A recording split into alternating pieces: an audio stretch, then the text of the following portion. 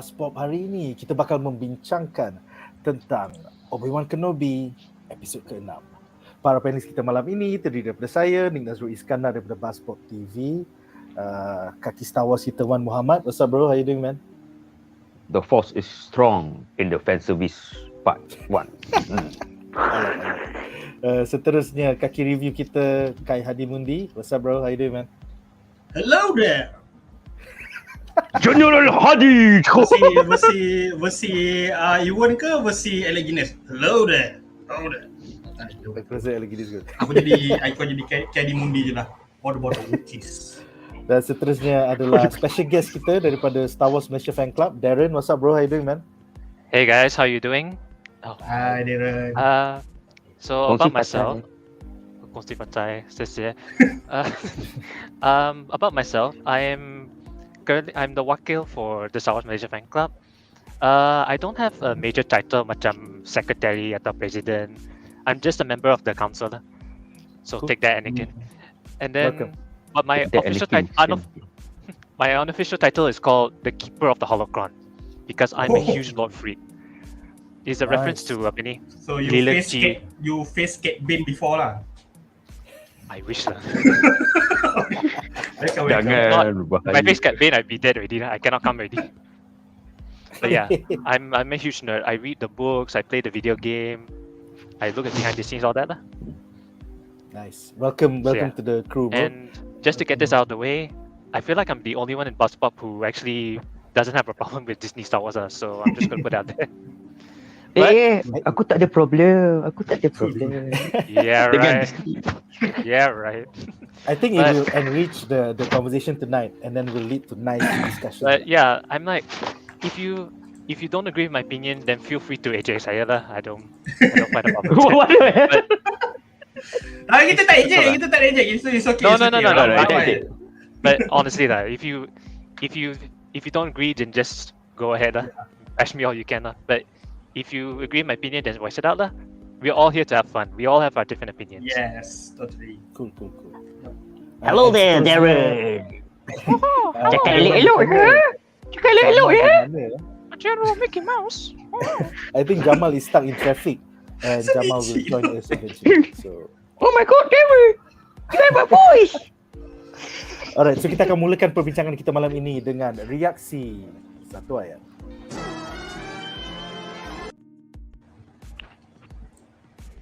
Alright, so reaksi satu ayat aku terhadap Obi-Wan Kenobi episode 6 is, I feel personally it was an awesome finale, especially the duel between Vader dengan Obi-Wan. But maybe the awesomeness of episode 5 and 6 was too little too late. So apakah reaksi satu ayat anda terhadap episod ke-6 Obi-Wan Kenobi? Kita mulakan dengan Wan Muhammad. Or you want to start, Darren? Or yeah. Okay, we'll go with Wan Muhammad. Silakan Wan. Pendapat aku, Kenobi series satu episod je, episod 6. Yeay! Kau tengok the first 1/3 and then the last 1/3. Dah. Yeah. Kenobi series. Oh! 100/10. Yeay! That's my opinion lah. Kenobi series. Tarik episod 6 to 1/3 first, 1/3 last. Alright, seterusnya. Itulah kita ada cakap pada. Silakan Adi. Ni reaksi untuk episod ke-6 lah. Kalau reaksi untuk episod ke-6 ni, of course it's a good episode and it can be great kalau tak ada storyline berkenaan REVA apa semua tu. On the fighting scene between Vader and Obi-Wan, that is truly epic, undeniable, memang truly epic. But this is only for episode 6 saja. But the awesomeness, the epicness of episode 6 and episode 5 tak justified the bad writings, the lazy writing from the first episode to 4th episode. Actually the lazy writing, the bad writing is from episode 1 sampai ke episode 6. All memang bad writings. Kau tak kisahlah kau nak tunjuk the epic fight between Vader ke everything like that ke apa ke. But benda tu tak justified. Benda tu tak justified yang sampai aku boleh agree yang siri ni diperlukan. Sebab bagi aku sampai in the end, sampai ke episode 6, sampai ke finale, aku rasa macam siri ni tak diperlukan pun. langsung tak diperlukan dekat dalam franchise Star Wars, langsung tak diperlukan untuk connection between Darth Vader dengan Obi-Wan. That's it. Itu aku punya reaksi Would untuk it the whole would series have been better as Obi-Wan Kenobi, a Star Wars story, kalau jadi filem 2 jam je? It should be like that. Kalau macam diorang nak tunjuk jugalah kan cerita pasal Darth Vader dengan Obi-Wan untuk siri ni kan, it should be a movie 2 jam. Sebab kau nak buat apa, episod 1 sampai episod 4 dibazirkan macam tu je semata-mata sebab nak serve the last 2 episod yang awesome. Baik kau buat movie terus je. It's like a Rogue One. No one really cares about the characters apa semua until Darth Vader comes in towards the end of the film. But bezanya Rogue One dengan Obi-Wan ni, walaupun tak ada orang care ke apa ke, in the end macam kita rasa macam okay, all the characters tu ada juga character death ke apa ke. But for this series macam tak ada character death, tak ada. No one really betul-betul, tak ada siapa-siapa yang betul-betul peduli pasal storyline REVA tu ke apa. Then aku rasa macam much better if kalau diorang nak buat siri, just focus on Obi-Wan, don't touch Obi-Wan and Darth Vader punya connection. They say that finally the circle is complete. Hey, come on lah. The circle already can complete since Revenge of the Sith and A New Hope. That's people trying to justify macam, kenapa Obi-Wan cakap dekat A New Hope your father is dead because Darth Vader killed you lah. Trying too hard nak justify all that line. Why? So lepas ni kau nak justify apa? Kau nak justify kenapa Luke cium Leia? Kenapa Leia cium Luke? Kau nak justify benda tu pula? So need to justify all that thing in Star Wars, bro. Leia yang cium Luke dulu, bukan Luke cium dia. Leia yang cium Luke dulu. Dia panah Han Solo. Apa yang aku faham, apa yang Disney buat, Disney series, Disney Plus buat untuk siri ni, diorang punya purpose bukan sebab nak complete the circle or whatever bullshit they tell us. Diorang memang just nak tunjuk kat fans Darth Vader fight dengan Obi-Wan. Tu je, untuk tarik fan, untuk tarik. I think that's what fans want anyway. Yeah, that's all. Itu je orang nak. Much better kalau kau buat macam what if punya version je. Yeah, along the way tu dia banyak benda yang yang buat kau since the beginning kan kita dah worried about this. Apa sahaja nak jumpa Darth Vader dengan Obi-Wan? Macam mana diorang nak ni? Kenapa mesti diorang nak jumpa? Defeat the purpose dekat dalam A New Hope. Daripada awal kita dah risau pasal benda tu kan. And I'm hoping that maybe they can do something story yang bagus ke apa ke. End up kau bagi macam ni. Kau bagi macam tak tahu lah. Epic lah, tapi bagi aku it shouldn't be made in the first place. Oh, by the way, untuk penonton di rumah yang tidak arif ya, Obi-Wan Kenobi series started as a movie. It was supposed to be Obi-Wan Kenobi, a Star Wars story. But because Solo did so badly at the box office, Kathleen Kennedy pulled the project. Then it was stuck in development hell for a while. And then after the success of Mandalorian, baru dia macam, maybe we can make it as a Disney Plus show. So that's why the original script sama macam Boba Fett apa semua.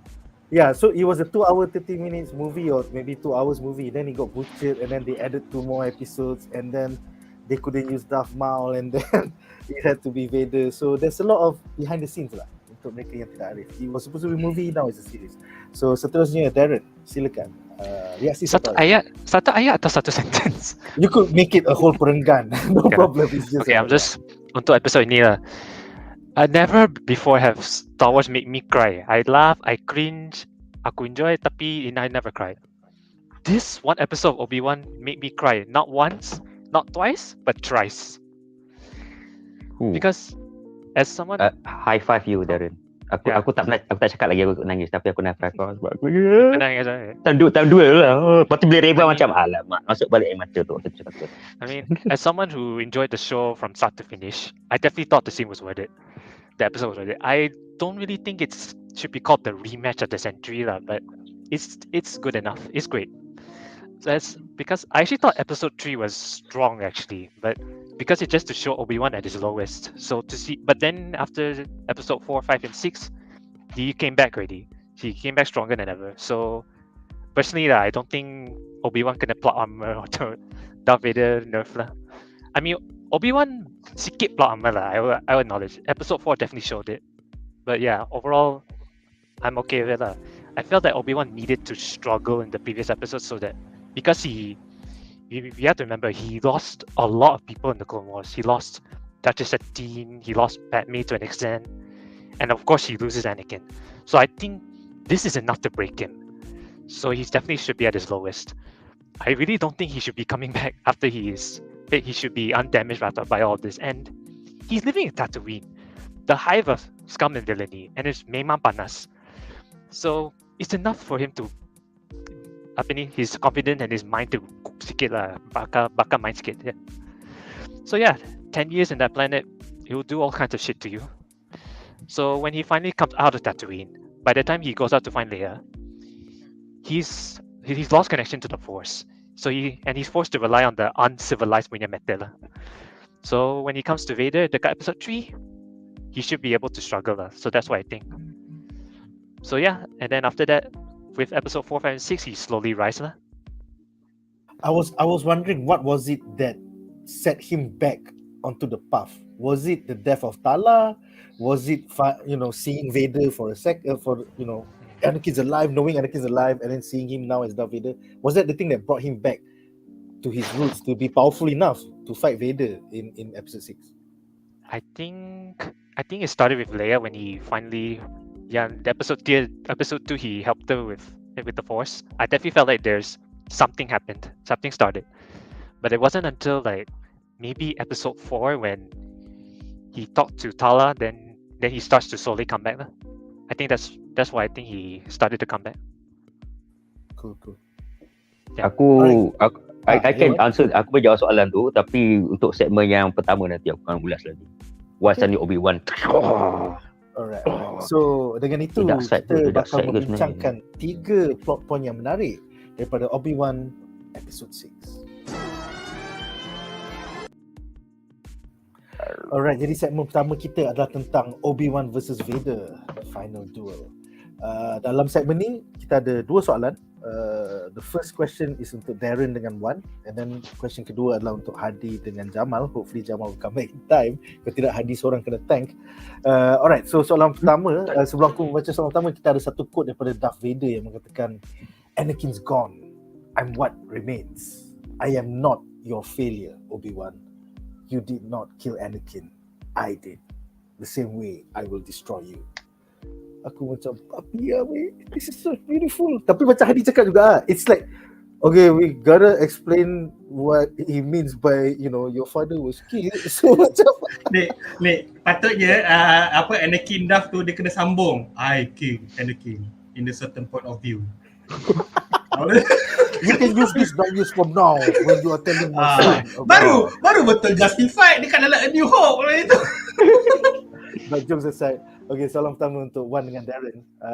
Apakah pendapat anda tentang the epic finale duel between Obi-Wan versus Darth Vader?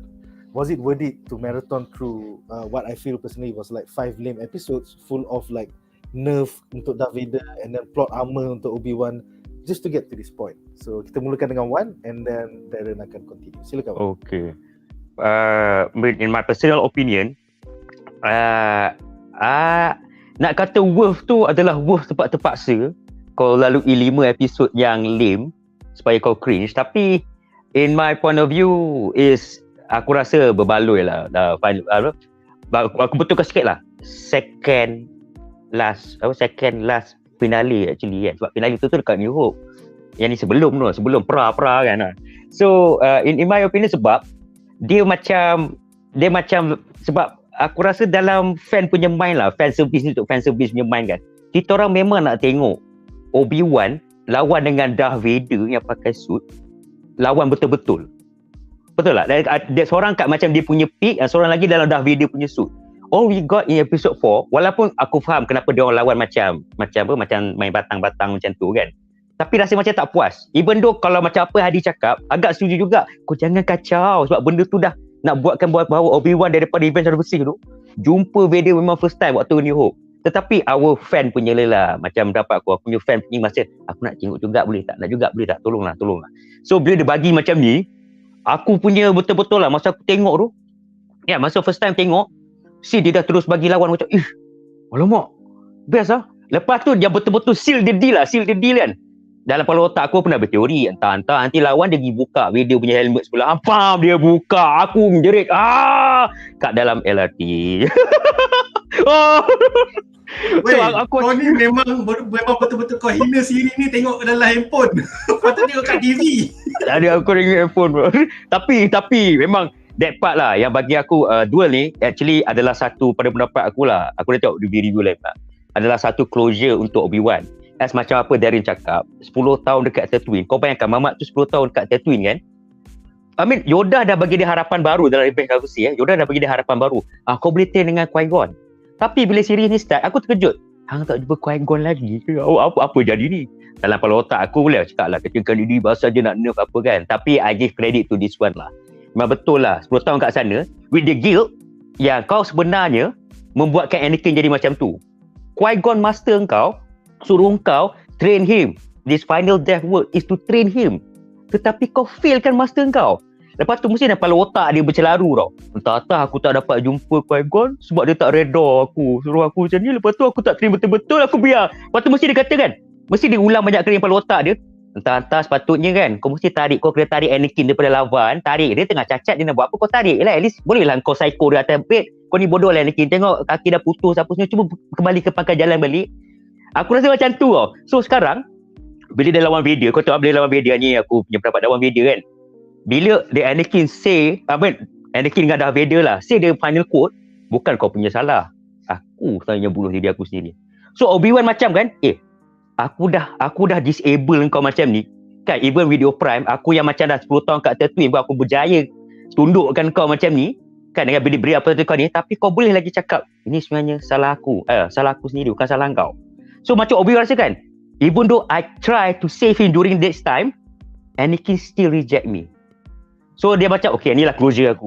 Sebab itulah dia boleh cakap dengan Luke, senang-senang cakap bahawasanya your father was killed by Vader. Even Vader sendiri yang utter mulut tu. So maksudnya apa yang diperkatakan oleh Anakin dengan Vader dalam ni memang benda-benda macam kurukan CPG apa dia cakap dekat Luke. Dan itu jadi akan tu ya. So bagi aku benda ni memang agak epic, memang betul-betul epic lah.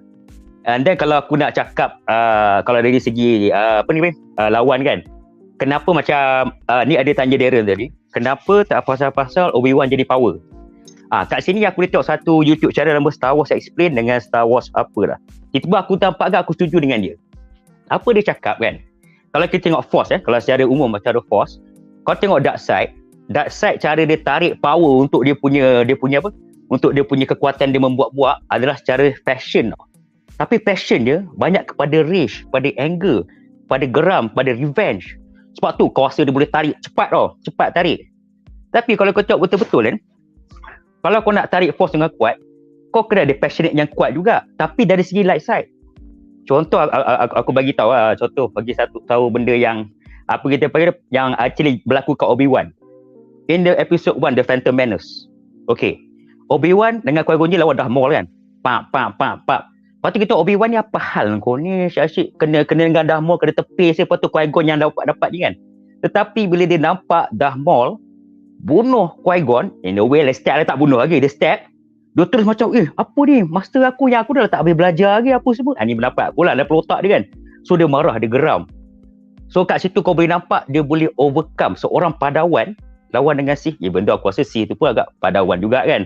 Tapi Darth Maul with the skill fighter dia boleh kalahkan pada peringkat macam tu. So I think he also draw from passion dia sendiri. Dalam episod ni kalau kau nampak, dia punya motivation waktu dia tahan batu tu, motivation dia kata, ni pendapat aku lah, aku punya pendapat sendiri, dia dah fail dia punya master, dia dah fail Anakin, takkan dia nak fail lagi 2 orang anak harapan tai Anakin ni.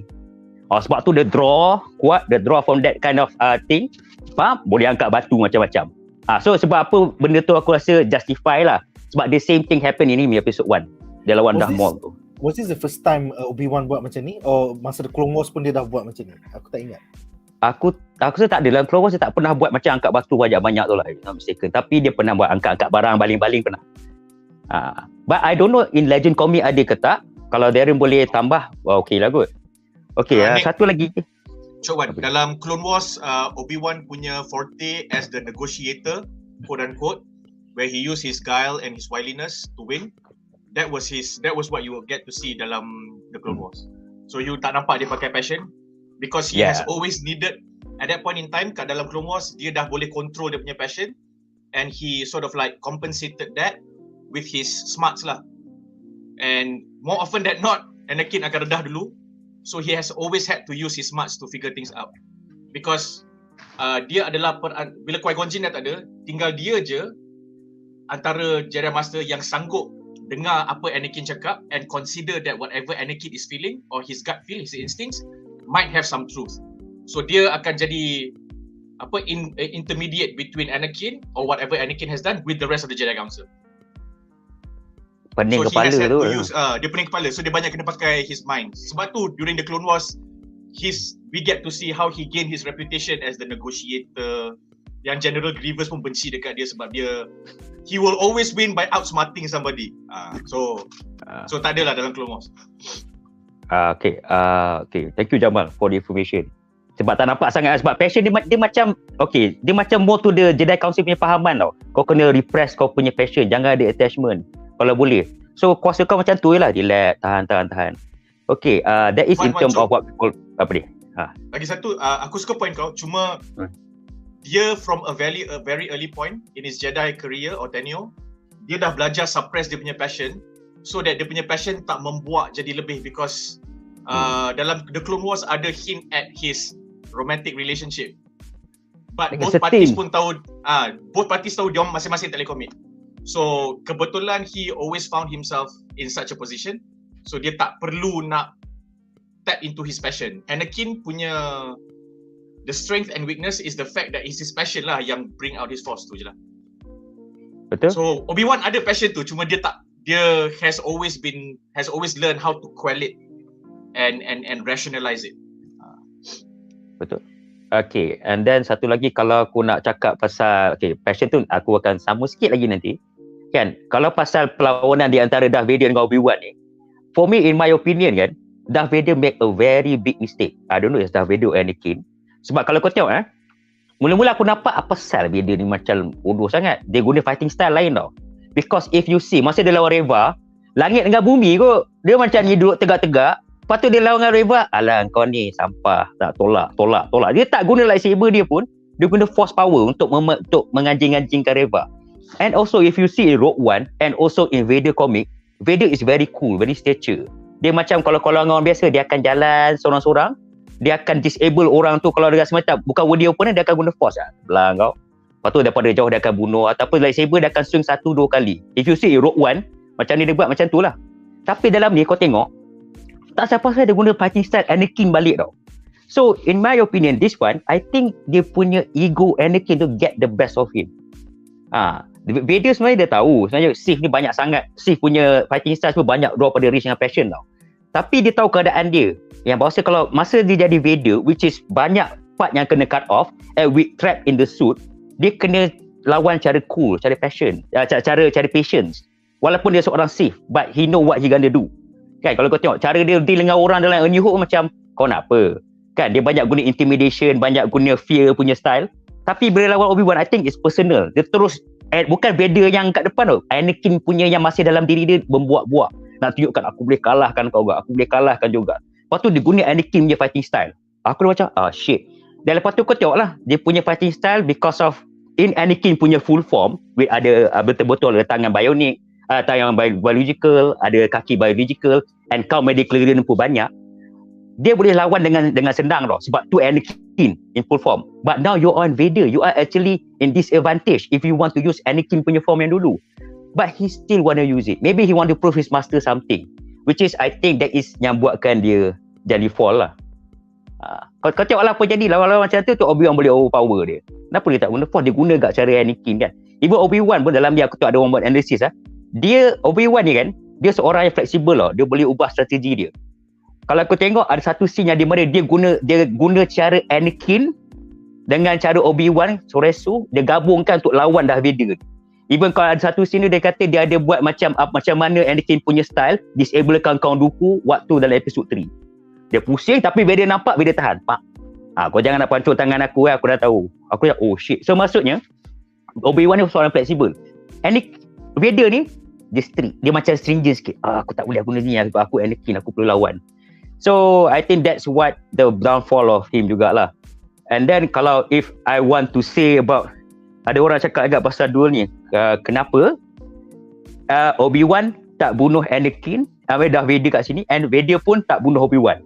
So in my opinion lah, dua-dua ni sebenarnya tak nak bunuh. Kalau from point of view Obi-Wan tak nak bunuh Vader adalah disebabkan itu adalah Anakin. Walau bagaimanapun itu adalah Anakin, dan mungkin Jedi kalau dia bunuh, benda yang pendapat aku lah, dia akan langgar satu line lah. Kalau orang tu dah disarm apa kan, even Anakin bercakap, orang ni dah disarm, kan salah kita bunuh Count Dooku ni kan. I think dia punya perangan macam tu lah. Tapi aku rasa Darth Vader atau Anakin ni, dia tak nak bunuh Obi-Wan sebab kalau boleh dia nak tengok Obi-Wan suffer lagi tau. Sebab bayangkan dia tengah semput ni. Lepas tu bila Obi-Wan duk kata I'm sorry dia nangis kan. Lepas tu dia kata kan kau punya fault. Mula-mula aku ingat bapak takkan mama ni bertaubat ke time ni kot. Lepas tu dia kata kau punya fault. Aku yang bunuh. Lepas tu kau nampak ada smiling grin yang sekejap. So maybe Vader thought he got into Obi-Wan punya mind tu sakit dengan kepala dia lagi. Tetapi Obi-Wan dengan masterful dia punya emotion, aku reda. Then my friend tu really dead lah. Goodbye dah. Aku macam waktu dia jadi Obi-Wan. Oi, aku nak sakitkan hati kau ni. Kenapa kau lari? Dia nak kejar tak boleh, dah semput. So bagi aku that is better lah. Dan lepas tu Obi-Wan pun tahu dia pun tak sampai bunuh. And then it's come back into episode 3.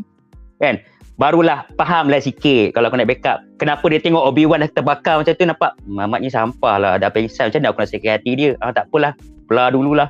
Tapi itulah kata lazy writing. Kalau kau nak fikir macam tu, kau boleh tarik dia Obi-Wan tu masuk dalam bilik, ikat dia. Obi-Wan, kau bunuh aku. Kan? Ikat lah dia. Ambil bilik torture room. Ya Allah. Fikirlah tu. Dia dah fikir, apa ni dia orang fikir ni bilik apa? Dia setiap kali there's a reason that we have the 18SX there. There's a reason. Dia setiap kali Darth Vader dengan Obi-Wan ni, diorang main Tom and Jerry, kejap tangkap, lepas tu tak bunuh kan. Setiap kali diorang buat macam tu, trillion of life suffers dekat galaksi. Betul. Bunuhlah dia. I love it lah. I love lah benda tu. Maksudnya ada justification yang kalau kenapa kau tak bunuh, sebab apa, and then kenapa dia tak bunuh kat lava tu, sebab kau masih lagi Anakin. Dan Anakin aku rasa, and satu teori mengatakan kenapa actually Anakin saja payung Obi-Wan suruh bunuh dia. I think because dia sebenarnya tak tahan dah hidup macam tu. Tapi dia tak nak cakap lah. So dia nak Obi-Wan finish dia, because dia dah duduk dalam suit, kena ikut dengan cakap Palpatine. Mungkin dia nak bunuh diri dia pun dia tak mampu. So he pancing. Because satu lagi dia tak ada, Padme dah tak ada, semua dah tak ada. Mungkin Obi-Wan pun takkan ada, ego dia tinggi kan, takkan nak kata Obi-Wan minta maaf lah, dia nak suruh dia bunuh diri dia sebab dia tak boleh nak buat apa dah. But if he knew that dia masih ada lagi Luke dengan Leia, then it's maybe a different story. Mungkin akan bengang Obi-Wan. Yeah. Which I guess the Marvel Comics punya series did cover. Yeah, betul. Yeah, betul. Okay, so aku nak tutupkan ni, banyak sangat bercakap pasal passion tu kan, yang draw power from passion, draw power from Sith punya style, Jedi punya style. Ada berapa lah pendapat, even pendapat aku sendiri yang sebenarnya kalau kau nak draw force punya power, it's maybe on rage, on passion kau sangat semua-semua kan. Tetapi bila aku dengar satu YouTube punya video nama Star Wars Explain dia cakap Superdent Wave. Superdent Wave ni actually agak kontroversi sebab dia asyik offer kata dia dah lightsaber FX tapi tak ada orang menang pun setiap kali buat competition ni. Stupendous Wave. Ya, Stupendous Wave. Kau pernah masuk Jamal? Asyik tak menang tengok. Itu aku memang itu my go to Star Wars channel for some reason. I don't agree with everything. And dia punya delivery tu sangat monotonous. So kalau kau tak boleh layan 8 minit orang cakap macam tu je, then don't go for it. But sometimes the source material that they refer to and dia punya inference is yes, betul. Kalau nak kupaskan apa dia cakap actually passion yang paling kuat untuk kau draw force is actually by love tau. Love maksud dengan love benda yang baik-baik lah. Even orang kata tapi Rich pun boleh buat force juga, hate pun boleh buat force juga kan. Sebab apa tau, benda tu terbukti dari Return of the Jedi. The one that make the Emperor fall is love. A son love to a father and love a father for a son. Kau bayangkan kalau kau guna Rich, kau guna force, kau tolak Emperor tolak balik. Tak ada apa-apa. But the force of bila Luke tolak lightsaber tu keluar kan, tak nak lawan.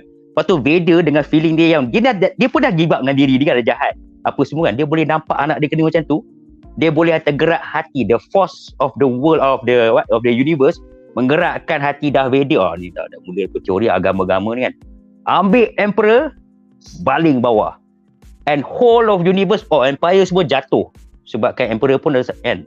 Jadi macam tu kan. So bagi aku lah, that justify it lah. The passion, love, attachment tu yang paling kuat. Force akan bergerak guna tu bro. Tapi aku seorang safe. Kenapa aku setuju dengan ni? Tidak. Aku setuju dengan apa Wan cakap because if we love and rage is not necessarily mutually exclusive. Because the rage can come from love lah, or the loss of love. So in Anakin's case, benda tu memang sama. We all know his story lah. So it could be that loss of love, and then dia banyak kehilangan, dia banyak losses. So bila dia hilang love tu, his heart becomes empty by the time, by the days. So then he feels it with rage lah, because I've lost so many things, and I've done so much for so many people who said they can help me, but nobody has helped me. Nobody has wanted to talk to me about the emptiness in my heart or in my soul, except for Palpatine lah. But of course, he thought that was because he's yearning for closure, he's yearning for connection. He thought what Palpatine was doing was that, but instead Palpatine is just making use of it lah. So on a serious side, I agree with Wan completely. The rage is just coming from ni lah. So kalau love tu, kalau on the light side dia jadilah passion, kalau on the dark side dia jadilah rage. So rage tu datang daripada jealousy ke apa benda ke kan, macam-macam. Although tadi macam aku ada point nak cakap, tapi aku rasa macam dah cancel lah sebab kena buat bodoh. Oh tak apa ingat. Senang cerita macam ni lah. Senang cerita macam ni. Kaum Dooku Anwar Ibrahim. Alright. Palpatine Mahathir. Alright. So Anakin dengan Luke, you find your own politician that suits the ni lah. Sebab semua kena deny. Faham tak? Semua kena deny. Dooku kena deny. Jedi kena deny. So tak boleh buat apa lah. Grand Telpi. So kena deny. Atuk Sidious. Atuk Sid. So in my opinion, aku nak conclude itulah pada pendapat aku tentang Duel lah. It's okay lah. Okay dah cukup lah. Bagi Darren lah. Aku dah lepas. I think kita akan ke Darren ya. Oh yeah, just before that, to add to one's point also, in the Darth Vader punya Marvel comic, I think it explores how Palpatine continues to manipulate Vader macam itulah. So I definitely agree with one on that. Okay, so silakan. Oh god, one said so much that he actually said what I needed to say already. And I pretty much mencuri. Itulah dia curi dah. Force stealing. Mencuri First Lightning dengan apa Darren? Ada perspektif lain ni yang lagi dahsyat ni. Dengar. Dia ni law Star Wars tu. I don't know lah. Tapi I pretty much said what I wanted to say dekat apa ni, reaksi ayat tu. Tapi like I said lah, this is crying moment number 1 for me lah for Untuk show ini, because the way those two fought, you can tell that the conflict is there between them. So, and also like I mentioned before, the build up for Obi-Wan to me was done enough lah. It goes from episode 1, 2 and 3 which he is weak, and then episode 4, 5 dia kembali sikit lah. Then by episode 6 he's back to himself already. I'm gonna talk about the choreography. I feel like it's sort of transition between yang memang dahsyat prequel tu macam tu lah, and then it slowly transitions to the slow original trilogy punya Duel lah. So I personally think the choreography is on point lah. It's the right balance between prequel and original lah. Although personally I really wanted to see the prequel punya choreography lah. Then another moment I want to talk about is the potong helmet scene. Because if you watch Rebels, Ahsoka did it. She only potong one side of the helmet, and now Obi-Wan did it. To me, that kind of thematically fits because Obi-Wan did it, Ahsoka did it, but they couldn't break the whole helmet. It only took Luke Skywalker to do it, because only Luke can redeem Darth Vader. So I like how the story builds up from there. And also, the mix between Hayden Christensen and James Earl Jones is also really, really well done. You can tell that Anakin is struggling to reconcile with this. It also sort of like explains why. It also helps me to reconcile with the fact that Darth Vader and Anakin Skywalker are two different people. That's why in episode 3 when Yoda says, "The boy you trained gone, he is consumed by Darth Vader," because Anakin Skywalker will never do this. Vader has done so much evil that you have to separate him from Anakin. So the way that even Anakin and Vader themselves admit that they are two different people, that Vader killed Anakin. This scene pretty much confirms that. Yeah, this scene pretty much confirms that the split personality is may not justified for me. And just to rile everyone up, Obi-Wan pick up the rocks. Rey Kenobi confirmed. Yeah. I mean, yeah. Dia main dengan In this siapa? comment that you can see, Rey was supposed to be a Kenobi, man. So I'm like, Yeah. dang. But you know, Rey. Everybody can be a Skywalker, even though Everybody can be Palpatine Palpatine. Yeah lah. Palpatine missed out, man. Tuan terutama saya. Oh yeah, I there's think- also I the think- scene. Oh. Yeah, sorry, Hadi. Oh, sorry, yeah. Is No. Is it? I think with regards to Rey nak jadi Kenobi tu, and then just going off on this comment that you are showing lah, Nick, Ryan and JJ, if we can speculate on why Ryan and JJ or Ryan or JJ wanted to change it to nobody or Palpatine, be that as it may, if they were to make it Kenobi, for me conceptually, then this space opera from the late 70s, early 80s could have had was at a divergent path at the point when Ryan and JJ tukar Rey jadi Skywalker, because if he was a Kenobi, then which is let's just say Disney got what they wanted. Rey was a Kenobi. What this means is that the lifelong saga, 2 generations or 3 generations long of Anakin into Luke that gave you the Star Wars was that conflict that was started by the father Anakin. I mean, like we can say it's Palpatine, but Anakin was the chosen one, kan? So that conflict was resolved by another person, by another friend, another kindred spirit. That was probably, if Disney got that, you would have gotten that space opera punya trope, where a person, he has succumbed to his own darkness and he has failed himself, and in doing so he has disrupted an entire universe. He has helped create or spread the empire, and then it required his son that was helped by his old friend, old mentor, somebody, probably the only person who truly believed in him, but was himself stuck in between his own conflict as a Jedi Master and as a mentor to somebody, where he gave his word to his own dying mentor that he would take care of. So that conflict would have been resolved nicely if Rey was a Kenobi. So you will get a space opera where instead of just a family story, it would have been a space opera where, you know, a friend saw another friend die. He felt that he played a major part in his other friend dying or becoming a Sith, and then, even though he cannot pay the dues himself, he did what he could. He protected Luke long enough, and then his daughter or granddaughter or whatever, which is Rey, came back to save that bloodline eventually. But instead of kita poetic, man.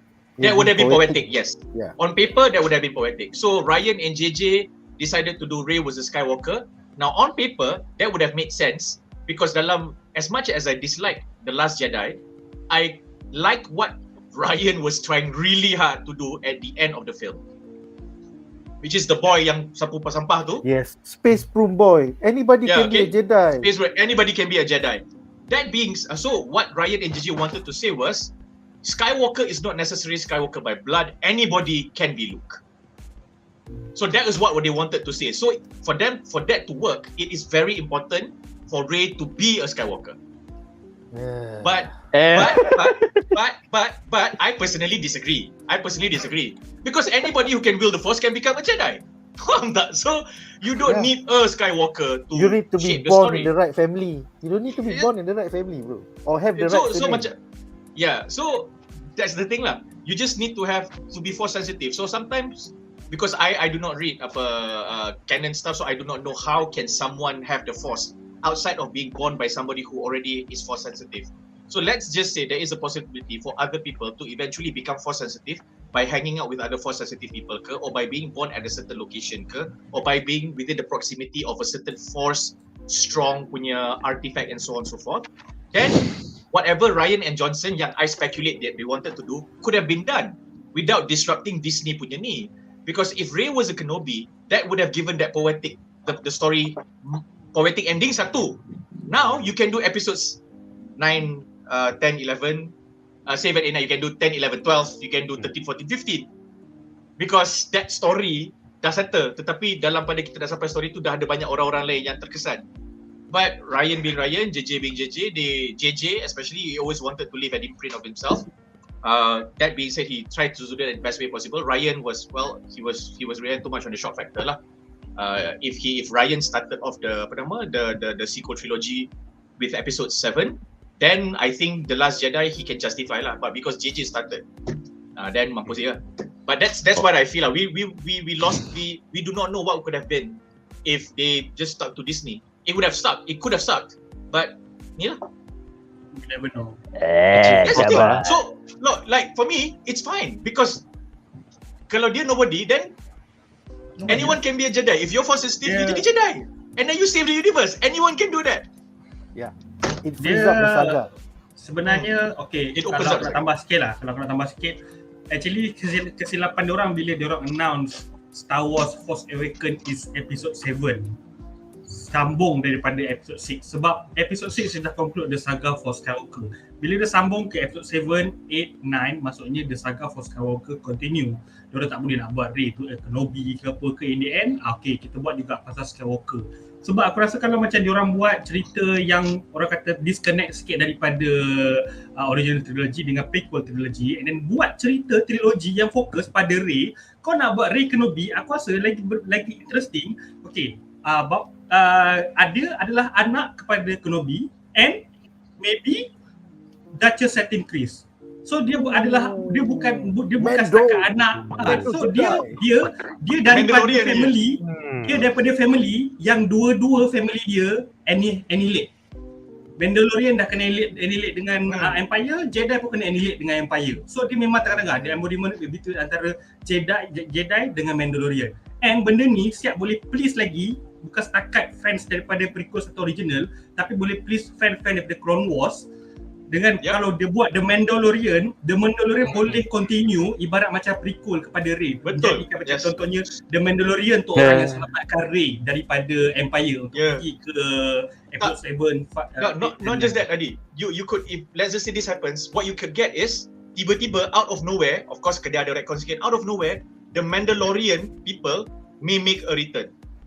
Ya, betul. Then you can have another different cabang just to explore. But I think that's the thing. Like even if she's a nobody, it's fine. If she is Kenobi, it's great. If she's Kenobi dengan macam kau cakap tadi dengan Empress tu, Duchess tu, it's fine. Kalau dia Kenobi marries off some woman who took care of him in his late days, pun it's still fine because she would have carried her father's guilt Kuat to some tu, degree, Iwan. you know what? So sekarang ni bila dia nak buat sangat Skywalker, when the Skywalker story is pretty much done, macam Adi cakap, apa yang kau nak tunjuk lagi? Like apa yang kau nak perah lagi? Dia tak kisah. Dia nak ambil Luke, dia nak ambil Han Solo, dia nak ambil Leia masuk dalam cerita Rey. Tak ada masalah. Tapi cerita Luke apa semua tu dah habis lah dekat episode 6. Dah habis lah. Now, Yes. cerita the new story Rey. Masalahnya dia nak cerita the new story using the old characters. And then lepas tu suruh kita forget the past. Kill it if you must. Kill it if you must. Actually kalau 7, 8, 9 was heir to the Empire, and then you got to see Admiral Thrawn, Master Siboa, Mara Jade. That's the 7, 8, 9 I want personally. George Lucas would have hated it kalau ada Mara Jade. Yeah. Those people hated it. By the way, silakan Darren. You were cut off just now. Yeah. Also just you were to cut add off, on the to add on the Rey Kenobi point, it'd be more poetic if, let's say, you remember the scene where Rey and Kylo stand in front of the Emperor, right?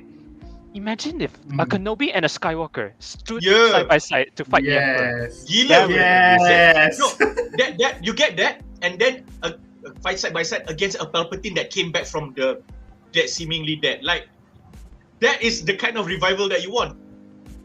Daripada Qui-Gon Jinn, Kenobi, Anakin mati, dapat Luke mati, dapat anak dia orang, Palpatine dia tak mati lagi. You know, you can. That is even, you know. I never liked aku dengar Rey Palpatine, I'm like, oh my god, really? No, that was shock eh, factor. I don't- That was just I people don't- speculating on shock factor purely. I don't hate the sequel, tapi I can acknowledge that they made some very mad decisions. Yeah. Matt also- is going to kind Also, of- there's the Hmm. you remember the Penny Colin Trevorwood punya draft kan? Draft. Hmm. It was supposed to end on Mortis, which Yes. appeared in the Clone Wars. I felt that would have been perfect because it's a place of light and darkness. It's a place of balance. So I would have loved it if the final confrontation between Rey and Kylo took place there. That would have been amazing. So yeah, tak- it is what it is. Okay, we're getting off track with Kenobi already. Okay, aku nak beta Jamal, aku nak beta Darren sikit It's okay. pasal We frequently go off track. That's what BuzzPOP is. Okay, silakan. apa ni? Your choice. Apa ni? Nick, aku rasa BuzzPOP bukan dah BuzzPOP bedah sekarang. Passport off Dia track. BuzzPOP bedah. Dah beda, popek. Dia kau. Betul lah, Adi. Betul lah. Betul. Kau tahu tak? Kau tahu tak? Kita tahu tak? Kalau dia tak macam tu. And then after that dia jadi boss pop Vader. Betul. Ya Allah, lagi pannya orang. Cukup dengan Jamal Okay, bro. No, I'm just lawak. Jamal suka buat pan. Betul kau buat pan kan? Aku dah pening kepala dah. Cukup. Oh, I'm Okay. all about puns also. Oh, kau Oh pening shit. kan? Babi. Sorry, Wan. Okay, no worry. Okay. Okay, korang kata korang tak tahu kan, Jamal kata kita tak tahu apa terjadi kan, Kenobi ke apa kan. Tapi aku dah predict waktu bedah Force Awakens dulu. Ni, yang Rey Palpatine, aku dah predict dah bro. Sebab aku tak cash in je. Betul. Lari Kita ada kan. kita ada bet dulu. Aku lari bogil dekat Bukit Bintang kalau aku salah. Nasib baik Wan tak cash in. Kalau tidak, Aku tak cash in sebab betul lah. Aku tak cash in sebab bila aku fikir balik kan, benda ni diorang buat semata-mata lepas benda tu dah mess up bro. Lepas tu korang nak sedapkan hati pen, kau nak bagi kita orang gula-gula So in my opinion it's not put heart and soul to it lah. Dan walaupun aku macam bangga sebab aku dah nampak dah waktu Rey masa dengan Kylo Ren kat Force Awakens tu, the first move he got when she got the lightsaber is the first move Palpatine buat in live action movie in the best ever see, stabbing. Aku macam lepas tu yang dia lawan Kylo Ren dia buat macam ni pun Palpatine pernah buat macam tu juga. So aku kata ni Palpatine good. Dah ada analisis macam tu jugalah. Dan aku rasa kalau jadi Palpatine macam bagus sebab kau boleh nampak tau benda tu macam cycle balik. Skywalker jadi jahat, Palpatine pula akan ke arah baik. Kan, maksud tu lagi bagus dia kata Force ni, kalau macam dia punya message Force ni, ialah bukan sebab kau keturunan atau apa, sebab kau dapat power tu kau nak buat apa. So kau nampak lah Kylo Ren, dia Skywalker ni yang Solo punya darah ni nak jadi jahat, sebab nak power. Tapi Palpatine ni, walaupun cucu dia tak nak jadi baik juga. So kat situ lagi bagi aku lagi compelling lah dia punya message tu. Maksudnya bukannya sebabkan macam apa yang Kemalakan punya Syekh Abdullah cakap kan, good tu bukan kau, tapi apa yang kau buat terbaru punya Marvel lah punya ni. So Apa tu itulah Disney, aku punya opinion. Masih lagi Disney Wan. Backtrack. Off track. Itulah pendapat aku. Nak tambah. Aku dah tahu. Darren, Aku dah tahu. do you have anything you want to summarize before we go to the next question? Or I think I pretty much said what I need to say lah. But also to add on the scene with Vader, when he's Anakin, lightsaber the color of the blue lightsaber reflects on him, so it kind of symbolizes Anakin. But then when the moment he says I did, and he comes back to Vader, it becomes red. It becomes red. fully red? Yeah, fully red. Yeah. The direction there is awesome, but I really don't like the shaky camera lah. That's the one thing I don't like about the Duel. Betul. Jangan risau Darren. You have a lot of time to get used to it because now every other damn series is doing that. Anything with any bit of action, bersepah, K-drama bersepah, shaky camera. Aku sekian. I didn't like it even at one point. Power Rangers also guna shaky camera, tapi Oh my my god, God. my head macam dizzy lah. Cameraman pun bergaduh tadi. Berlawan. Ironically, when they did it for Power Rangers to Disney, it was for Disney also. Wow. Tu Disney Yes, apa kau I buat look ni? forward to the new Saban Netflix collabo for Power Rangers. Saban, And, it's no longer Saban lah. It's Hasbro. oh yeah, sekarang. It's Hasbro sekarang. and then Hasbro Netflix. So I can't Yeah. wait for that one. I'm cautiously optimistic lah. Yeah. Cautiously optimistic. We'll see. I love that We'll see. term. As of everything, even Star Wars also, I'm cautiously optimistic. Alright, jadi soalan Okay lah. kedua untuk segmen ini adalah untuk Hadi dengan Jamal. Apakah pendapat anda tentang Darth Vader putting his personal vendetta against Obi-Wan above destroying the escaping rebel ship piloted by Roken? I mean, bukankah apa yang Grand Inquisitor pointed out lebih munasabah? It's like, we should go after the big ship. Why we going after this small escape shuttle?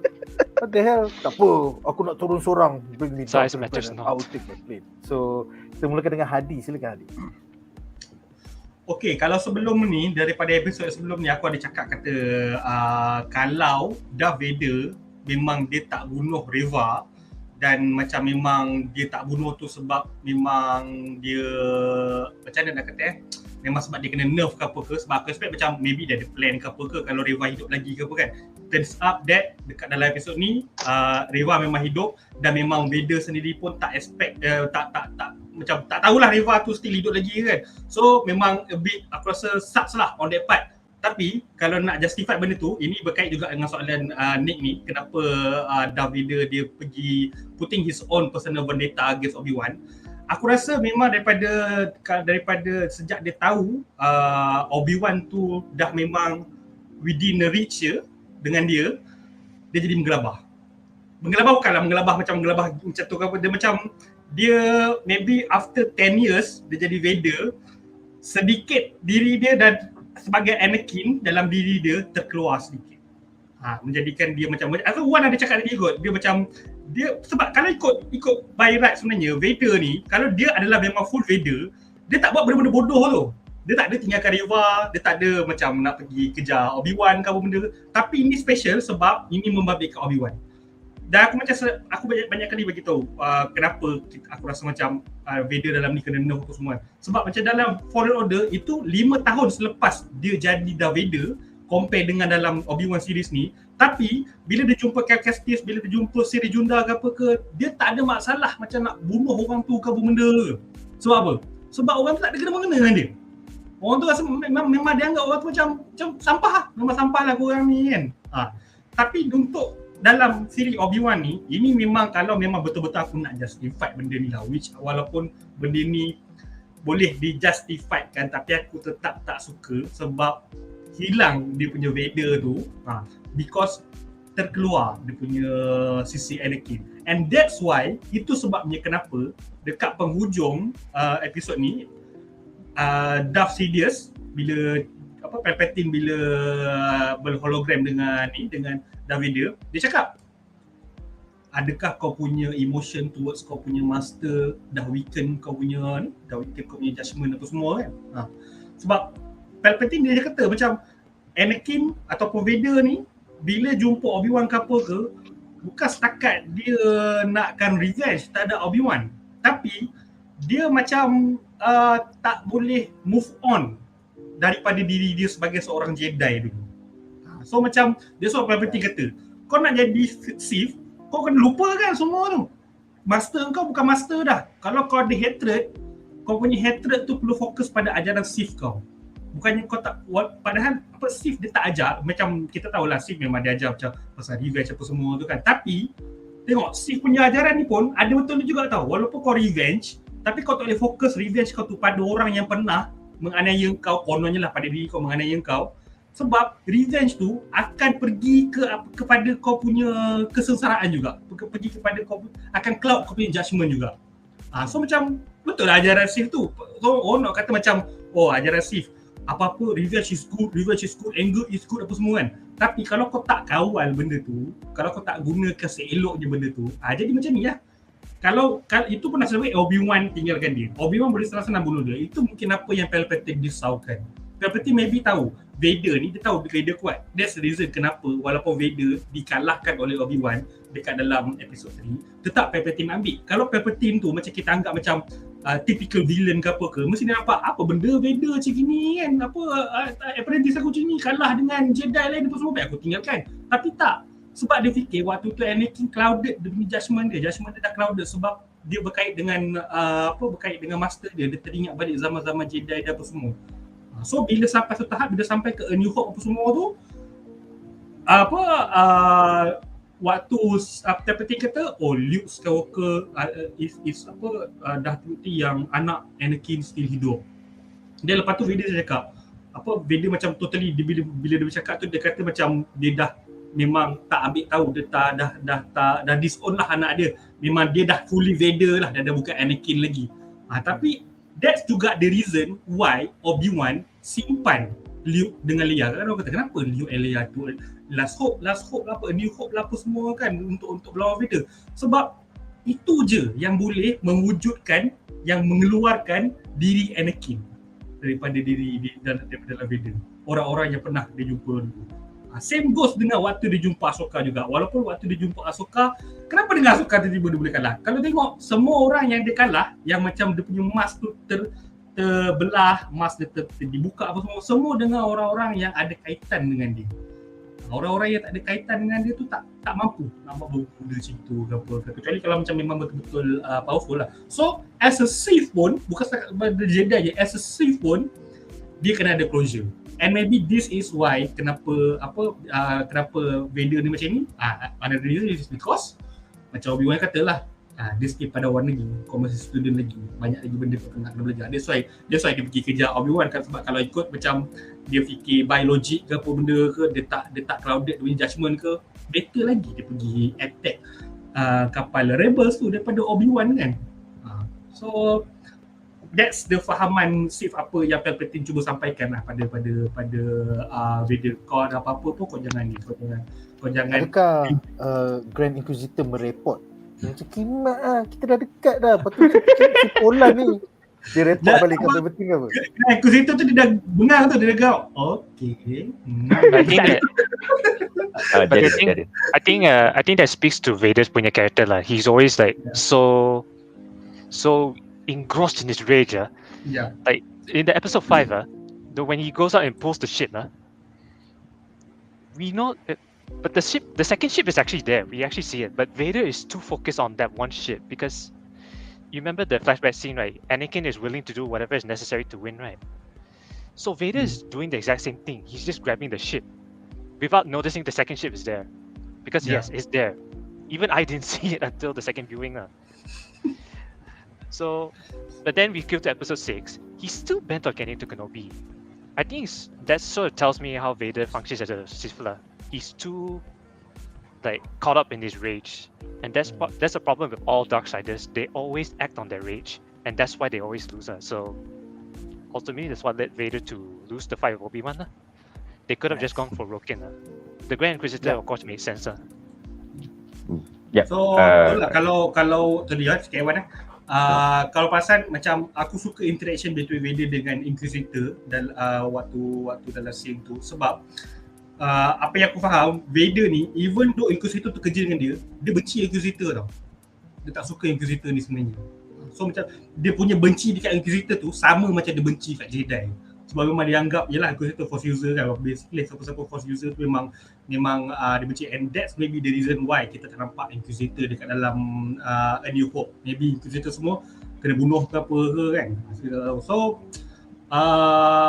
and then kalau nampak dekat dalam Empire Strikes Back pun, Palpatine aku rasa sebenarnya bila kalau kita nak sentuh sekali dengan sequel trilogy ke apalah kan, kenapa dia suruh Rey strike him down apa semua supaya, but kau nak buat apa-apa, kalau kau nak revenge ke, kau nak anger ke apa ke, biar semuanya towards the dark side. So macam waktu Vader dia pergi cakap kat Luke, masa dia berlawan dengan Luke, dia kata come join me and we can rule together as father and son. Kalau serious, kalau Palpatine dengar tu, dia tak ada masalah pun. Kau nak bunuh aku, kau bunuh lah. Kau nak rule Jesse dengan anak kau, rule lah. Asalkan guna dark side. Tapi bila ujung-ujung Vader pergi bunuh Sidious tapi come to the light side, itu conflicted lah dengan Sidious. Jadi macam, apa ni? Macam mana boleh menang ni? Kau ni cikut apa? Okay. Also, you know what's also ironic? Darren. Yeah, sorry. You know what else is ironic? In the Marvel comic, Darth Vader punya comic, Inquisitor actually was fighting with Jocasta Nu, the old lady from the library. Yeah, she survived Order 66. He was going to kill her, but then Vader stopped him, saying that she is important to him alive. So pretty much the same thing happened in reverse with Obi-Wan, isn't it? The Grand Inquisitor tried to stop Vader. Yeah, man. You know. Aku ada teori Brazil pasal tu lah, Darren. Sebab dulu waktu Anakin masa kecil-kecil selalu tak pulang buku ke. Tapi teman-teman ada buku tablet tu pulang kan, kena deda. Mesti Vader kata, remember me? Kau tak pulang tablet kau hukum aku lah. Nah. Okay, kalau aku nak tambah, inilah just lawak-melawak. Kau bayangkan, aku rasa kalau how it should have ended, yang scene daripada Grand Inquisitor cakap dengan Vader tu kan, mesti aku rasa dia akan buat, oh betul juga cakap awak ni Grand Inquisitor. Kenobi ni aku boleh cari lagi. Kalau aku musnahkan network tu, lagi dia tak boleh lari mana-mana, nanti boleh cari lagi. Betul. Exactly. Lepas tu mesti dia cakap, cuba bayangkan kalau aku pergi ikut dia, nanti kau tak dapat network. Lepas tu gelak, ha. I would love how it ended buat macam tu lah. And then the end credit directed by Deborah Chow. Tinit. But yeah lah, but you know, probably the Grand Inquisitor also memang fear Vader lah, so it's far from him to question him. Cakap baik-baik kan. Oh, bagaimana Lord Vader kan? Cakap baik macam tu. Oh, one more thing, ada orang macam petikaikan jugalah. Why?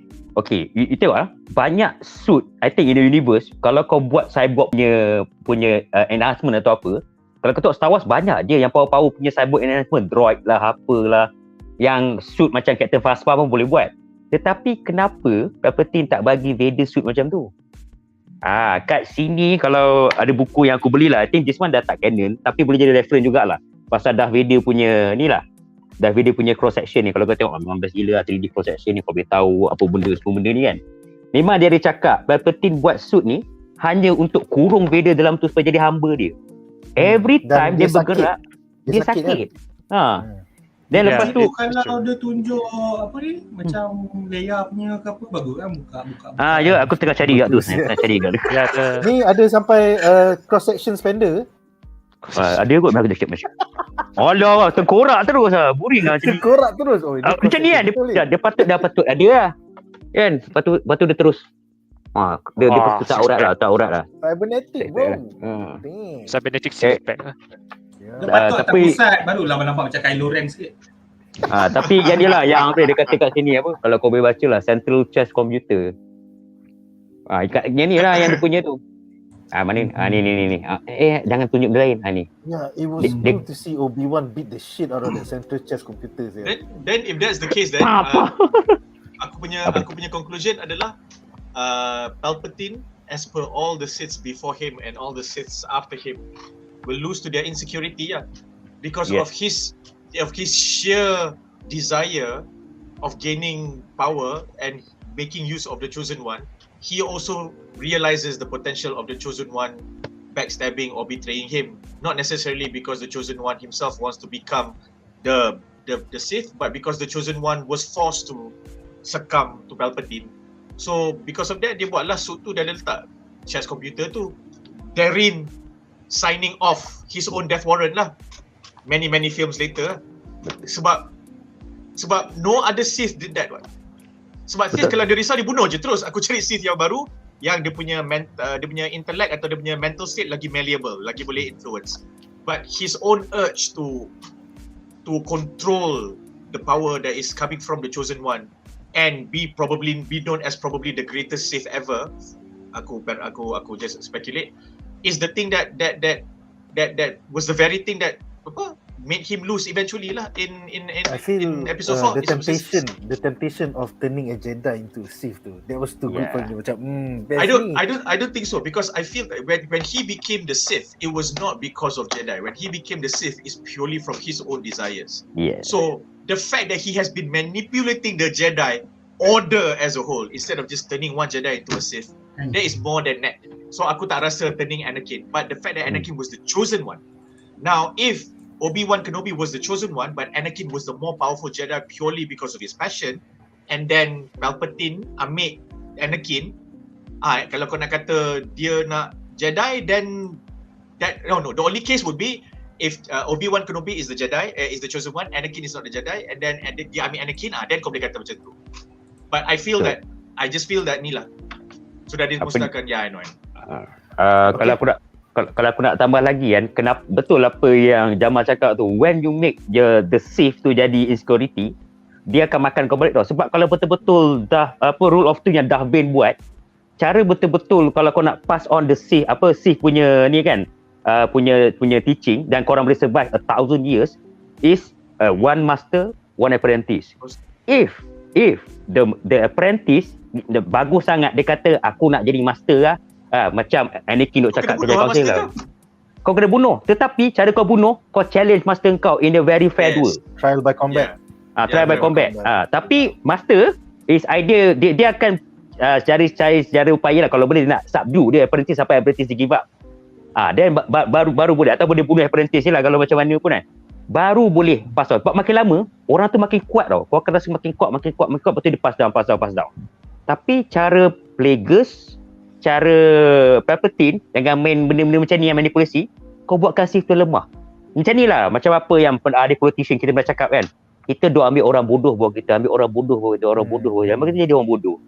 Ni dia kau nerf Vader tu, lama-lama pun mesti orang tu marah ke apa ke, dia tu anak dia sendiri kan. Kau seksa anak dia sendiri depan mata kau. Oh tak apa, Bamat ni dah lupa pasal love dah. Kau tengok pasal master dia pun macam ni, mesti aku seksa anak dia depan mata aku kan.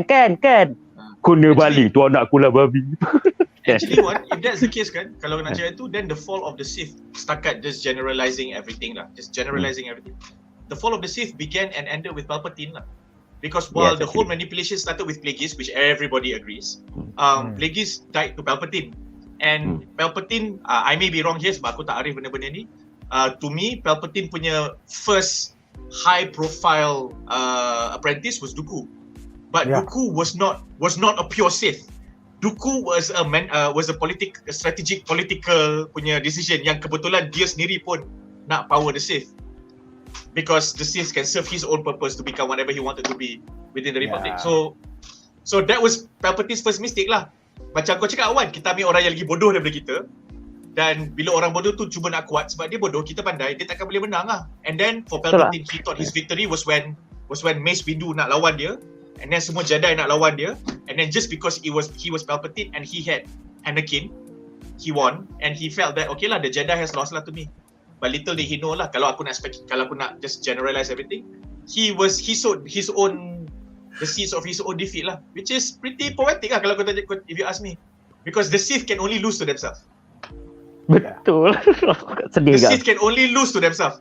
They will never lose to the Jedi. In all honesty kan, Sith is just too decisive against the Jedi because they never have to balance and consider anything except themselves. So if they believe that they are the embodiment of whatever Sith order or principle at that point in time, whatever they do will be an expression of that. So if they kill, it is an expression of that. That is their justification. So they don't have to think before they kill Jedi, before they do anything. Oh, this is the Jedi way. Sith macam, oh Jedi mati. Jedi jahat. Tak ada remorse, tak ada guilt, tak ada shame, tak ada apa-apa.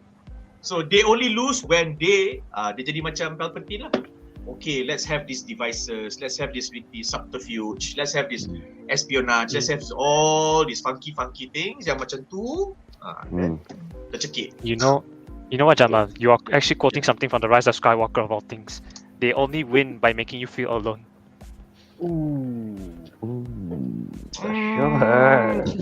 I guess the From a certain point of view, writers, I think that the problem with the sequels for me is very contrived writing. I would like to believe, regardless of whether it was Disney and then J.J. Abrams changed the direction, I'm pretty sure when they sat down and say we are going to do a sequel, they would probably have 3 to 4 different drafts of like, these are 3 to 4 different directions we can go with the sequels. And every one of them, if written well, done right, the majority of fans would agree, even if they may not like certain parts. Because the material is there. You cannot fuck it up. Betul. But they managed to because of purely from the writing perspective. I do not want to get into Rian Johnson and that whole J.J. Abrams, Rian Johnson, J.J. Abrams. I don't want to get into that. Everybody's talked about that. But if you ask me, on paper, kita nak buat Rey jadi Palpatine. If they do it well, everybody will like it because, oh my god, Palpatine, poetiknya. If Rey was a Skywalker, we knew it. If Rey was a Kenobi, oh, this is so cool. If Rey was a nobody, yes, Jedi. Best writing, bro. Best writing. Somehow Palpatine. Yeah, I agree. The sequel, I think, the biggest problem with the sequels for me was a lack of a plan.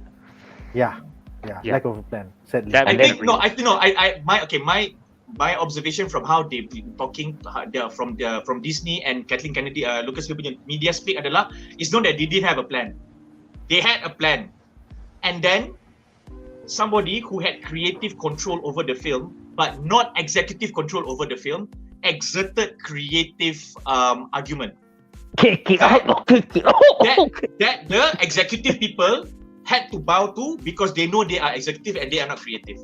As a result, instead of having one plan and everybody sticking to that plan, they shifted from one plan to another plan and then back to another plan when it didn't work out. That's it. Yeah. So basically, if Kathleen Kennedy, if she was going to suck anyway, she should have sucked her way and not anybody else's way instead of letting this person do their shit and then not working out, very quickly changing everything that's already in the pipeline and in production, half production. Okay, now we listen to your shit. Oh, your shit didn't work. Okay, now we go back to this shit. It's indecisiveness. It's No. In the meantime, fire Colin Trevorrow. In the meantime, it's like this is the thing. Okay, remember I've always talked about how the script and the script writer and the director has to be a team, blah blah blah blah blah blah. Whenever not, this is a case study lah. The writer is not guilty. It's not guilty. It's not without guilt. But the writer is not culpable for this. The writer writes to the director. Now, when the writer who is writing everything has to do it based on the source material, and that does not conform to what the director wants, this is what you get. Because the executive, the Kathleen Kennedys of the world, will have to listen to the creative people. But when they give the brief, the creative people, they will give the brief to the creative people. Okay, director, aku nak cerita macam ni, blah blah blah blah blah blah blah. You need to use your creativity how to make it work. Case in point, Marvel, everybody told Kevin Feige's line, but Feige says, you're the director, you can write it however you want, as long as we have these story beats, we have these things happening, whatever order, up to you. In Star Wars, because J.J. Abrams himself is a strong creative punya person, Rian Johnson himself is a strong creative person, they say, you know what, Kathleen Kennedy, I know we've talked for 2.5 years for this, but after sitting on this for the past 1.5 months, I feel that we should change. That shit happened, and Kathleen Kennedy said, you know what, okay lah, jalan lah. That is for me, that is the issue. That is the issue here. Dia tak ada telur cakap, duduk sana, pau, tak boleh, ni. Yeah, exactly. Ada, yes, kita ada kita ada kitab, Itu je. Because some creative people, because it's Star Wars, it's easy for you to get buoyed by that. Like, if I'm going to fuck up the film, I want it to be my film. Okay lah, Rian Johnson, you fucked up the episode 8, it's your film. Now you live and you die with it. But people forgot, bila kalau KK fikir macam tu, dia tak tahu yang Star Wars ni siapa punya kan. Fan. So kau fuck up dengan fan. That's the thing. She, for me, very simply, I think her heart is at the right place, but she thought she was a Feige and she tried to doing a Feige where she's just a Kathleen Kennedy. That's all. That's it. That's it. She should have done it her way, basically. Yeah, whatever she wanted to do, she should have done it her way. Did not have to try to please everyone. And then, while doing all that, okay, let's insert this little agenda here. Let's insert this little agenda here. No need. Tak payah. I think this is too bad. Like, sayang. That's just for me. And that is what we get now lah. Yeah. Too bad. Sedih. It's like a pseudo Warner Bros. We have nothing beyond the sequel. Everybody just want to talk about between 3 and 4, between 6 and 7. Aku macam, why? Mandalorian. Why don't we have any projects beyond 9? Come on. Mana Old before Republic? We had the Star Wars celebration and they didn't announce anything beyond 9. No, I feel that them not announcing anything is in fact not a bad thing. Imagine if they announced something. Our reactions would be even more severe. The fact that they could not announce anything means at an executive level they could not agree on something. Yeah, but I'm wondering, what is the Taika Waititi project going to be about? What about the Kevin Feige Star Wars project? What about Rogue Squadron? Aku rasa diorang diorang ala bisa tegak biasa. So they feel like, okay, you know what? Let's just be really really certain about this and be able to answer about shit, because for all I know, they might be thinking this Kenobi series is the last thing that is the carryover from the pre-pandemic, pre-sequels punya thing. Get this out of the way. Okay, and let Filoni and Favreau wash it. Yeah, clean it up again. So I have a feeling that might just be the case. By the way, Dave Filoni. Dave Filoni, Steady lah. Lord Xavier. I mean, where's the hat? Dude, you're missing the hat. I will find, if I can find the figure, Marvel, Star Wars atau, If a Just cowboy, put a random if a cowboy, cowboy I would hat do on it. him. Just Yeah. put a I random will cowboy hat find on him. it. I will have to find it. Susah nak Yeah, cari the gambar cat atas hat, je. put Put the Betul. cat hat on him, man. Yeah. Anyway, Never. Nick, aku nak jawab soalan aku ni Hadi for Yeah, from a Apa? writer standpoint, yeah, do yeah. you feel weird when Ya No. Allah. when Grand Itu Inquisitor- lucu. Grand Inquisitor semua brought it semua up, orang no, Yeah. korang semua orang setuju yang pergilah ikut the apa nama? The what do you call that? The refugees, whatever lah. Yeah, kan? labels. Yeah. Yeah, I felt that he did the right thing, even though it was an emotional decision. If you judge the decision based on emotional standpoint, you are right. I will not fight you. You are right Uh-oh. because he did not explain his kalau- logic. But for me, from a writing perspective, it made complete sense. Sebab simple je. If he kills Obi-Wan Kenobi, tell me who is going to lead the rebel. Bilo Ganda, tapi Bilo Ganda under. Well, you know, you still have at There's this moment. Ahsoka, so, Is it Ahsoka around? Ahsoka is full Yeah, right? okay. yeah, But Ahsoka's Ahsoka around. left. Ahsoka left the Jedi Order and refused to be associated.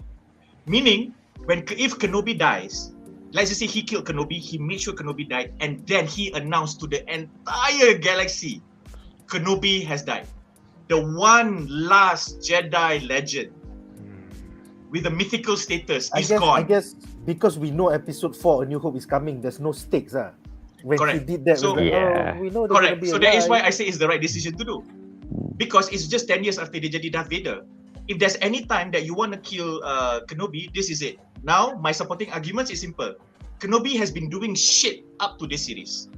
Meaning, Kenobi had absolutely zero impact on all these Jedi people running around, all the rebellious movement.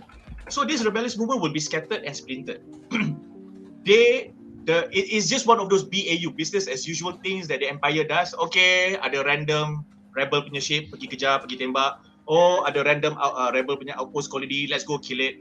Okay, we have this band of ragtag bandits that are also rebels. Okay, they are starting to gather a lot of hype to give the rebels something to believe in. Let's kill them. You know, those things are BAU. The Empire can settle benda tu. Those are jobs for your inquisitors to jobs for your inquisitors to train and rank up. You kill Kenobi, the emotional and psychological significance that it has to that timeline at that point in time is huge. There is no way anyone can recover from that anymore. Because they would have had enough records to know which Jedi Masters yang hidup lagi dan tak hidup lagi. And on top of that, Kenobi dah give up. And Kenobi was taking care of Luke. If Kenobi dies, even if nobody knows who Luke is, no one is there to tell Luke what he's supposed to do. And then, Leia tak ada orang protect. So the implication is huge for you to kill Obi-Wan first. The issue with this series is, Vader did not explain that. Yes, betul. My supporting argument is Vader did not need to explain that. Why? It's Vader. He's Anakin. This series is for us to see Vader telling Obi-Wan and also himself, Anakin is dead. I am Vader. So Sure, he is not aware of all the things that I've said. He doesn't need to be aware of all the things I said because for him, if it's not Kenobi, I can fuck them. I don't care. So I'm not afraid of you guys. But if Kenobi is alive, okay, we are in deeply serious trouble. Because him alone can rally so many rebels. And the fact that he is not dead, the fact that he is alive, can really inspire a lot of people. So I thought it was the right decision to go for Kenobi. You know, the So, irony it's is just the he fact spend the next 9 years in a desert, in a cave. No, this is okay. Season 2. That is not okay. That is not the irony. That irony is lost to Vader because Vader tak tahu benda tu. Vader is totally unaware of Leia and Luke, and therein lies the beauty of this 45-50-year-old story. Yeah, you know, you try so hard to be true to yourself, to serve yourself like Anakin, and then when he thought he finally did the right thing for himself, it turned out to be the wrong thing. So that sense of irony, regardless of how many writers, regardless of old comic books yang sekarang dah tak canon, regardless of novels yang sekarang dah tak canon, and all the canon shit, the beauty of this story that George Lucas created is that the writers, anyone, will eventually be able to pull that out, and that irony will come through. We just like or dislike the story that they wrote, but the irony will always come through because the characters are written as such already. It is so pure in that sense. So for me, Vader kejar Obi-Wan tu, kalau aku jadi Vader, aku kejar Obi-Wan. But what I would have done is that Inquisitor, You think they are dangerous? You take 4 ships. You go chase them now. I'll go chase Vader. I'll go chase Obi-Wan. Ya, If you betul. don't feel Itu I will survive, sepatutnya. if you don't feel I will survive, third sister, you follow me. Oh no, second sister, you follow me. That's it. Itu je aku buat. Somehow the Tap- idea of a season 2 makes more sense now. Ya. Kan? Tak See, tak. I just said, Jaya Latasa, high five. That's it. Oh, Sebab force high tak, five. tak, That's it. aku Itu je aku cakap. tak, But Vader is not a strategic mind. Which yes, also, betul. and he realizes that Kenobi is a strategic mind. Lagi dia kena kejar Kenobi. Because if I don't follow this fucker, if I don't kill this fucker doesn't have to be a Jedi. He can mobilize all these rebels at the same time across different sectors. So the rebels cannot have leaders like this. So I feel that it was the right thing to chase ni. It's just that we are seeing it from Vader punya standpoint lah. Oh, aku emotional. Oh, why you Kenobi? Why you cut my legs? Why you cut my hands? I will come and kill you tu je. Kita nampak benda tu je. Which is fair also lah. I thought that was fine. I just felt that the only mistake, but then again, this is why it's called a fiction. Batu-batu semua dah turun. Aku macam, Vader, why not you just buka batu tu? Yeah, why you turn back? Why you turn back? Yeah, just make sure. Yeah, why you so lazy? Make sure you at least you stab the fucker lah, or at least you cut the fucker's hands lah. You know. Tak bro. Aku rasa sebab tu dia nak biar Obi-Wan rasa despair. Aku rasa dia dapat rasa macam dah despair mamat ni, biar. Tapi itulah aku geram tu. At least kau potong lah tangan dia, atau potong lah macam mana dia potong kau dulu kan. Tetapi bro, 9 tahun kemudian aku akan jumpa dia lagi. Tak boleh, jangan. Jangan nanti. Yeah, that's what I meant. Episode 4 is hanging above them. Macam I cannot Tak do boleh. more damage. Because 9 years from now, I'm gonna kill the Nick, fucker. you know why you feel that way? This is why I mean contrived writing. This is why this series for me is not a disappointment, but it was lackluster or mediocre, whichever word you prefer. Because you wrote the series, and even though in the last 2 episodes the series, everyone can see the series did its best to redeem itself, and for about 70%, most of the part it did. But it only did as a series. It did not did as for the Obi-Wan punya mythology, as a bridging punya story. It did not do it all that. Why? Because it messed up the first 4 episodes. This is why I say because this is how the writing is contrived. Because yang aku cakap lah, you feel that the story is hanging, so the characters are not breathing. The characters are not being natural to themselves. So what you are seeing here is they writing and executing the last 2 episodes as per the plan on paper, on point. Betul-betul elok-elok. But that is just on paper lah. Because at the episodes 5 and 6 in this series, this shit has to happen because we got episode 4 coming. But if you approach it, for me lah, I will say the word properly, I'm using the word liberally here. But if you approach it properly, you know episode 4 is there already. You know that shit will happen. So you just write the 1 to 6 that Obi-Wan deserves, and then you let the continuity punya assistant director, you let the survey group, you let the focus group, you let the lore punya expert cakap kat kau, you cannot have this scene, Vader cannot say this, Obi-Wan Kenobi cannot do this because it will clash with episode 4. Then you tukar daripada situ. But what we have here is writing that from the get-go is already aware there's an episode 4. Yeah, reverse engineer. Yeah. Correct. So so the writing was not really they did not write it full. Faham tak? Because okay, kita tak boleh buat macam ni, kita kena jaga-jaga, jangan tulis lebih-lebih sebab nanti kalau kita tertulis lebih, benda tu akan kacau episode 4, lepas tu kita kena tukar balik lagi sekali. So they were very much writing within themselves. But the episodes 5 and 6 ended on a flourish because it's episodes 5 and 6. Sayang. So for me, that is the problem with this series. That's why for me it's mediocre or lackluster. Because you cannot rely on 2 decent, not even great, but decent and 2 good episodes, last 2 episodes, to overcome the meandering and first 4 episodes. You just cannot do that. Leia lari, tak ada siapa boleh tangkap dia. Pasal ni macam cerita Home Alone. Budak berlari, that is the Home Alone rule. Budak berlari Home Alone in space. What if you're a Jedi, kan? Jedi Bodoh edition. lah kau. So itulah that is the only problem with this story. Like Disney, like there is so many ways that they can write the ending, and I think they overthought it as usual lah. Because dah banyak sangat fan punya backlash, they become so afraid. unless it's Filoni and Favreau, nobody has the balls to face the source material. So, tu lah. Satu lagi so aku punya jawapan adalah yes. I think Vader did the right thing. It's consistent to his character. It might just not be written well within the context of the series, which I agree with everyone. But yeah, he did the right thing, I feel. It's just that the writers could have given, macam orang tu Taza cakap tadi, hantar je lah 12 TIE Fighter pergi kejar. Come on, TIE Fighter, apa benda weh. Yeah, you are Imperial Star Destroyer. Yeah, you are Imperial kan. All the TIE Fighters in your hanger, man. Sial lah. In fact kan, what you could have done was this tau. Vader tarik spaceship tu, and then the second spaceship flew. Lepas tu Grand Inquisitor dekat dalam Star Destroyer nampak spaceship tu terbang. Lepas tu dia contact Lord Vader, we have to chase that. Tu Lord Vader kata, no, we have to chase Obi-Wan Kenobi. And then kau tahu Grand Inquisitor buat apa? Alright Lord Vader.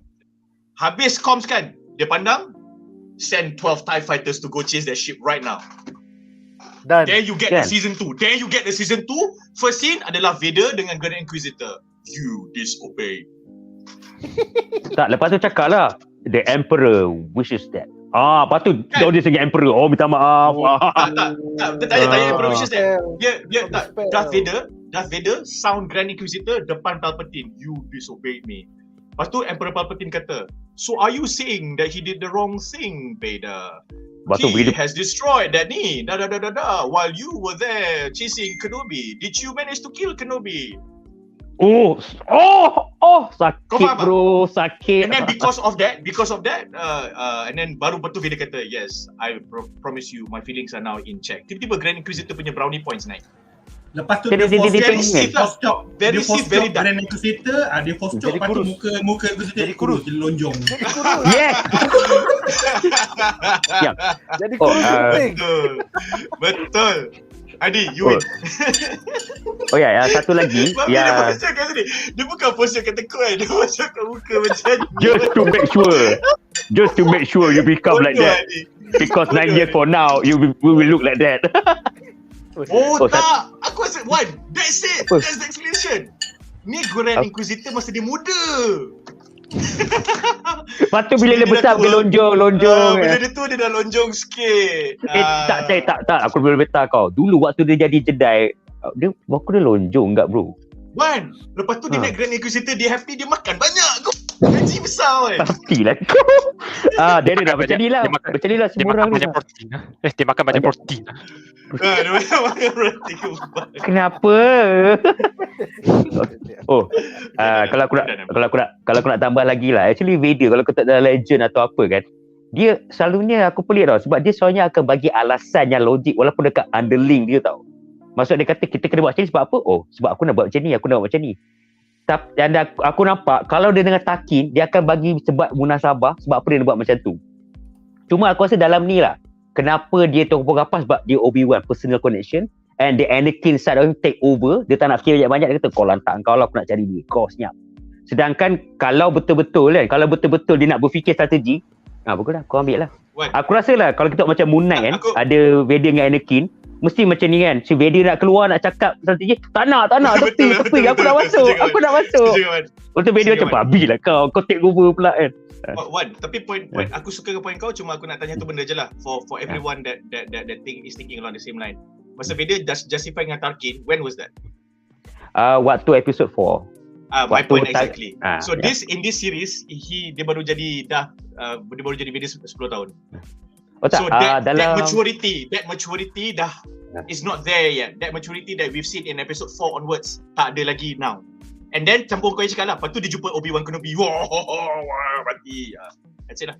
Tak, ada lagi waktu sebelum tu juga, tapi it's like minor lah, walaupun ada link bawah dia kan. Benda minor tak apalah.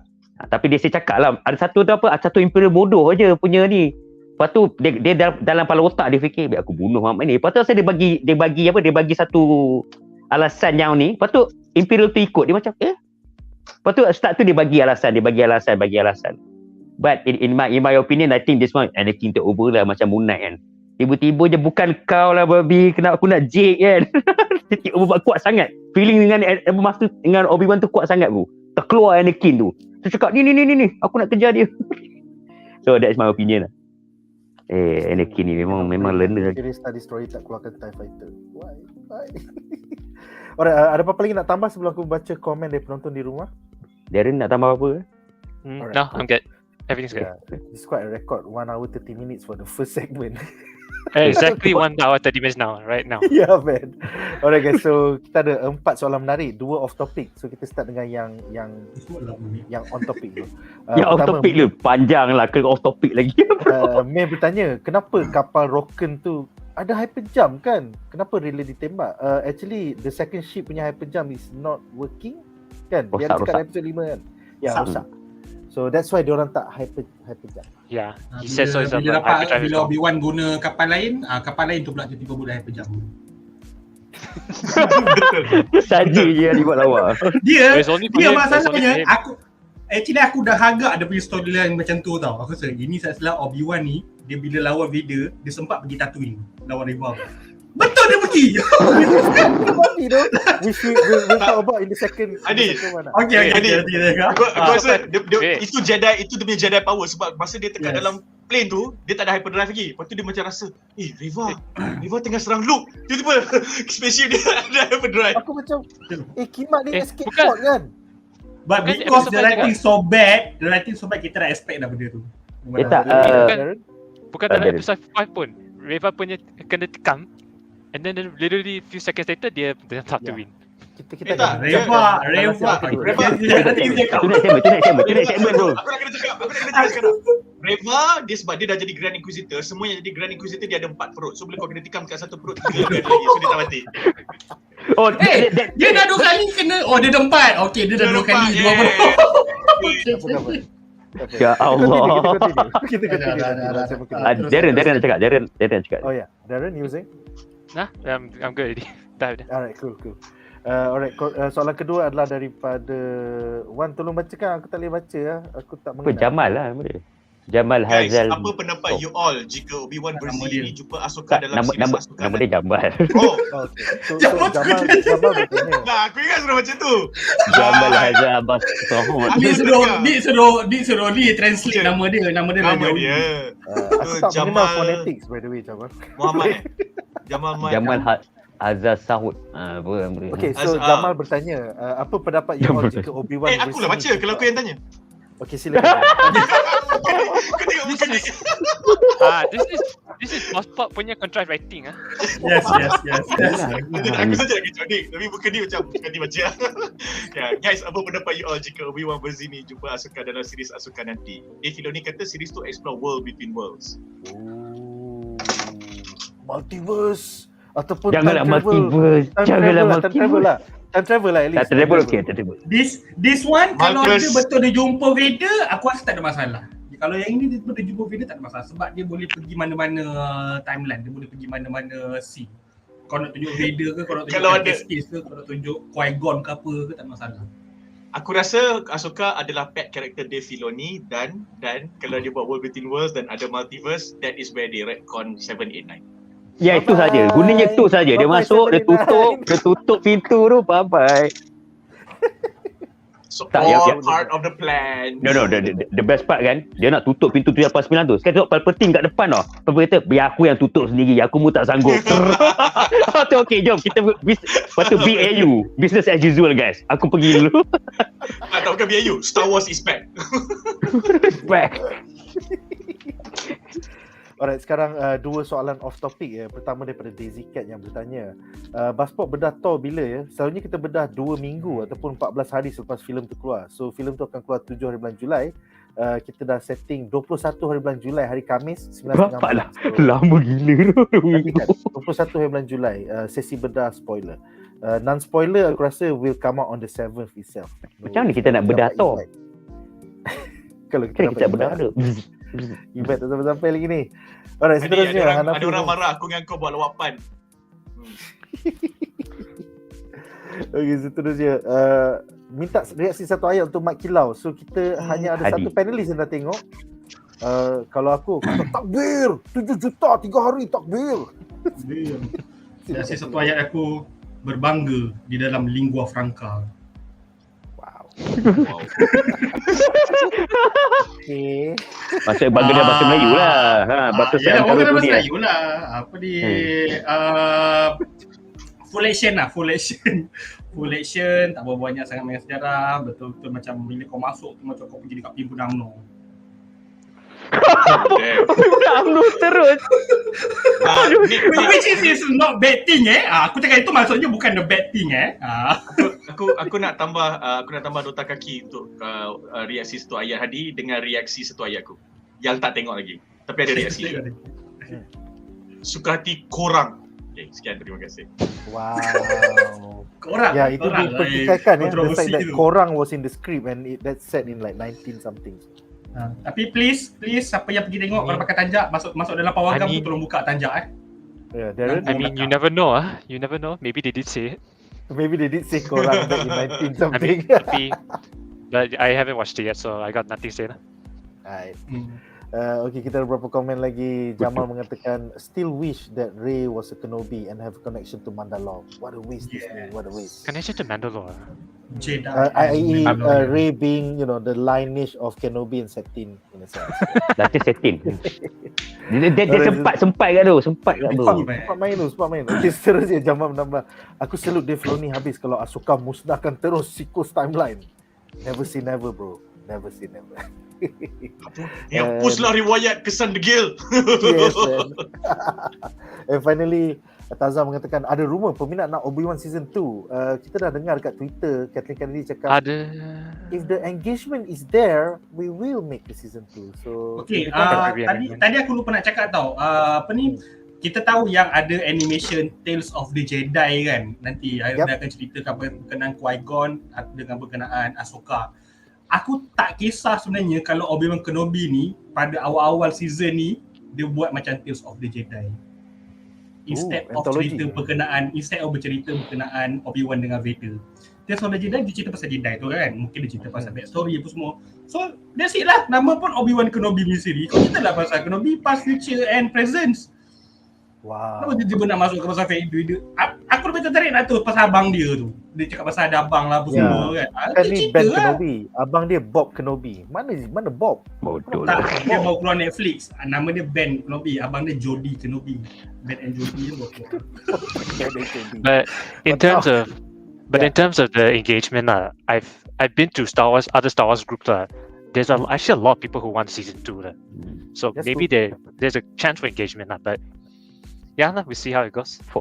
For me, I will only want season 2 if they give Filoni and Favreau as a helm lah. Dia tolak Joby Herrick, lepas tu KK je jadi producer je. Yes, please. KK sana shoot. Don't make this another KK project. No more KK mat. Joby Herrick tak tepi lah. Joby Herrick the writer tak tepi lah. Tapi then again, isn't the Mandalorian a KK project? Aren't all the Star Wars projects under KK? In a sense, Disney Plus punya projects has been like hands off from KK until wow, kita dah berjaya. Let's do it, the Acolyte.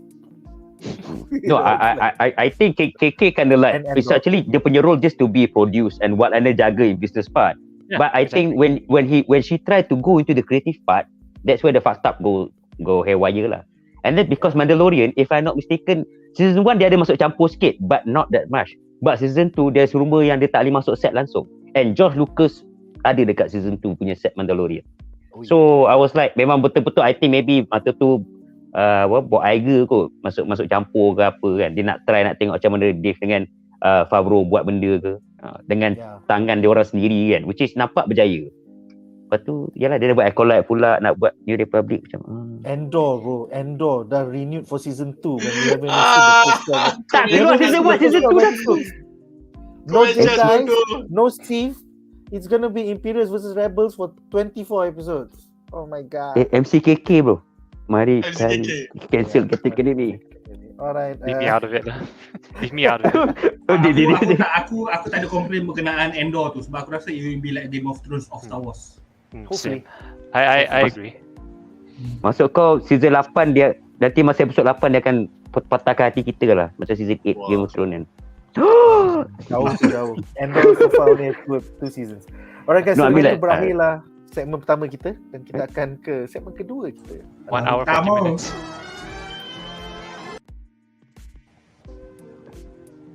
Alright, segmen kedua kita adalah tentang REVA, Hindustani plot twist. So dalam ni ada satu quote menarik dari Obi-Wan to REVA. Betul bro. Hindustan. Hindustan gila babi bro. Which I'll get into it later. But the quote says, Obi-Wan cakap ke Reva, now you are free. So what? Okay, so kita ada 2 soalan dalam segmen ni. Soalan pertama untuk Wan dengan Darren. Apakah pendapat anda tentang Reva yang dirodok oleh Vader dengan lightsaber 2 kali? Lain macam rasa. Tiba-tiba boleh pula survive and travel ke Tatooine tanpa masuk Bacta tank ke apa ke, makan super pill ke apa ke. Holy plot armor of God, sia. So kita akan mulakan dengan Darren. Pasal tadi Wan dah curi semua points Darren. So sekarang Darren boleh curi semua points. Aku tak curi. Budak baik. Mutual Budak agreement. baik. It's mutual agreement. Just bad timing. Okay, but on the broad stroke of it, on the surface level, I'm not surprised that she survived. Because Maul got cut in half. Vader got cut in several limbs. And then even now the Grand Inquisitor kena tikam. But to be honest, I do question it lah, because 2 kali dah. But Actually, Cuk, Darren, actually your point I setuju. Palpatine kena campak. Palpatine pun campak. Hidup lagi. So I'm like, did he come? So what? Let's just see where it goes from there. But yeah lah. But I feel like once or twice maybe a bit. I started to question it lah. But at the end of the day, I'm like, that's fine. She can live. Cool. Wan, ada apa-apa nak beta ke ataupun nak support daripada Darren? Silakan. Vader patutnya cocok kat belakang ke kat depan? Amin. Okay, jap. I need to rewatch that. Itu rodok lain tu bro. Itu rodok lain. Rodok lain. In my opinion lah. Dia ada mechanical tu kan? Mechanical. Tu bukan lightsaber. Master Vader tak apa. Master Vader bodoh sel. Apa aku dapat? Wan, kau seorang je Wan. Kita orang tak ada apa-apa. Wan, kau seorang tak je. tahu. Bahaya. Refresh. Apa dia? Welcome to the Clone Wars lah. Kau jangan. Master Vader bodoh. Okay, jap. Okay. In my opinion, the tikam part actually aku pun okay kalau dia survive. But macam aku cakap lah, the writing part to justification of the direction this story is gonna go, dia tak kuat tau. Dia tak betul-betul ample. Aku nampak macam writing yang based on the fan service yang kita dapat tu macam lagi bagus. Kita boleh olah macam-macam sebab apa tak pasal Obi-Wan dapat power besar-besar macam ni kan. Tapi macam Reva ni, if let's say lah they want a justification macam Darren cakap kan, cocok apa ni, Anakin kena potong ni survive, Darth Maul kena potong dulu survive, tapi Qui-Gon kena step tak survive. Macam mesti Qui-Gon macam Force God cakap kan, Obi-Wan boleh terang kat aku dah, aku nampak Reva kena step tu, tapi kenapa? Apa yang kau buat kat aku ni? Kan? Mesti dia berang gila. Tetapi lah, Qui-Gon bukan Sith. Yeah, that's right. Qui-Gon's not Sith. Okay, sabar. Ada lagi aku nak tambah. Sabar, pelan-pelan. Okay, kalau dia katakan Sith, the will to live kan, the will to live. Okay, kita boleh tengok, kalau kita tengok Darth Maul, masa orang jumpa dalam Clone Wars, kan, dia kena potong kenapa. Lepas tu dia terangkan tau, dia punya revenge dengan Kenobi tu yang teramat sangat, buatkan dia boleh live. And then you see what happened to him. Dia punya physical dia terit, dia masuk kat tempat sampah, lepas tu mata dia memang sentiasa kuning. Anakin Skywalker masa dekat lava tu, dia punya dendam teramat sangat dengan Kenobi sampai kan fizikal dia semua hancur dan mata jadi kuning tau. But for Reva, aku tak nampak transformation tu. Kau dah nampak transformation to the will to live, then mungkin aku boleh bagi give it a pass. So kat situ yang aku rasa macam, why? Kenapa kau tak buat? At least aku tahu lah kau nak bagi Reva dia survive. Maybe kau buat cara yang apa kita panggil dia, boleh justify yang kenapa dia boleh survive step macam tu. Kan? And then kenapa Vader step je, tak nak kebunuh dia. Okay, orang kata nak seksa dia apa sajalah. Okay, for Qui-Gon Jinn pula, ni baru tadi aku borak dengan kawan aku lah. Yalah, cosmic event kita cancel. Lepas tu kawan aku yang jaga dia pun lepak-lepak. Terus kita borak pasal Obi-Wan bla bla bla. Aku bagi argument ni, kenapa Qui-Gon boleh hidup? Sekali, rupa-rupanya ada satu comic legend tak silap aku, yang ada bagi justification kenapa Qui-Gon cocok dia mati. Lepas tu aku cakap, mungkin betul juga kan. Sebab ada orang ni comic legend baca, which is aku pun agak tak setuju juga zaman dulu dia buat macam ni, because it doesn't being told in the movie in a very explanation way lah. Bila Qui-Gon kena cocok, sebelum masa lawan Darth Maul kan dia bertakaful kejap, meditate kejap kan, yang dalam shield warna merah tu kan. Time tu masa dia tap dalam force, dia meditasi yang force nampak bagi dia macam satu macam vision tau. Dia dapat vision macam-macam. Dan lepas tu dia tahu, benda ni aku kena selesaikan masalah ni. Lepas tu dia lawan Dahmol. Tapi masa dia kena cocok dengan Dahmol tu, dia macam nampak satu lagi vision, apa akan berlaku. Dia ada nampak, tak silap aku, turning of Anakin lah, apa ke semua benda, A New Hope. Dia nampak, lepas tu last kali dia dengar ada 2 baby kena born. So, dia berdapat bahawasanya, dia ikut will of the force, dia kena mati. Dia macam, dia lost the will to live lah, macam Padme lah. Tapi berdasarkan apa yang dalam cerita tu cakap, dia kena mati. Force nak suruh dia mati supaya benda dia boleh berlaku. To set things in motion. I have to die. To set things in motion. Tak, the force kata kau kena mati. Bagi kau, okay, dia punya explanation is actually agak bagus lah, sebab itulah maksudnya Star Wars, the balance of the force. Sebab kau bayangkan Qui-Gon tak suka Jedi kan. Jedi way ni terlampau hubris. Kalau kau nampak, kita je lah betul, kita baik, kita tak boleh lawan-lawan sangat. Biarlah, ambillah baby. Kita tak buat salah. Betul lah. Ya, apa lu. Lepas tu Sith pula, bunuh orang, aku nak kuasa. So tak balance tau. So I think with this kind of thing happening, bila Anakin punya turning to Vader ni, lepas tu jadi haywire satu galaksi, so orang boleh nampak tau, Jedi ni kena hancur. Dia punya pahaman Jedi tu hancur. Vader sendiri hancur kan. Aku tengok kau punya kononnya alim sangat, apa benda macam ni sangat kan, kau dia hancur. Lepas tu Sith pula, kau tengok tamak sangat, sekali kau hancur dengan tangan Vader juga. So dia kena bagi Vader ditrain oleh orang yang bodoh. Ini yang dia punya benda, bukan train oleh Qui-Gon, supaya benda tu boleh jadi. Vader tu mesti kena jadi jahat untuk menghukum semua orang. Kalau kau interpretasi aku sini, dia macam Tuhan bagi bala lah. Kau macam ni, relax je lah. Kau hantar seorang. Tapi orang tu juga yang cuci benda ni. Sebab tu dia the chosen one. The force nak will macam tu. Sebab Qui-Gon kan asyik kata, aku ikut force. Dan force kata, aku kena mati. Budak ni kena train dengan orang macam ni kan, teacher yang tak tahu jadi teacher. Dia kena alami semua benda supaya jadi pengajaran untuk semua orang. Aku rasa supaya benda force tu nampak kot. Josh Lucas is the money. He needs 9 films bro. Yes. That's why I need to judge. I die for you bro. I die for you. Tapi bagi aku lah logik lah. Boleh lah. Kalau kau terima benda tu kan, malangnya Wan, ada 2 orang penting tak tengok, tak tahu point kau ni. Ada 2 orang yang penting. Siapa dia? Ryan Johnson dengan J.J. Abrams. Dia tak memanglah tahu dia. If I'm not mistaken lah, JJ actually, kalau kau tengok cara dia buat Force Awakens kan, dia try so hard to keluarkan prequel tau. Sebab dia punya judgement adalah sebabkan prequel ni banyak orang benci, banyak orang bagi benda-benda yang tak bagus kan. So they try to go to all the original trilogy sahaja. Which is aku pun rasa macam tadi ada orang komen cakap dia rasa dia kata aku rasa JJ tak tengok prequels dan juga The Clone Wars, which I agree. I agree juga. Nampak Clone macam Wars banyak dia kan. Like kalau sebab kau tak boleh menilai the prequels as macam mana when you are prequels evaluating sahaja. The prequels, you cannot evaluate as prequels. You can only do that if you are talking from a film punya perspective exclusively. As films, kau nak kata cerita ni semua teruk, directing ke laut, go ahead. No one will argue with you. But if you are talking from the standpoint of the IP, you cannot discount it and you have to watch it with the Clone Wars. The moment you watch it, then you get Star Wars. You will understand what is 4, 5 and 6. And if at that point in time Star Wars habis, nobody will complain. Tapi itulah, kalau JJ kata banyak sangat negatif tu, yalah kalau kau duk layan budak-budak set budak-budak filem, memang prequel akan kena lanyak lah. Lepas tu semua orang nak petik, I hate Sen.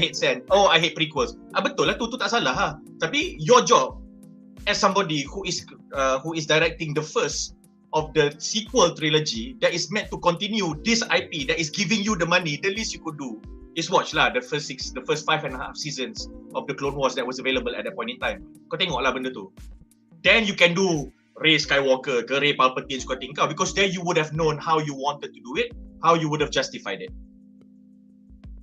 So you didn't. I don't think you did lah, because there was no inference, there was no reference to those made whatsoever. So I doubt it. I really doubt it. Okay, kalau aku nak sambung balik pasal karakter Reva ni, in my opinion, I think kita pun pernah borak-borak pasal karakter Reva ni dulu kan. Aku rasa aku setuju lah yang apa yang kita pernah agree upon, Jamal pernah cakap yang Reva punya karakter ni kan, dia patut establish dia punya motivation. If you want to be like dua karakter yang kita nak kasih, iaitu Kenobi dengan Reva ni, you need to establish your motivation awal-awal. Sebab ni tengah-tengah episod 5 baru kau nak, sebenarnya saya macam ni. Oh lah, aku ingat Minah ni punyalah duduk tepi kain orang kan. Ni lepas tu tak asal kau nak kita jatuh hati dengan dia. Dan lepas tu kau dengan writing yang salah membuatkan dia buat decision yang bodoh. Letak Kenobi balik dalam pintu tu supaya Kenobi boleh lepaskan diri. Kan? So buatkan kita tak boleh invest kat karakter ni. Dan kita jadi macam, kenapa Minah menyebut nak cerita Obi-Wan? Kau tak buat the true motivation yang bagi audience faham. Yang Reva ni actually hunting for Vader. Sebab tu di motivation ni macam ni. Sebab motivation dia tak clear, susah kita nak kasih kepada karakter ni. Walaupun dia kena cocok 2 kali dengan dia. Tempat yang sama kot. Vader pandang dah cocok. Kejam gila Vader. Tapi in my opinion macam tu lah. Dia punya writing tu, cara dia write karakter tu, Reva ni macam bersahaja. Just sekarang ni nampak sangat macam, point ni macam, oh you want woke punya stuff, apa black representation black people, kau buatlah macam mana pun. Kalau orang tak sokong ni mesti dia racist kan. Tu yang aku tak berapa suka juga tu, cara dia nak implykan benda macam tu. Sedangkan kita ada orang yang betul-betul genuinely cakap writing ni tak pun bagus. Kenapa karakter ni macam ni? Sampaikan nak alihkan kepada pelakon pula yang jadi mangsa kan. So in my opinion, writing tu yang problem. Tak kisah dia kod macam mana, macam Jamba cakap, liberty tu nak tulis atau apa. Tetapi writing tu kena asah. How? Betul tak? Aku dengar Wan cakap ni kan, aku teringat tadi Wan dengan Darren petik kata Darth Vader punya suit tu is Palpatine's effort to imprison Darth Vader kan. Betul. So tetapi dalam cerita ni, after listening to Wan talking about Reva, and of course we watch the series, kita tahu yang Reva freed herself from Darth Vader punya manipulations. So let's just say lah kan, just bayangkan if the writers took an extra 1 week a month, or the executive team took an extra 1 week or a month, and they had whatever conversation like we are having right now, then they might have been able to arrive at the point where, you know what would make Reva meaningful? Reva would be the foreshadow that Vader needed for his eventual moment when dia campak Palpatine, where that is the moment he freed himself from Palpatine punya ni. But sayang lah, because Reva did that early one. She was being manipulated by she was being entrapped by Vader, but she freed herself. And then now Vader and then benda tu boleh macam foreshadow, okay, Vader pun lalui benda ni juga sebenarnya for the longest time, but eventually he will free himself when he see his son is fighting his hardest to beat Palpatine, and then he came to his senses. That would have been poetic lah. I just thought of it masa aku dengar aku cakap pasal Reva ni. Aku cakap, sayang lah. That would have been another nice thing to have. At least they gave her a good ending lah. But I mean, I personally wish, the issue lah. Yeah, but I personally wish it would have been better. Yeah. If the show had enough time for more episodes, then it would have been done better. I felt like we just got to see her motivations too late. Yeah, exactly. When we don't care about the characters anymore. When we don't care about the character anymore. Episode 4 could have been the perfect opportunity to explore a backstory, but we had to wait until episode 5. So that's one of the big problems for me lah. Yep.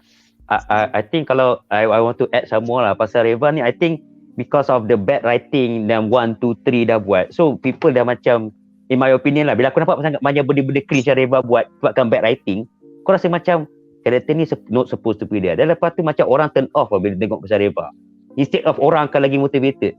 Contohnya dia satu benda dia, orang kata, how do you know that Vader is Anakin unless the Vader tell you?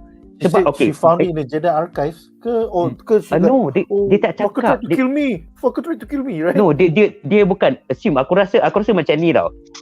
Dia ni aku punya assumption lah. Semua orang bagi alasan macam ni. Masa Order 66, mungkin ada clone cakap Lord Vader dia dengar. Lord Vader, tapi masalah dalam betul lah cakap, bila dalam penceritaan, at least tengah-tengah flashback tu, cakap lah Clone Trooper seorang cakap Lord Vader. Lepas tu dia dengar. So tu dia buat connection. Anakin Vader, mamat ni nama Darth Vader. My God! Oh my God! Sekali sebenarnya, bila kat post production kan, sebenarnya dalam editing room ada satu scene Stormtrooper, Lord Vader. Lepas tu kena cut. Malas dah di-shoot. Don't reveal my secret identity lah.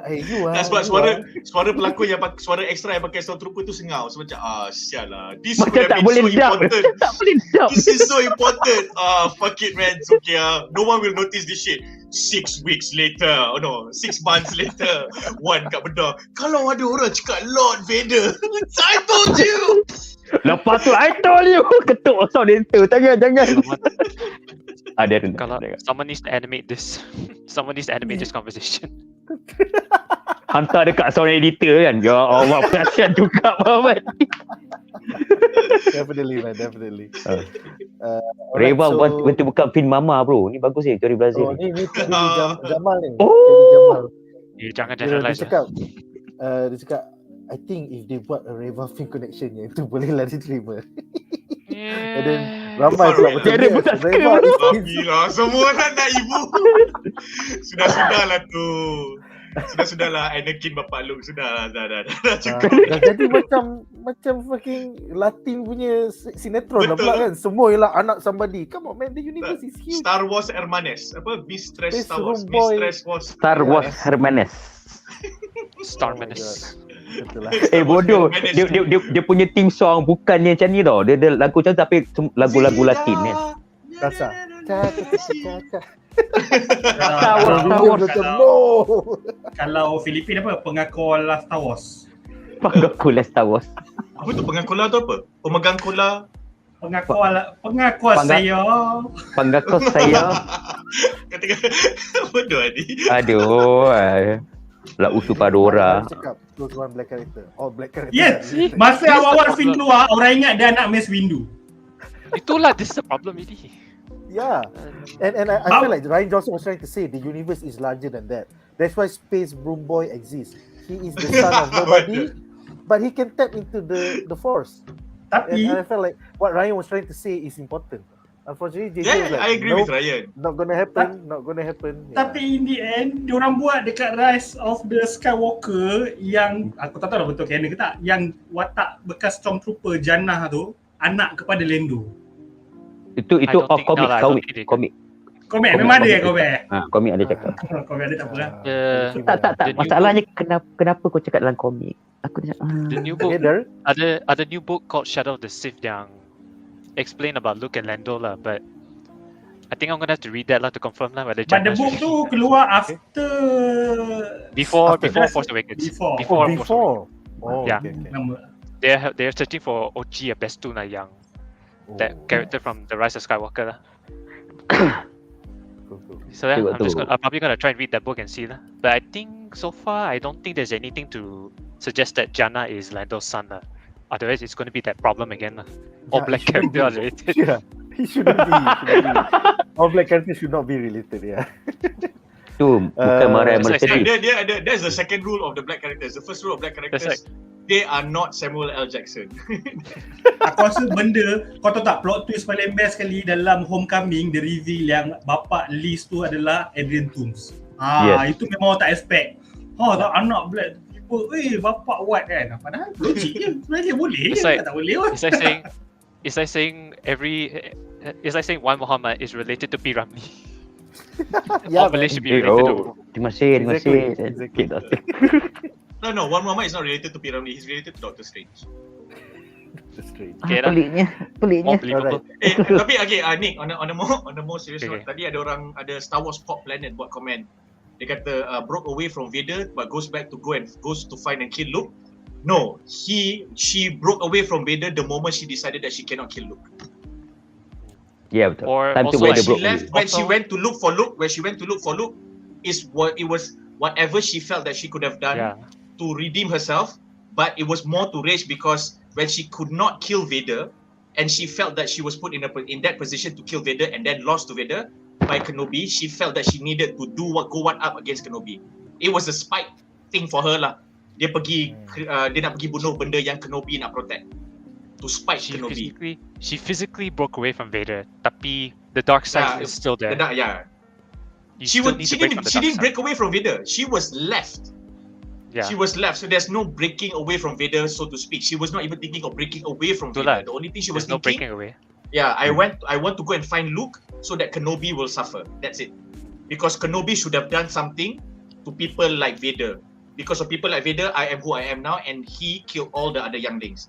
And then when she got there, of course, after interacting with Kenobi, she couldn't kill Luke, and then whatever happened. That was when she broke away from Vader. But she did not realize it until Kenobi found her and said, "You are free now." So the timeline tu lari sikit. Actually, aku tak sempat tanya soalan lagi tapi Jamal dah jawab. So, soalan kedua untuk segmen ini adalah untuk Hadi dan Jamal. Apakah pendapat anda tentang Reva yang tiba-tiba je tak dapat bunuh Luke last minute pasal dia insaf dan seduced by the light side? So, hashtag nerf tahap gaban ataupun hashtag fake stakes. Kita mulakan dengan Hadi pasal Jamal dah jawab banyak. So, silakan Hadi. Sebenarnya bila Reva insaf tu, dia sembang je sebenarnya. Sebenarnya bukan sebab dia insaf yang Luke selamat. Luke selamat sebab Luke ada dalam New Hope tu je. Bodoh lah. Kau tahu tak, aku tak invested langsung Reva dia pergi kejar dia apa ke. Sepanjang aku tengok tu aku cakap apa tau? Luke survive lah. Luke survive. Kau nak buat apa? Kau nak tease audience apa ni gila? Kau nak buat apa ni sebenarnya dengan story ni? Kau nak bagi aku lebih tertarik. Kau tahu tak, aku lagi terkejut bila ada artikel clickbait. Adakah Disney akan bunuh Luke Skywalker? Adakah OBI-WAN Kenobi akan bunuh Luke? Aku klik bro. Aku klik juga. Itu clickbait paling terbaik sekali bagi aku sebenarnya. Sebab benda tu Star Wars A New Hope pun tak boleh nak expect lah. Aku suka benda tu. Dia sepanjang tak kisahlah, bukan setakat Reva nak kejar Luke kan. Even Darth Vader dengan Obi-Wan. Obi-Wan sebelum dia nak jumpa dengan Darth Vader, dia cakap dengan Qui-Gon kan. Macam ibarat dia pray lah, kata dia cakap Qui-Gon, I must face him. Dah macam memang sama ada aku atau dia lah yang akan mati kan. Aku dah macam kau dua tak mati. Kau dua ada dalam dia. Even dia cakap dekat Leia, tell your father I tried. Like, you're gonna die lah bro. Jangan guna pasal je. Kau takkan mati. The stake is not there at all. Sebab kita dah tahu apa jadi dekat dalam A New Hope. Dan lepas tu membuatkan aku lagi bengang. This is the reason kenapa aku bengang gila dengan siri ni. Sebab kenapa aku kata useless apa semua, because of this thing lah. Sebab dia punya motivation, dia punya principle apa semua tu semua go down to the drain. Sebab the A New Hope dah silang semua benda tu dah.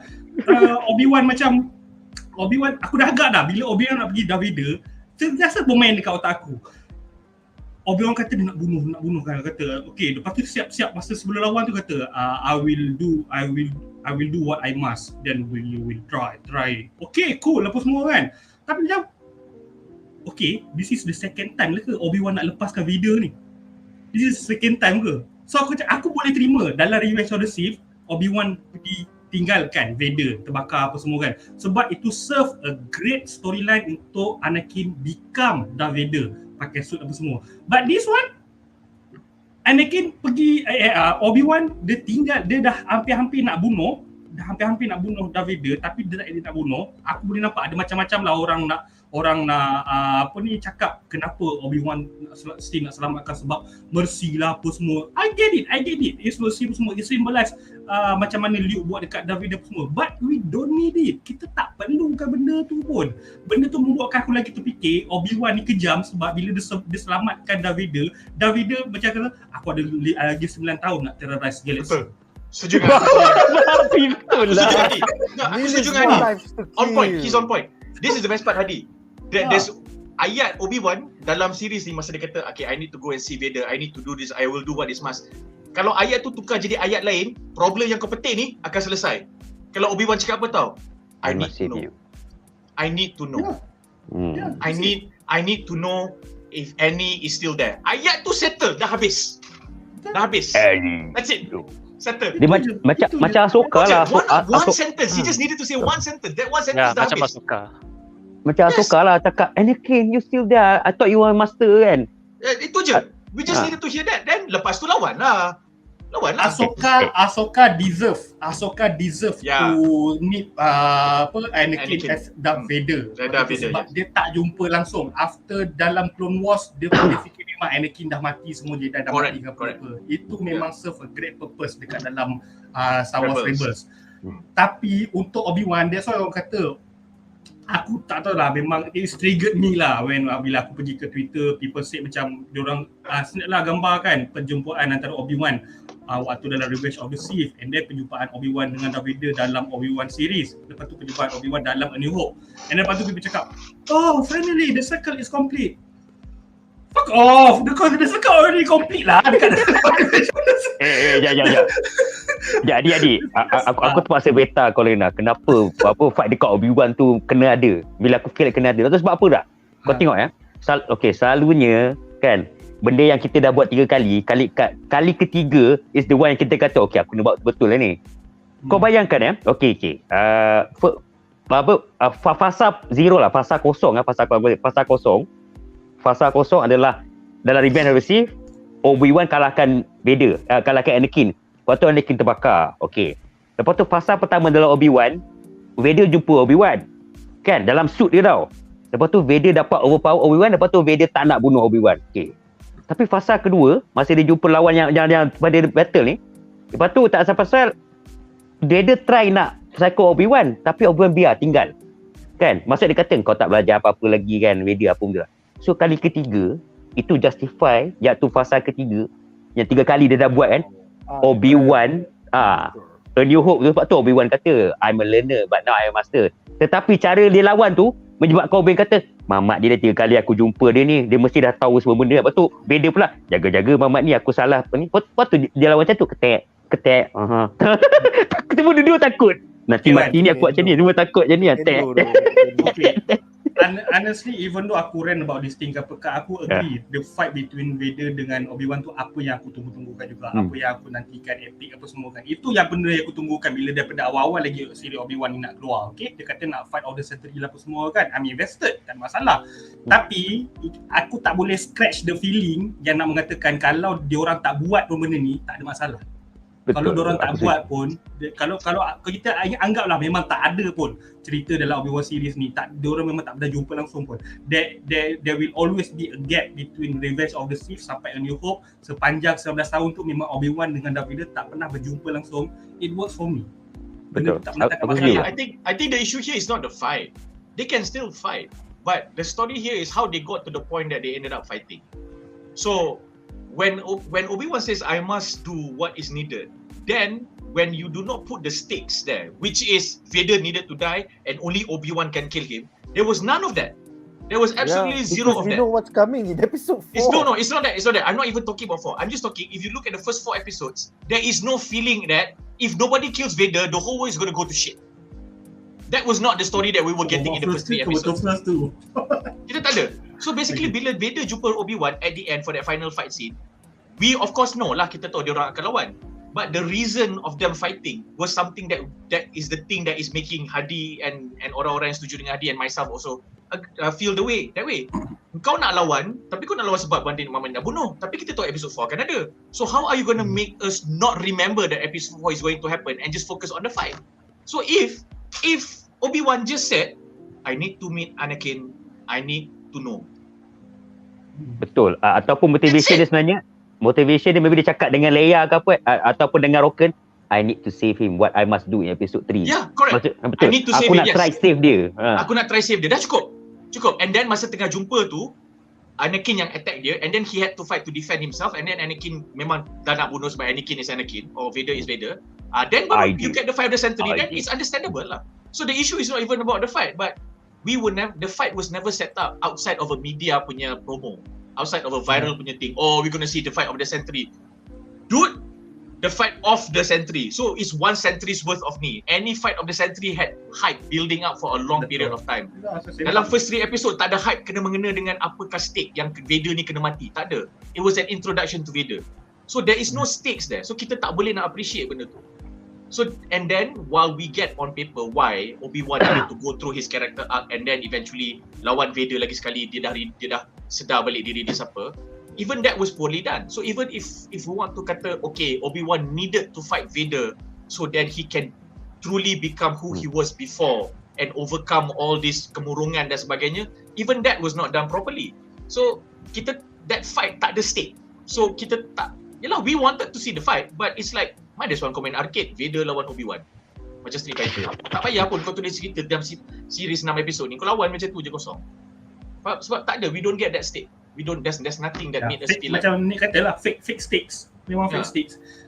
And then lepas tu pula benda ni macam buatkan aku lagi rasa macam tak diperlukan, sebab bila dia tunjukkan fight between Vader dengan Obi-Wan, benda tu overlap dengan scene Reva kejar Luke. Ya. Benda tu memang ganggu. Kacau gila naratif. Kacau gila. Betul. Kacau gila. Aku rasa macam, dah lah aku rasa macam setiap kali Reva kejar Luke, aku cakap macam, Luke survive, aku tak payah kejar, Luke survive. Kau kejar macam mana, Luke memang survive juga. Ada dekat Luke. Kau tahu boleh. Dan, sorry ya, and then lepas aku rasa macam dia punya scene yang ni, bila orang kata fight of the century, kita akan reflect balik waktu Revenge of the Sith kan, Anakin lawan dengan Obi-Wan kan. Dalam tu sekurang-kurangnya dia punya overlapping adalah between Anakin dengan Obi-Wan dengan Palpatine and Yoda. Kita dapat dua fight situ. This one tak ada. Okay, sorry dia. Ada kena mana dia pergi kat Reva. Betul? That's it. Aku dah tak cakap dah. Hadi dapat. Sorry for interrupting that, but yeah, I definitely agree that the Reva punya scene a bit out of place lah during the duel between Vader and Obi-Wan lah. I mean, it's not to say it's unnecessary, tapi I personally don't think we need to see too much of that lah. But I really like the fact that Owen and Beru are badasses. But yeah, we don't really need to see too much of that. We could have got a little bit more lah. The reason why we get those cuts is because it was a director punya thing. It was just a treatment. If you notice, a lot of TV series are doing the same thing. It's something that was explored by a lot of indie films or French avant-garde films earlier. Lepas tu benda tu turun ke series where you are telling two stories at the same time, and this is how you play with the viewers punya dynamics lah. Orang tengah naik, tengah suspend, pak, kau cut to another story.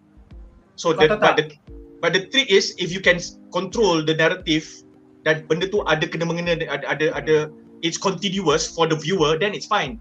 In this case, this episode, the entire episode dia dah buat benda tu, which is enough. So when you get the final confrontation scene between Vader and Luke, you don't need the cuts anymore because you've been doing the cuts throughout the entire episode already.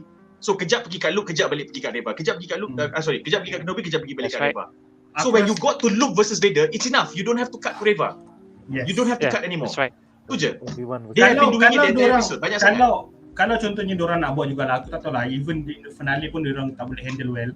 Episode 5 one of the great episode dekat dalam Obi-Wan series ni, sebab aku suka bila dia tunjukkan konflik antara Darth Vader dengan Reva, and then aku rasa Reva patut terus mati je waktu tu, tamat terus cerita dia dalam tu, and then dekat dalam finale aku lebih tertarik kalau dia nak buat overlapping, tunjukkan yang Grand Inquisitor pergi kejar kapal The Path Rebels tu, and then Darth Vader pergi lawan dengan Obi-Wan, tapi overlap, tunjuk diorang ada fight. Suddenly tiba-tiba waktu diorang tengah kejar kapal Rebels tu, ada sebahagian daripada Jedi-Jedi lain yang boleh pergi tolong diorang. Yeah, that is cool. I love it.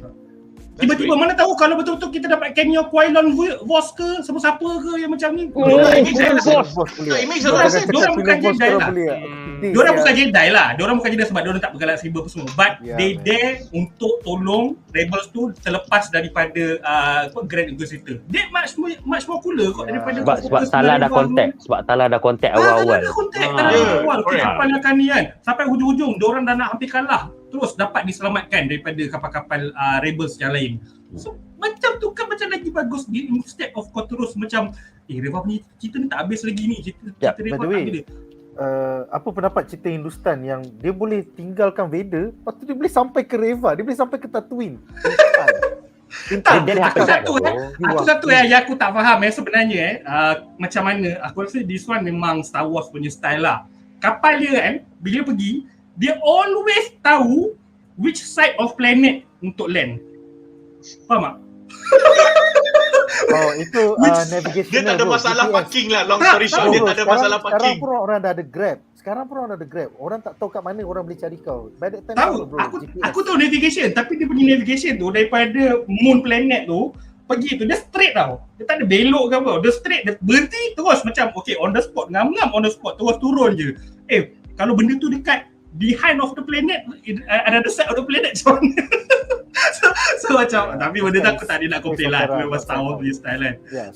Sedangkan dekat space pun boleh ada bunyi lah apa benda semua, so aku tak ada masalah benda tu. But because of the bad writing of this series, aku tahu series ni macam sampai aku dah boleh predict mana yang diorang akan pergi, semua. So macam aku dah rasa macam siapa lagi yang boleh tolong Reva ni? Siapa lagi yang boleh tolong Luke semua ni? Kau memang Obi-Wan je lah. Tahu kata dia underutilize kebanyakan karakter-karakter dalam ni.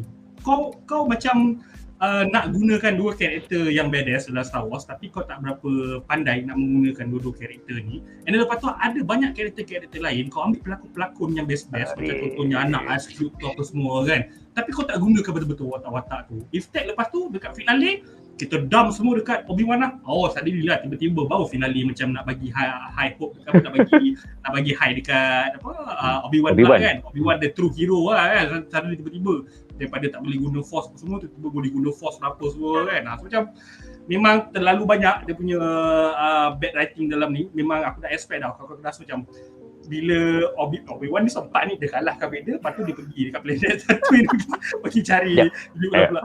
Wow, Speedport ada hyperspace jump Speedport dia ada hyperspace tak. Itu bukan space pop, tu macam kapal kecil. But I don't know why dalam ship yang besar tu satu kapal kecil ada hyperdrive. Aku macam so convenient. Satu kapal kecil dia ada hyperdrive. Bukan ke kapal. Kalau ikut prequels, diorang kena ada yang hyperdrive ring tu untuk pergi ke untuk hyperjump lah. Kalau tak salah aku betul tak Darren? The hyper X-Wing adalah kapal yang pertama yang kecil yang boleh hyperdrive kan? Yes. Dah ada kapal semua tak boleh. Yes. So bila aku tengok kapal Obi-Wan tu boleh hyperdrive, aku punya logik yang tahu pasal karakter dia, bukan X-Wing yang boleh hyperdrive first time in sejarah. X-Wing pun boleh hyperdrive. Yalah, tapi yang kapal kecil tu tak pernah lagi kan. X-Wing not yet develop during that time, betul tak? So macam mana dia boleh hyperdrive? Aku dah macam Maybe modified. Okay, Wan. Mungkin inilah kapal yang menjadi inspirasi kepada X-Wing. If Obi-Wan can do it, we must all be able to do it. It can happen. I can see that happen. Kau bayangkan macam ni Kau bayangkan macam ni Rebels punya pilots, fighter pilots tengah patrol dan dengan plane-plane yang bukan X-Wing lagi lah, mungkin W-Wing ke, W-Wing pula, K-Wing ke, M-Wing ke, whatever lah, sebab tak sampai ke X lagi. Tengah pilot tu macam, bro, kau dengar itu cerita yang Obi-Wan datang selamatkan Luke. Kenapa? Bro, dia hyperdrive bro. Ada hyperdrive. Cool. Dia nak plane apa? Mesti besar plane dia. Tak, dia naik apa? Transport. Freighter. Plane transport, serious. Punya transport je. Fuck. We need also. Kita nak fight dia tak ada hyperdrive. TIE fighter laju sial tu lah pasal aku tak tahu benda tu. Tu lah, one day I hope they do this for us, man. Yeah, man. Dia macam instead of dia macam 5-minute episode kan. Rebel Fighters Weekly. Itulah aku setuju kau. Tak patut. Tapi bila-bila tak menang lawan Empire macam ni. Tu lah pasal aku. Tak, dia instead of kalau dalam Star Wars ni dua Stormtrooper tengah borak pasal T punya no model kan. Dia buat Rebel lah untuk borak pasal hyperdrive. Dia buat Rebel borak ya. Aku buat cakap cerita aku teringat dalam cerita Mock the Week, dia orang buat ada satu segmen. Things you wouldn't hear in a film. Betul macam this Greg punya komedian panggil member datang, ni Stormtrooper A, Stormtrooper B. No, things you never expect Stormtroopers to say to each other. So macam dia panggil member datang, "Chuck, how's the family? You? Nah, I'm good. How's the kids? It's alright. Alright. Gotta go man. Yeah, see you. Chuck. Bye." Itu je. Realistic lah mami ya. Realistic lah mami tu. How's your son kan? How's your son? Kena bunuh kalau Vader apa kan? Bodoh gila mami. I mean kalau aku nak tambah lagi pasal si REVA ni, sebenarnya benda yang aku nak tengok waktu REVA tengah kejar ke Tatooine ni adalah bila Bail Organa nak punya squad tu nak sampai. Kan Bail kata saya akan hantar ke Tatooine. Aku nak tengok benda tu, squad dia datang untuk backup Unberu dengan Owen ke. Tetapi aku tengok benda tu terus jangan lupakan yang Bail Organa cakap dah hantar on the way ke Tatooine dia punya squad. So aku tengok tadi macam aku macam okey. Kan? Aku nak tahu benda tu. Bail Organa punya squad tu ada Jedi tak? Tak ada. Maka tak ada hyperdrive. Maka tak sempat. Tak. Bro, kau kena faham. Star Wars ni dia macam real life tau. Bail Organa pun sama juga. Dia manis cakap je dalam dunia ni. Saya berjanji jika saya menang, saya akan bagi awak ni. Kan Bail Organa kan? Bail Organa muka sebiji je kan. Jangan bincang, jangan bimbang Obi-Wan. Hyperdrive betul semua. That is the story.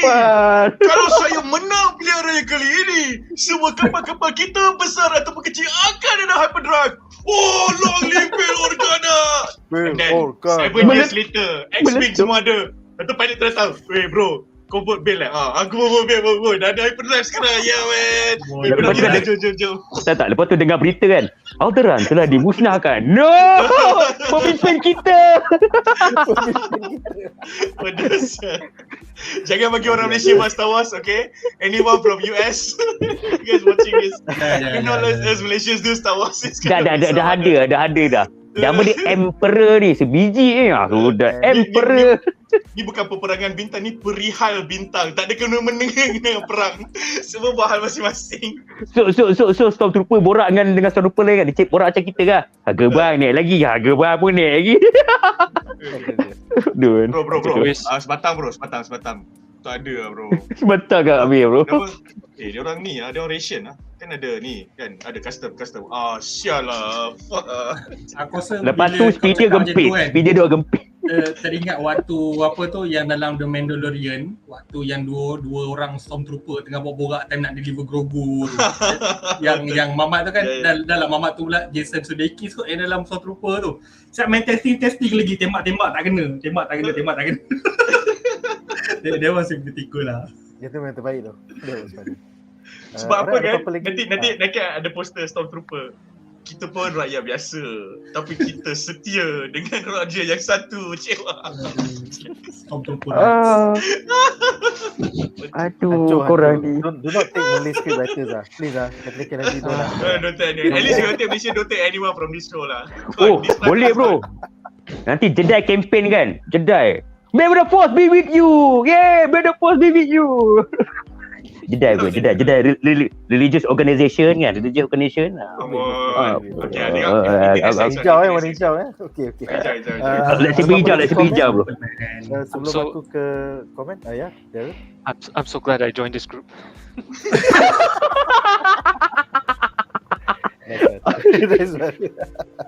Kepala kotak kita okey tau. Alright, so kita ada 5 komen menarik. Pertama, Muhammad Hazim bertanya, adakah pelakon Reva ni sama? Ini lagi seorang. Masih bersama Agnes. Mungkin tetap sama. Okay, tidak. The Samuel L. Jackson syndrome. Yang berlakon Reva ni nama dia adalah Moses Ingram, manakala yang berlakon Captain Marvel dalam Doctor Strange tu adalah Lashana Lynch. So dua pelakon yang lain. Kulit hitam tapi Mos Ingram, sorry aku tak puji langsung lakonan dia, not because I'm racist ke apa benda dia punya lakonan aku rasa macam agak try hard, lagi-lagi waktu dekat episod 5 yang dia menjerit suruh fire tu kan, it sucks man. Try hard to be macam yalah, try hard to be macam nak jadi macam Sith style dia sendiri. Tapi Hadi, you have to also take into account if the writing was written like that and the script is that, and let's just say this was a production where the actor does not have a lot of say into how he or she or they wants to express or portray their characters, benda tu kau tak boleh buat apa tau. Because any self-respecting, you talk with any self-respecting actor out there, theater ke, stage ke, screen ke, everyone, they want to have a part of themselves in the character. So kalau semua itulah tak director, writer semua. Ada apa? Saya kat dia. Sebab kalau benda tu tak feel, dia takkan boleh buat. So dan dia akan nampak yang dia paksa macam kau nampak ah. So kena you just have to have that. Deborah Chow cannot handle it. Joby Harold cannot handle it. So kau nak expect apa daripada series ni? Memang kita expect on the nostalgia bit je lah. Tu je lah. Unfortunately. Because itulah script from a film, tiba-tiba kau tambah lagi 2 jam, kau jadi series 6 episod. So inilah yang jadi. Alright, next question. Hot lah. Stress aku Ismail. Dia kata mati-mati dengan Captain Marvel. Rasanya tu lain tu. Itulah kan. Kau tengok James Bond. Rasanya list tu hot. Okay, anyway, Taza bertanya. Soalan pasal Reva kena tikam, sempat ke dia jumpa tukang cyber doctor di Tatooine yang tukar tu kerja mesin? Boleh sempat bro. Cyber doctor yang dalam dalam Boba Fett tu kan. Dalam Boba Fett tu. Dia tak sempat sebab cyber doctor tu tak ada transport yang Obi-Wan pakai. So cyber doctor tu tak sempat nak sampai, nak tukar. So dia pergi dengan 3 perut yang masih lagi dengan 2 perut yang masih lagi berfungsi. Tapi aku nak cakap sempat sebab aku nak kata sedangkan Obi-Wan pun boleh datang. Apa tak lagi Reva? Tapi Obi-Wan Jedi, dia bukan Jedi. Tidak, dia Sith. Dia betul. Dia Sith tadi. Dia Sith yang dah kena tinggal. Lepas tu dia dapat perut, so tengah 2 perut. Dia dengan Grand Inquisitor lagi. Bye-bye. Aku Tapi duduk betul perut. lah dia. Tapi sebab tu dia kali bunuh Luke. Masalahnya masa dia kena tinggal, dekat yang apa nama planet tu? Planet yang waktu yang Jabim. rebels tu semua dapat kan. Jabim. Jabim. Waktu tu ada kapal ke bukan semua dah belah tu? Itulah. Sebab tu dia bagi benda ni space Oh opera. my god. Dia bagi benda ni Why space you opera. open? Kapal yang ada kapal yang rosak tu je tau. Kapal yang rosak tu, kapal yang kena tear dengan Darth Vader tu je tau. Oh, Mana dia Reva buat kapal? mesti Dia nak repair call lah siapa? kapal dia, bro. Dia nak call siapa? Orang Empire dah excommunicado dia dah. Orang depan confirm dah tahu. Oh, dia buat tak jangan kan. Siapa? Dia nak pergi mana je? Patutnya aku rasa kalau tu dia nak justify kenapa Darth Vader dengan Grand Inquisitor tak bunuh dia, memang logik. Sebab dia tahu Darth Vader dengan Grand Inquisitor tahu dah tak ada siapa dah boleh selamatkan dia. That's why Grand Inquisitor kata you down in the gutter now. I will leave you in the gutter. End up tiba-tiba kau boleh kita twin pula. Kalau aku jadi Vader aku pun terkejut. Aku ingat kau dah tak ada siapa-siapa dah. Kau boleh pergi mana-mana kan. Itu sebab aku jaga kau. Kalau aku jadi villain aku tanya ni, kau ni sebenarnya Jedi ke? Sebab tak ada kapal terbang tiba-tiba kau sampai Tatooine. Macam Dia Jedi je boleh buat terbang, benda-benda bro. pelik macam ni. Dia terbang macam Mary Poppins bro. Dia terbang sampai kita twin macam Mary Poppins. Tak, you know Dia terbang guna dia punya lightsaber helikopter tu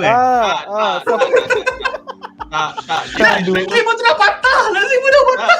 Dia boleh travel through space. Dia boleh travel through space macam Leia buat travel through space masa dalam episod 8 ke 9 tu. Macam Leia buat. yang tak Masa canon Leia tu. buat tu. Yeah. So now that Reva is one of the greatest force user lah. Dia boleh save heal. Dia boleh Helikopter. rampung macam Pakai- helikopter. Dia boleh pakai word between words lah. Yeah, lepas what is tu. words bro? Instant travel. Aduh. Cepat Inilah Sebenarnya- aku rasa sebenarnya all this thing kalau nak bagi penjelasan yang logik kenapa Reva tak mati, kenapa Reva still pergi sampai dekat Tatooine dan benda semua, kenapa Reva still ada sampai ke penghujung is because Disney political correctness. No. Correct. Aku betang kau. Aku pakai ayat 1. Aku betang kau. Ini adalah sebab Reva sebagai seorang Sith dia ada plot armor. Di mana armor tu boleh melindungi dia dari sebarang benda-benda plot. Yang boleh mencederakan dia. So kalau macam plot tu tak boleh kena jadi macam tu, dia akan jadi macam tu. Sebab apa? The armor allows it to do that benda. Tapi dia tak boleh lawan plot Amal Liu. Boleh Dia ada ranking dia. Tebal. Armor dia ada ranking. Bro, Reva panggil Gojek pergi hospital pantai. Bro, you messed up your countries, man. Sejak bila Gojek ada kat Malaysia? Atau sejak bila hospital pantai ada kat Indo? Mesti dah, bro. Jabim bro. Itulah kan. Aku dah tengok Asuka masuk Banyak alam benda stage masuk. Kemudian Tazam mengatakan pasal Obi versus Vader dalam banyak-banyak force power sikit je dipakai. Padahal ada force speed, force sight, gila banyak boleh pakai. Plus time Obi-Wan tahu tanah dah retak, boleh je dipakai force jump. Obi-Wan boleh lawan tu dah kira okey lah. Dia kan dah berapa lama tak boleh guna force apa semua. Dia boleh guna force, boleh terapung ke batu tu pun aku dah terkejut lah. Ya. And you hope pun that dia tak pakai force power langsung except for the part where he disappear. That's it. Ya. Ada. Waktu dia gerakkan tu, dia bunyikan barang ada stormtrooper pergi check barang tu. Tapi ini berkaitan dengan Vader. Ya. Oh. Betul. Actually aku boleh Mungkin aku beta rasa- sebenarnya. Aku boleh backup dia ni sebenarnya. Obi-Wan tak banyak pakai force sebab he doesn't want to force the issue. Betul. Anakin is one. Yes. Kan sebelum dia lawan Anakin dah cakap Anakin is dead, I killed him. So macam High five. Ada orang force pada Bye. issue kan. Actually macam ni lah. Aku pernah terangkan dalam group dulu, kalau nak guna force power ni bukan semua kau boleh guna sebab maybe certain orang dia train dalam different type of force power tau. Macam foresight ke apa. Dia bukan semua macam kalau kau Jedi kau tahu macam mana nak guna foresight. Kau kena train benda tu, skill tu. Betul. Macam force Bukan choke macam pun encyclopedia. ya. Dia bukan macam metrik tau. Macam metrik kau cocok pula kan. So in my opinion mesti Obi-Wan ada skill dia, skill set dia masing-masing, lepas tu dia guna. Macam Lord Vader lah, takkanlah tak pasal dia punya skill macam pelik-pelik kan. So apa kita panggil tu, setiap orang ada skill set dia sendiri yang dia boleh tahu, yang dia boleh pakai on the spot. Kau tak rasa dia nak guna foresight tu macam tak rasa macam tu kau boleh cakap Obi-Wan kau boleh guna force lightning. Kalau nak kan, kenapa tak guna? Kenapa tak guna? Figured out later in the Legends books dalam the new Jedi Order. The new Jedi Order baru dia realise it's a spectrum, then doesn't matter you're on the light side or the dark side, kau boleh gunakan. Tapi still you need to train for it. It's not like everybody can just like I know Yeah. kung fu. Ray boleh Ray? Ray, train. Tu pasal I am all the Jedi. Macam tu lah. Babi ni. Okay, El Mundo bercakap, tapi kapal Phantom dalam Rebels ada hyperdrive. Kapal tu kecil juga. Well, Rebels happen beberapa tahun sebelum episode 4. So by that time I guess hyperdrive technology is more prevalent than mainstream. Sebab semua orang masa tu dia dah undi Bail Organa. So Bail Organa dah bagi semua Saya kapal. pastikan. Saya berjanji.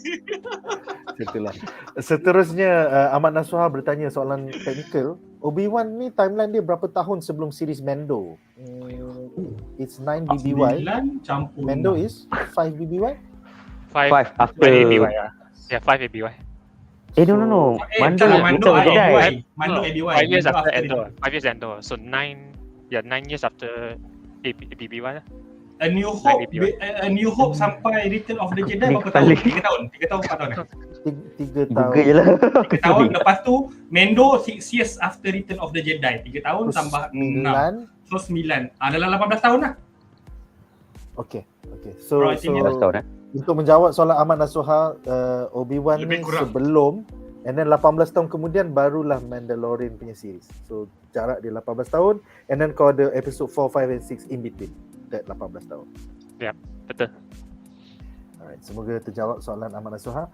Soalan terakhir daripada Muhammad Hazim. Obi-Wan ni dah confirm ke akan ada season 2? Ke akan sambung dengan New Hope? Ada Ini- season 2. For now it's called A New Hope. Itu my answer. Darren tu my answer. For now. For now. Ada Unless Captain Kennedy cakap, engagement banyak lah, orang suka lah, then they will make season 2. tapi ada orang kat Twitter cakap pasal dia cakap pasal satu plot ni panjang. Aku baca tau plot tu apa season 2. Lepas tu tengok kan, babi ni New Hope lah setan. Aku baca panjang-panjang tu, kau ajar tu. New Hope lah setan. Kita kena troll one lagi banyak. Dia orang cakap like apa, a teenage Luke and Leia akan berjumpa lah, apalah, memang kelakar. Lepas tu jumpa dalam satu scoundrel lah apa lah. Memang kelakar. Aku baca tau. Lepas tu, ya Allah ni New Hope. Aduh. Alright, seterusnya. So berapakah umur Obi-Wan kalau dia masih hidup sampai season Mando? Kenapa kau tanya soalan macam ni? Kenapa aku? Dia dalam A New Hope pun around 60 kan? 60 ke 50? 55. Dia tak sampai 50 pun. Ya. Asal 55 teruk gila muka dia macam tu. Kan? Sebab Dia dah pernah duduk kat Tatooine. The Tatooine punya environment will cook your head, will cook your skin lah. So kalau dalam Mando rasanya mungkin umur dia lebih kurang dalam 60 tahun lebih. Okay, Ahmad Nasuha jawapan 18 tambah 10. Yes, Luke Skywalker would have been 28 years old. Ataupun 28, 29 at the end of Mandalorian season 2. Yeah. Masa dia ambil Grogu tu. Yep. Yeah. Alright guys, The right so dengan age to itu start a Jedi temple lah if you ask me. betul. Alright guys, so dengan itu berakhirlah segmen kedua kita dan kita akan ke prop menarik kita yang terakhir. 2 jam setengah. Habis. Dia 2 jam setengah dah. Yeah, sorry, it's running over long. So, segmen terakhir kita adalah tentang The Skywalkers Legacy. So, kita ada satu quote daripada Obi-Wan kepada Leia di mana dia katakan, "You are the future. You're what needs to survive."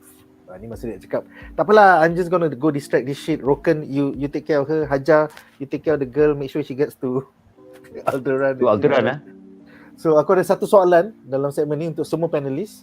Apakah pendapat anda tentang siri ini meretconkan the fact bahawa Obi-Wan Kenobi telah jumpa Leia Organa dan Luke Skywalker prior to Star Wars Episode 4, A New Hope? Personally, do you feel it enriches the Skywalker saga, or does it dilute it by making their meetings in A New Hope effectively useless? I don't know. What's your personal opinion? Kita mulakan dengan Wan Muhammad, kemudian Darren. Silakan. Inilah benda yang aku takut. I mean, I love the fan service of Vader lawan Anakin. Vader lawan Anakin, lawan diri sendiri tu. Obi-Wan lawan Vader apa semua kan. But this one yang buat aku geram gila. Because bila aku nampak dari New Hope, I mean, aku nampak lah dia tunjukkan yang Leia tu terkejut dengan Obi-Wan masa dalam Regency lah, terus excited nak jumpa. Tetapi bila dia nampak Obi-Wan hilang, dia punya reaction tak macam Luke. Aku rasa punya reaction lepas tu lagi teruk pada Luke. Kenapa? Tetapi ada orang beta lah. Alah Leia ni, planet kena hancur apa, relax lagi Minah ni, dia tahan kot benda tu. Obi-Wan mati tak apa, dia biasa. Tapi itulah yang bagi aku rasa lah, benda ni yang sebenarnya yang aku tak berapa puas hati, because kalau dia nampak Obi-Wan macam tu kena dengan Vader kan, dengan Vader kena pancung walaupun hilang, reaction kau patut akan sedih juga, sebab itulah orang yang pernah selamatkan kau, connected semua kan, macam kau punya ayah angkat semua. But I think lah, kalau dia nak retcon kan, dia akan buat satu komik, dia akan cakap sebenarnya bila Leia tunjuk kuat depan Luke tu, kat belakang dia menangis, oh planet aku, oh Obi-Wan, dia akan buat macam tu lah kalau dia nak sedapkan hati kau. Lepas tu orang kata canon lah, sebab benda ni dalam komik, which is kau tengah makan burger tapi ada satu part of patty yang sedap tu dia letakkan kat luar beli komik. So bagi aku ini particular part yang aku tak suka lah, because even though I layan juga yang dia jumpa Leia apa, because nak bagi justification Obi-Wan keluar daripada planet, but bila kau nampak A New Hope, the reaction is kind of like very illogical, kau akan rasa macam sakit. Bagi aku sakit lah hati, macam kenapa macam ni, even though I kind of love it, the interaction a bit with Obi-Wan dengan Leia, walaupun ada macam beberapa isu pasal writing dengan Leia ni terlampau pandai. Leia ni bila kau nak baiki benda yang ada control panel yang kena panjat atas tu, kau boleh tengok aja, lepas tu pun cabut satu tali je, lepas tu kau macam tahu semua benda nak baiki barang tanpa ada sebarang setup ataupun justification yang kau ni sebenarnya pandai gadget atau apa, tak ada setup untuk dia. And then for me macam diorang terlampau take the liberty of writing too much sampai kena lupa nanti A New Hope kan jadi macam ni tau. Lepas tu diorang semua senyap. Lepas tu tengok BuzzPOP punya bedah ni, bila kita semua utarakan diorang senyap. Tak apa, nasi jadi bubur dah. Lepas ni bagi Dave dengan Dave Filoni dengan Jon Favreau. So dia aku rasa dia senyap. Apa dia? Aku rasa dia senyap tengok kita sebab dia tak faham BM. Tak apa. So in my opinion, I kinda like rasa macam tak puas hati lah bab ni. Diorang dah tahu apa akan jadi kat New Hope. Scene by scene tu penting, sebab fan memang akan tengok satu-satu benda macam tu. So dia jadi macam ni lah bagi aku, macam itu kesilapan diorang yang diorang buat macam ni. Then Leia should be lain. So nasi jadi bubur lah bagi aku benda ni. Dia akan enrich, tapi reaction dia dekat New Hope tu aku tak puas hati.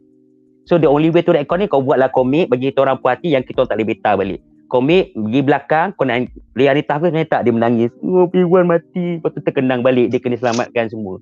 Then aku boleh justify lah, boleh lah, tak apalah, we give you tutup mata sebelah lah. Janji kalau season tu kau bagi Filoni dengan Jon Favreau, nasi jadi bubur. Dia macam George Lucas dah buat prequel, bagi aku nasi jadi bubur, tapi dia bertaubat, dia bagi kau ni bubur yang sedap. Aku buat jadi Clone Wars. Alhamdulillah sedap, tak apa kau buat prequel tu bodoh kau ni. Ini my opinion lah. Aku tak boleh nak cakap apa because benda dah jadi bubur. So that is my opinion on it. Kau dah ada on game. Alright, seterusnya Darren, your thoughts about, did it dilute it or you think enrich it? Silakan. Personally, I think it enriches because, well, again, one pretty much explained it lah. Like, she goes, like, when Luke told her, I'm here, Ben Kenobi sent me, she didn't question it, She didn't say, don't you mean Obi-Wan? No, she said, Ben Kenobi, where is he? So, she just terlepas macam tu lah. And then when it comes to how Leia's reaction to Obi-Wan is, you have to remember, how did she react to Alderaan's destruction? Yeah, she memang, the moment it happened, she memang distraught lah. Tapi after that, she's like, are you too short to be a stormtrooper?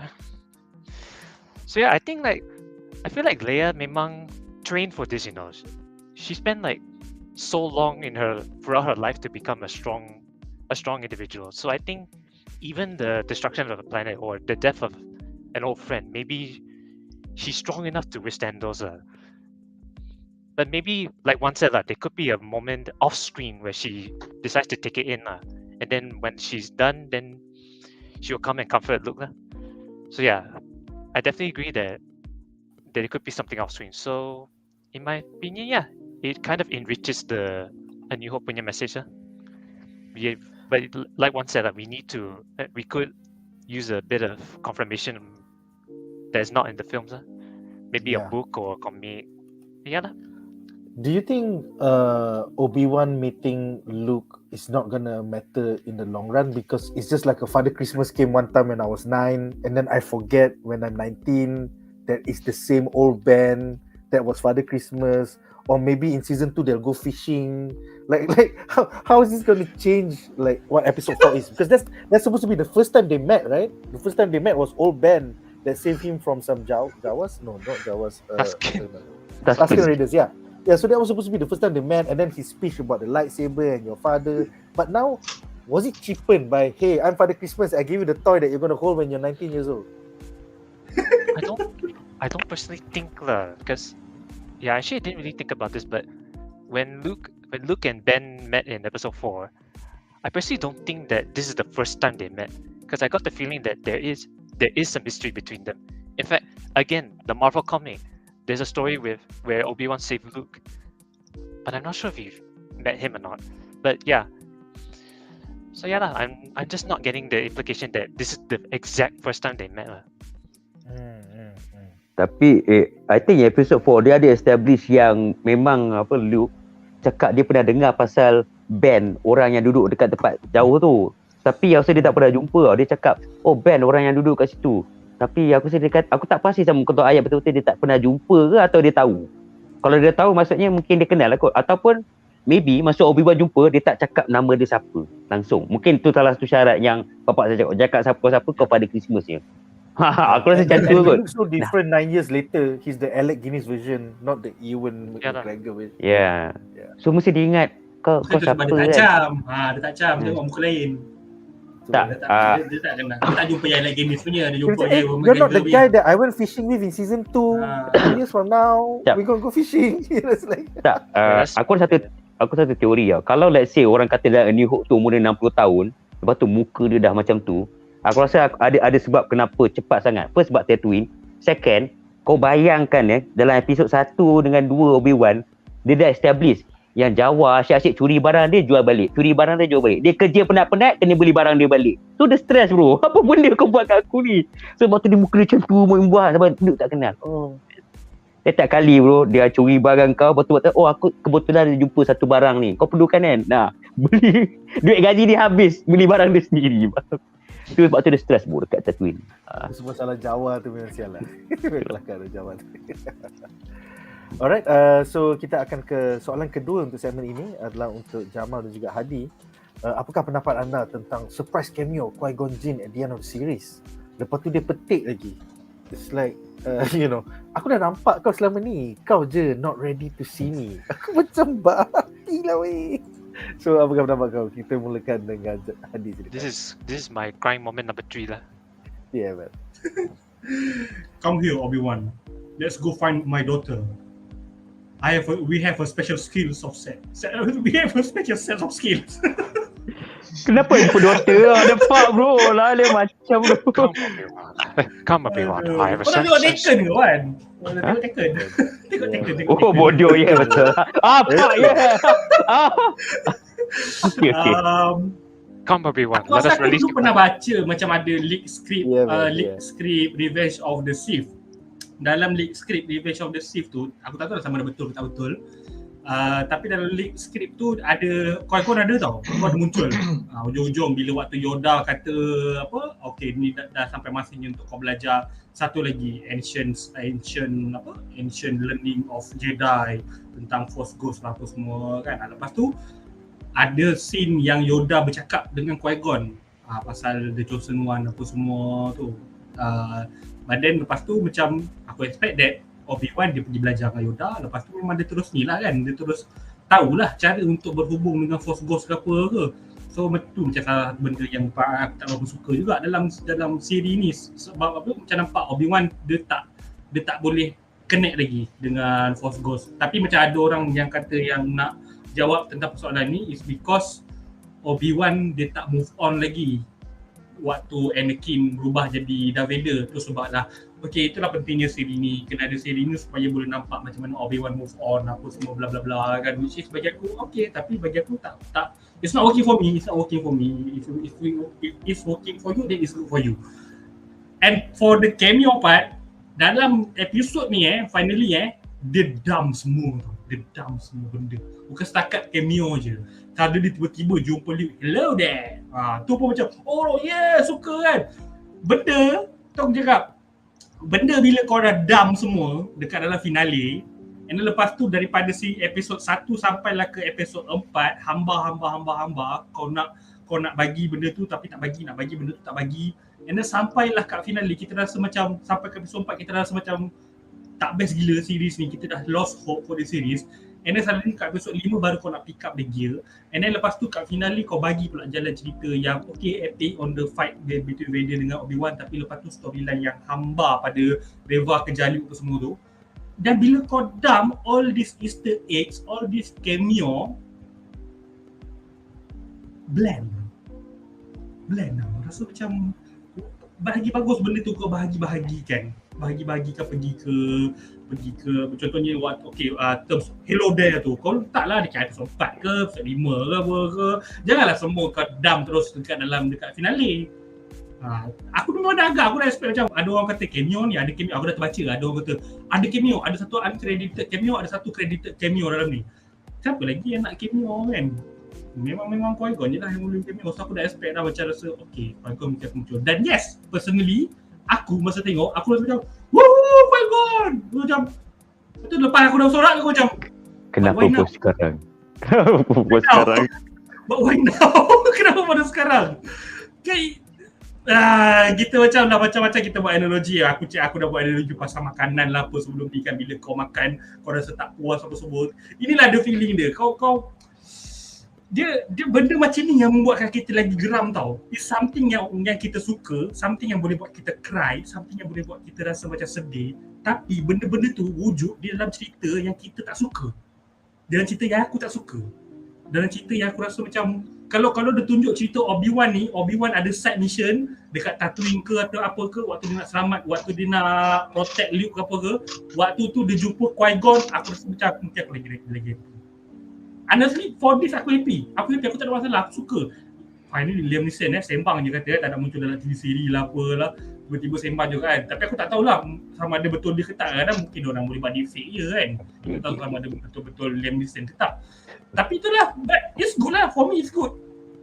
Bagus benda ni, cuma yang tak bagusnya sebab kau dump semua dekat finale. Kau dump semua kat finale, dan lepas tu tadi bila sentuh pasal Obi-Wan jumpa Luke, kenapa? Kau dah lah sakitkan hati aku daripada awal apa semua kan, nak justify semua benda berkenaan dalam New Hope apa semua tu. Lepas tu kau dah, ini aku kata kau kacau New Hope tu. Aku dah kata janganlah jumpa Luke. Itu benda tolong jangan jumpa Luke. Jangan kacau benda tu. Sebab aku expect dalam New Hope aku dah ada implication yang mengatakan Luke memang tak pernah jumpa ada connection face to face dengan Obi-Wan, dengan Ben Kenobi.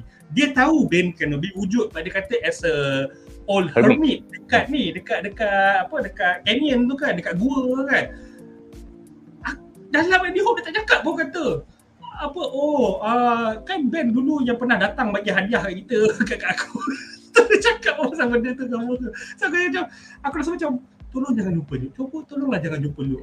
Lepas tu aku expect macam memang dia tak jumpa lah, dia terus kata okey tak apa, kau bagi je mainan ni, bagi kat orang kan. Kau bagi je mainan ni kat Luke, macam tu je. Ini lepas tu pergi jumpa, hello there. Kau expect aku happy ke? Kau letakkan phrase yang aku tunggu-tunggu daripada first episode, tapi kau letak dekat scene yang aku tak suka. Scene yang memang macam kau buat scene ni memang habislah canon Star Wars, habislah kan. Kalau kau letak scene tu waktu yang Leia dengan Obi-Wan pergi jumpa yang Stormtrooper dekat planet tu, planet apa nama planet, dia jumpa kat planet tu dekat dan masa nak naik transport lepas tu Leia cakap kan, pergilah greet orang ni, hello. Itu CP. Satu perkataan lagi, hello there. Betul. Aku tengok hello there kan. So inilah dia apa, this is what Disney Disney buat. Bila orang kata ada apa Disney pentingkan story ke pentingkan engagement, ini diorang memang pentingkan engagement. Diorang nak letak benda ni dekat finale. Orang tweet about it, yes, TikTok about it, yeah. Dia aku rasa Disney sebenarnya diorang realise, Disney ke KK ke Jobera, diorang realise episod 1 sampai episod 4 ni confirm orang benci ni. Tak apalah, kita buat je lah, tapi kita nak bagi orang happy macam mana? Kita buat episod 5 dengan episod 6 full all out kita bagi epic kau-kau kan. Kita letak semua easter egg apa semua dekat 2 episod terakhir je. Kita letak tak payahlah 2 episod terakhir, kita letakkan episod terakhir. Episod terakhir kita letak semua episod terakhir. Kita letakkan episod. So macam dengan harapan supaya orang berilusi, orang delusion mengatakan macam best, finally best Obi-Wan Kenobi tu semua. But personally bagi aku, apa yang diorang buat kat finale tak boleh membuatkan aku lupa apa yang terjadi dekat dalam episod 1 sampai episod 4. The bad thing yang diorang buat. Benda lepas tu lah benda-benda bad writing apa semua ni kan yang dekat dalam finale berkenaan storyline REVA lah apa semua ni. It's totally pure shit. Actually bila kau cakap plot hole macam mana REVA dapat transport pergi Tatooine tu, aku terus macam, yelah babi, bukan medic support je. How did she find the transport? Weh, tu Tatooine. When there is the will, there is the way. This is the way. Kata di Mandalorian kot. If there's season 2 lah for Obi-Wan kan, please don't touch on Vader story anymore. Jangan touch pada Vader story. Or Luke or Leia. Go do something else. Or Luke or Leia. Jangan sentuh lagi dah. Aku harap biarlah ada berapa kali lah kau nak engagement. Aku cuma risau Disney ni, dia orang punya style, dia orang tak pentingkan storyline, dia orang pentingkan reaction, Twitter reaction, pentingkan trailer reaction, fan service, it's all fan service semua. But in the end, benda tu lama-lama jadi macam ibarat macam kau jual toys tau. Macam kau jual toys. Kau jual nostalgia bit tu macam kau jual toys. Kau dah lupa kan semua dia punya storyline yang penting kamu benda ke, sampai orang kata apa the original trilogy punya lore tu dah dicemari dah. Tapi aku nak komplain lebih pun tak boleh, sebab itu yang Disney nak buat bila dia acquire Star Wars. Kalau kita tak nak benda-benda macam ni, Disney tak ada nak belinya Star Wars. Bila dia beli Star Wars, dia memang tahu kita buat sequel, kita buat solo, kita milking semua watak-watak. Watak Boba Fett tak banyak dialog, tak apa, kita buat siri dia tiba-tiba tak banyak dialog. Macam this is what Disney is all about. Aku memang boleh complain about all the series ke apa ke, tapi apa yang aku boleh expect in the future, Disney akan continue buat benda ni sebab dia tahu it works. Walaupun it's not working for me, it's not working for Wan ke apa ke siapa, but secara generalnya it works, it still works. That's the problem. Aku rasa tak terkejut kalau ada sesuatu ke benda. Aku rasa tak kot, sebab kalau kau tengok bombardment daripada Rotten Tomato, lepas tu bombardment pada YouTube, trending banyak macam against Obi-Wan tau. Cuma kadang-kadang aku tengok macam kat tempat-tempat Facebook je yang macam banyak orang puji, tapi dari segi betul-betul critical review, semua bantai Obi-Wan dia habis-habis. Sampai kan aku rasa maybe dalam internally dalam boardroom Disney pun mesti orang kata balik, Kati apa kau buat ni kan, sebab kan rating tu nampak obvious sangat. And lagi satu benda sebenarnya, benda yang red flag yang first kali aku naikkan untuk cerita Obi-Wan ni kan, bukan pasal episod tu, benda first red flag aku kata benda ni diorang tak put heart and soul is because waktu Kathleen Kennedy announce Kenobi punya series, Ewan McGregor keluar tau, semua dah tepuk tangan. Dia cakap hello je. Apa sih, it's supposed to be hello there. Kau patut force dia cakap hello there. Kau bayar dia $100 just for cakap hello there. Sebab kau bayangkan every time Ewan McGregor aku tengok dalam movie lain, even I think 2 hari lepas ke, mak aku tengah tengok Big Fish tau. Big Fish cerita Ewan McGregor. Dia tengah bawa post ke apa, dia nak cakap hello, asal kau tak cakap hello there. Even aku tengok cerita Winnie the Pooh yang Disney punya dengan apa? Dengan Nick. Christopher Robin Winnie the Pooh. Bila nak jumpa Pooh kan, dalam trailer cakap asal kau tak cakap hello there. Lepas tu Winnie the Pooh keluarlah banyak lightsaber.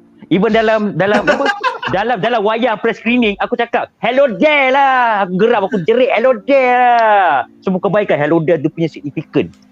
Itulah signifikan dia. Tapi nasib baik Wan bagi tahu pasal benda tu, sebab aku tertarik nak sentuh, aku lupa. Obi-Wan McGregor at one point ada isu dengan skrip Obi-Wan Kenobi ni. At one point sebenarnya dia ada isu. Ada satu news keluar, dia kata macam kan ada satu macam aku tak tahu macam rumours ke apa, dia kata macam ada problem sikit waktu tengah shooting tu, ada problem.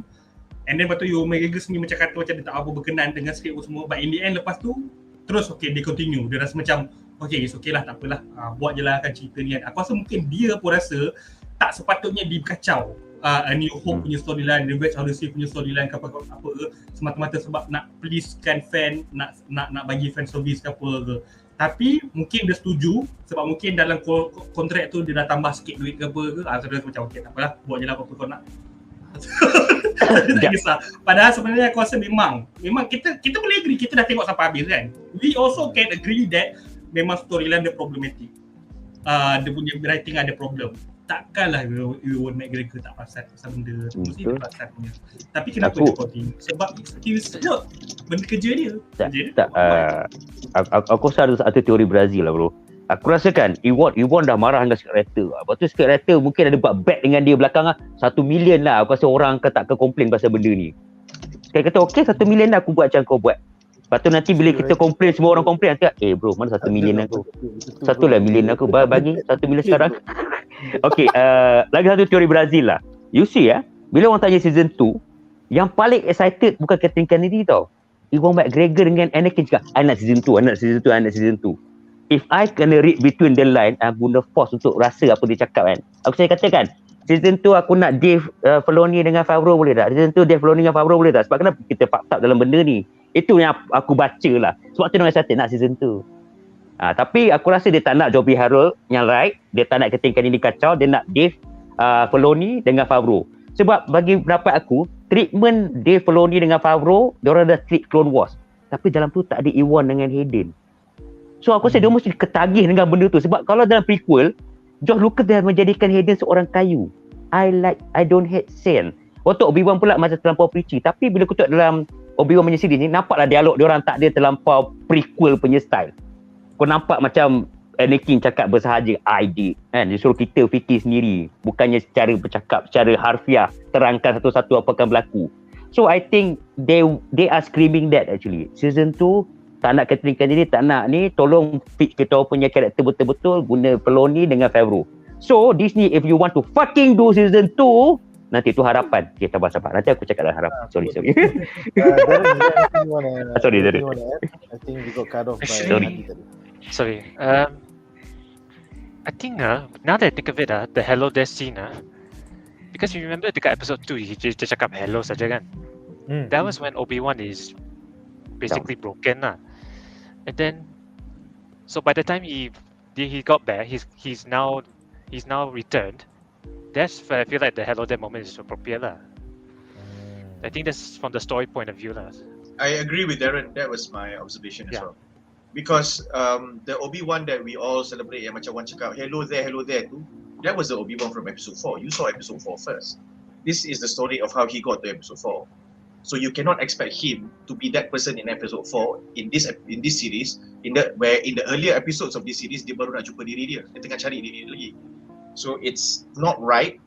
And if Obi-Wan were to say hello there during yang masa dia announce, Kennedy announce tu, it's fine. It's fine if he says it will be great. It's fan service, but it's okay if he doesn't say it anyway. Because the moment he says it, then your expectations lagi melambung. Itulah. Itu yang patut dia buat in the first place. Letak je lah tu. Ewan McGregor kalau Star Wars fandom adalah can be on the right side can be toxic, on the bad side can be toxic, on the right side can be extremely supportive. So kalau Ewan McGregor, the fact that you read so much into Ewan McGregor just introducing himself as hello, not losing any points for not saying hello there, and will score a whole lot of points for saying hello there, says a lot about the fandom. That justifies my answer. So benda tu, I think you're reading too much into it, and Darren's argument for hello there not appearing at earlier parts of the series is fine. That is what it is. It makes a lot more difference ending to bila kita hello there, because if you colloquially speaking, hello there, dia macam hey hi, there ada that connotation. So when he says that again, he says that it's because he is meeting the same person again, but he might be meeting that same person in a different light with a new perspective. That's why you have the hey, which is the overriding emotion atau intonation behind hello there. Tapi masalahnya dia buat time jumpa Luke yang kita ada argument kenapa dia jumpa Luke yang bahawasanya. Itu lagi kita sakit hati ke tahu tak macam kalau for me within the context of the series, it is not, we are saying benda tu tak perlu. Benda tu memang tak perlu, tapi within the context of the series for Obi-Wan's character, at least what they have intended to write based on whatever we have seen, benda tu tak salah. Because Obi-Wan punya character needed to wrap up his own story in that series before he leaves. Because when he leaves, dia tak akan jumpa Luke dah. So dia tak For nak last time dia another jumpa Kau Luke. kata yang salahnya keseluruhan jalan cerita ni. Keseluruhan jalan cerita ni tahu. Sebab tu aku cakap, kalau kita ambil apa yang dia dah bagi kita, at that point in time bila dia jumpa Luke, tu tak salah lah. Memang patut dia kena jumpa pun sebab dia tak tahu dia akan jumpa Luke lagi ke tidak. So dia memang kena jumpa Luke. Dan in all honesty, kau tak boleh salahkan dia. Sebab dia tak nak jumpa Luke. Dia nak pergi bagi jumpa Owen, nak minta maaf kat Owen, nak bagi toy tu dekat Luke. Owen yang kata, do you want to meet him? Yes. Uncle So kau tak Owen. boleh salahkan Obi-Wan. So Dia siapa tak yang pergi dengan niat nak jumpa. Kita tak salah kan? Tak salah kau. Memang aku salahkan director dengan writer siri ni. Aku salahkan Wan. Aku salahkan Wan sebab dia petik benda kecil, simptom, lepas tu dia jadi benda lain. Lepas tu aku macam Tak adalah. Betul lah. Kalau dia nak put hello there juga, dia jumpa Force Ghost Qui-Gon. Hello there. Ataupun Wan Kena buat flashback waktu dekat Clone Wars dia pakai clone armor tu, dia tengah berlawan ke ataupun dia tengah jumpa someone ke apa, dia cakap hello dia waktu tu. Bersesuaian lagi. Sedih je. One said something just now Clone armor that made me accept everything he has been saying for the past 10 minutes. One punya statement, One punya ayat adalah ni fandom aku. Okay, then I respect that. Suka tingkau. Tapi kau janganlah kata macam dia patut buat jadi tak boleh because within the context because within the context of the story it's fine for him to say hello there. Because okay, this is where the series got it right in the grand scheme of things where they got many things wrong. Okay lah, kita agree this series did not get a lot of things right. A lot yang dah menjejaskan kita punya mood nak tengok episode 5 and 6. That being said, that one moment where they did fan service correctly was that scene bila Owen kata okay lah kau nak jumpa Luke, kau jumpa lah. Okay lah dia jumpa Luke, betul macam aku dah skodeng kau berapa tahun. Sebab dia dah kerana itulah dia cakap hello there. Of course lah Luke takkan faham hello there tu apa maksud dia. Tapi for Obi-Wan, that is Obi-Wan finally getting to officially say hello. Tetapi kepada kita, that is the fan service lah. So that for me is the microcosm of the entire series. Benda kecil secara tak sengaja, incidentally you get right. Benda besar, benda fundamental. Menangis aku. Fundamental. Dan kenapa Obi-Wan boleh dapat hyperdrive sebelum Bail Organa telah menang pilihan raya, dia tak settle. Okay, so benda-benda besar dia tak settle. Benda-benda kecil dia incidentally get right. Macam So in that sense, that scene is a microcosm. I liked it. I do not like sebab aku tak jawab di soalan ni. Tapi aku personally tak jumpa Qui-Gon pun tak apa. Qui-Gon should have been a second season if they're going to do a second season. Kalau nak jumpa Qui-Gon, it should have been later. Or they should have put Qui-Gon in the first episode and the last episode. Meaning Qui-Gon in the first episode was a flashback because Obi-Wan tengah mencari diri, so he has to flashback to the times when he was still learning from Qui-Gon and say, where did I go wrong? So dia akan ingat satu lesson dia dengan Qui-Gon. Obi-Wan, you always do this instead of this. You always think that it is like this. And then when this happens, kau macam ni. And then Obi-Wan fast forward balik to present day, itulah benda ni berulang lagi. Tapi Master, you are not there anymore. I did wrong. I did Anakin wrong. I don't know what to do. Help me, Master. I can only scolding Luke now. Okay, fine. Fast forward 5 episodes, everything dah settle. Dia jumpa balik Qui-Gon punya Force Ghost. Barulah cantik. Sekarang ni, the Qui-Gon is a fan service yang tak kena. The Hello There was a fan service yang kena dalam satu series yang banyak benda kecil incidentally betul, tapi banyak benda-benda yang fundamental kucing ke laut. Macam tu. So that is the thing. Lepas tu Qui-Gon cakap, I've been here all along. You just weren't ready to see me. Dia sebenarnya aku expect dia dekat dalam episod ni paling-paling waktu yang Obi-Wan pray sebelum nak jumpa Vader tu, kita akan dengar macam background suara saja tau. Yeah, that's enough. Suara Qui-Gon. That's enough. Suara saja. So at least macam kau dah dapat suara. Macam kita rasa macam alamak tak ada kot, tak muncul kot. Okay. So ujung-ujung dia muncul juga, nampak. Okay. Kalau for me in this series, if we were to get Qui-Gon in Force Ghost, in flashback or in voice, it's not at the end. It would be in a scene where Obi-Wan Kenobi needed to teach Leia a lesson that he thought Anakin, tapi Anakin tak ikut sebab dia salah ajar. So he revisited that lesson. When he came to that lesson again, dia struggle dia nak buat, dia tak tahu nak cakap kat Leia macam mana sebab dia teringat the last time somebody asked me this question, it was Anakin and look what happened to Anakin. Lepas tu dia dengar suara Qui-Gon. Then ataupun dia flashback to Qui-Gon Jinn. And then baru okay. That would have been fine. Actually kan Obi-Wan patut ajar Leia. This is how you do the Mary Poppins. This is how you fly in space. Kenapa kau sajid? Barulah the circle is complete. Ada satu lagi pendapat teori juga. Diorang kata sebenarnya Qui-Gon sepatutnya at least ada suara kalau nak justify yang Obi-Wan boleh keluar daripada batu tu. Qui-Gon reach kat dia cakap, you can.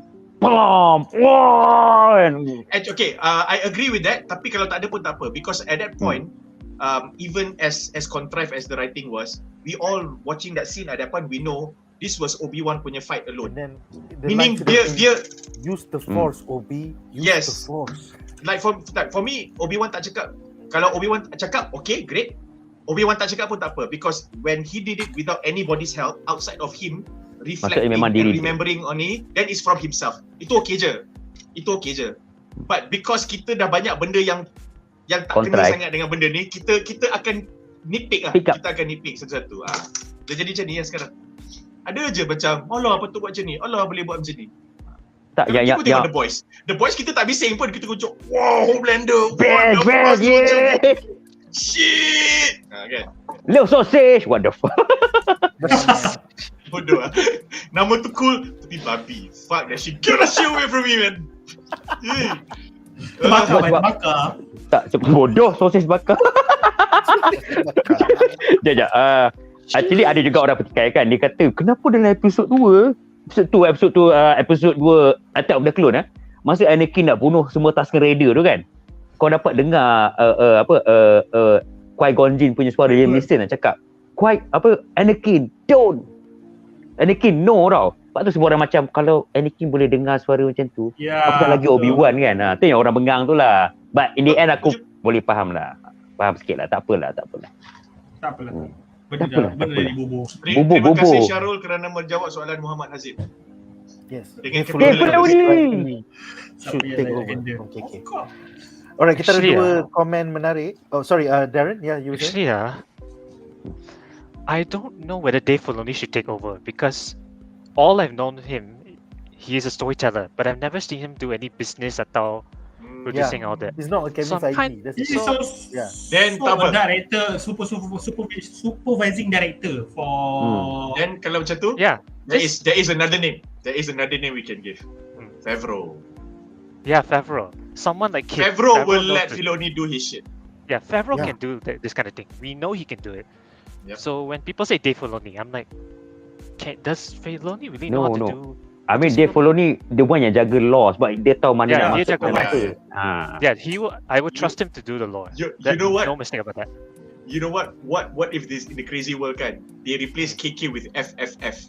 Feige replaces KK, and Feige will let Filoni do the law punya ni, and Feige will let Favreau take care of the production, the triple F. Jadi don't need Feige lah. Actually aku tak nak Feige handle lah. Feige aku tak nak. Tapi aku macam FNF, FNF okay lah FNF. Tak, sebab dia Disney kan, so macam Feige is already half foot in the Star Wars punya universe. Okay lah, not half foot in lah. We don't know what Feige is capable of doing in Star Wars lah. So we'll just see wait for that happen lah. Aku takut capable dia guna Marvel kan. Oh, Brie Larson jadi je dah. Dia pergi. Multiverse wujud. No, Faji. No, itu work in Marvel bro. Dia lain. MCU punya cinematic universe dengan Star Wars punya cinematic universe berlainan. Sebab kau tak boleh buat macam Star Wars tak boleh buat macam MCU. Yeah, we can't mix it. We can't mix it. Feige will be the first person to know that. Yeah, that's why Star Wars kalau tengok dia orang buat law Star Wars ni, okay, ada yang timeline semua berbeza-beza.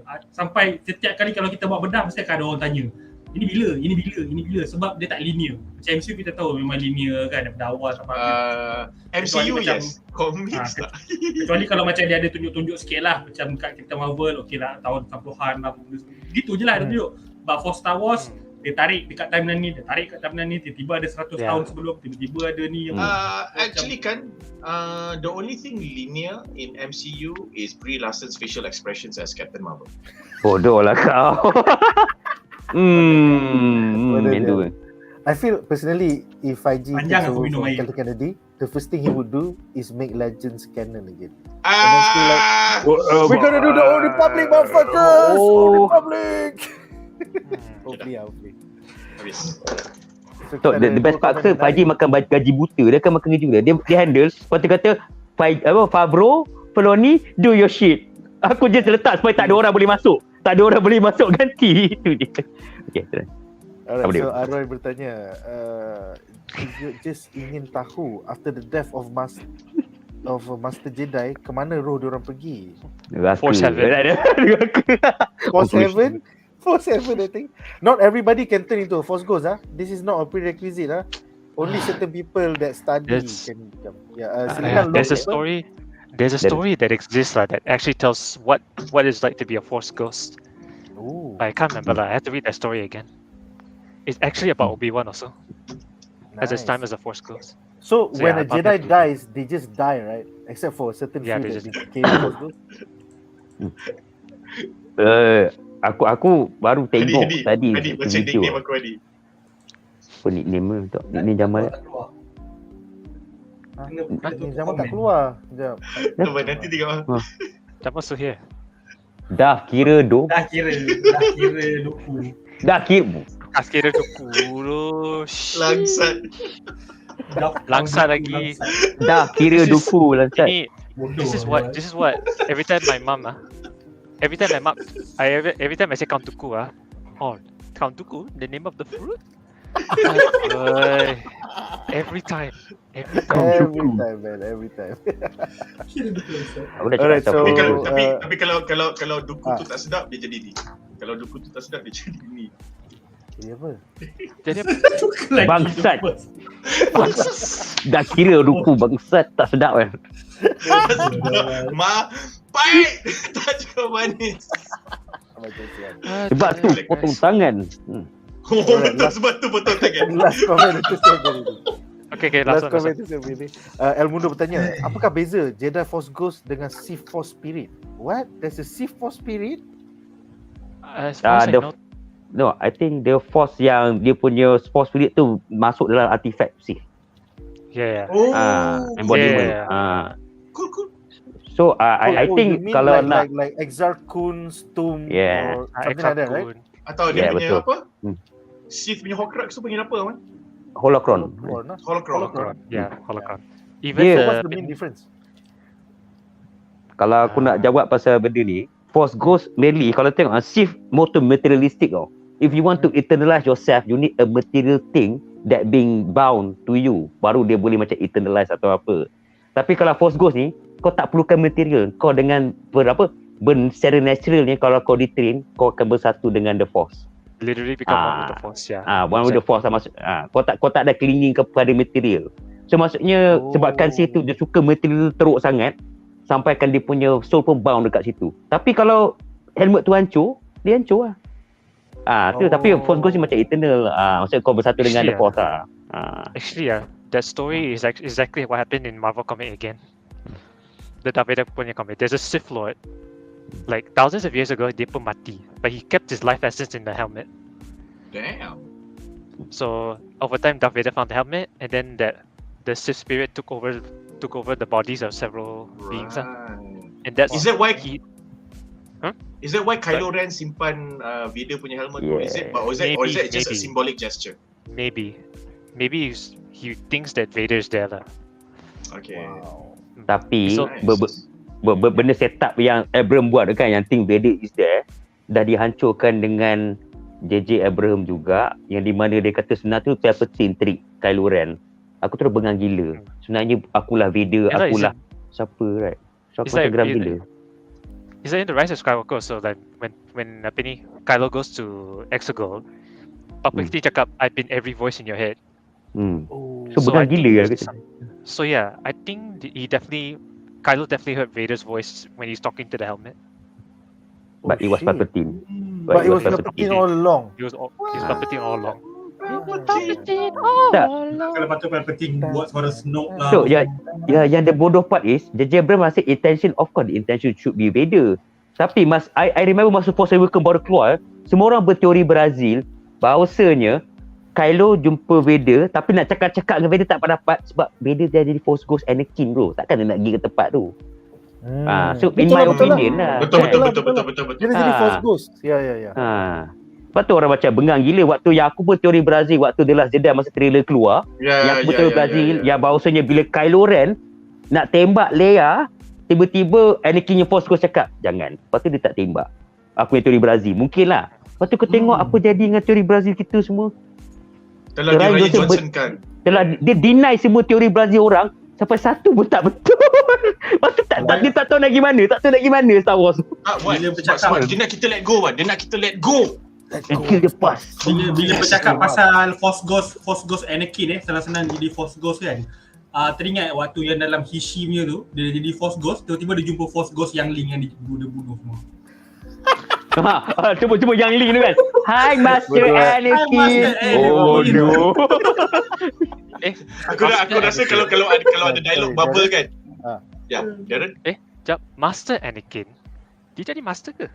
Tak jadi master. Dia orang troll dia lah. Dia orang troll Anakin lah. Hi Master Anakin tu dia macam, oh this is awkward man. Tak. Kau kena faham. Yang nak tak cakap dia orang Master Jedi Council. Tetapi yang Link yang dia kena bunuh tu, yang first time kena tu bukan kan. Dia kata Master Skywalker. So maksudnya dia tak dapat title Master, tapi macam Padawan dia yang Link semua cakap Master lah. Yang panggil dia Master lah. Suka panggil dia Master kan. Mungkin sebab tu lah dia bunuh yang Link tu masuk Order 66 buat babi korang troll aku Korang troll aku. Korang sarkastik dengan aku panggil aku Master Skywalker. Tak dia macam ni tau. Aku rasa aku kalau nak bagi deep lah, masa yang dia cakap kan Master Skywalker, what should we do? There are too many of them. Macam menganjing kau. Kau nak buat apa jadi macam ni? Apa yang kau buat sebenarnya? Apa kita nak buat sekarang? Jatuh semua Master. Waktu dia salah faham.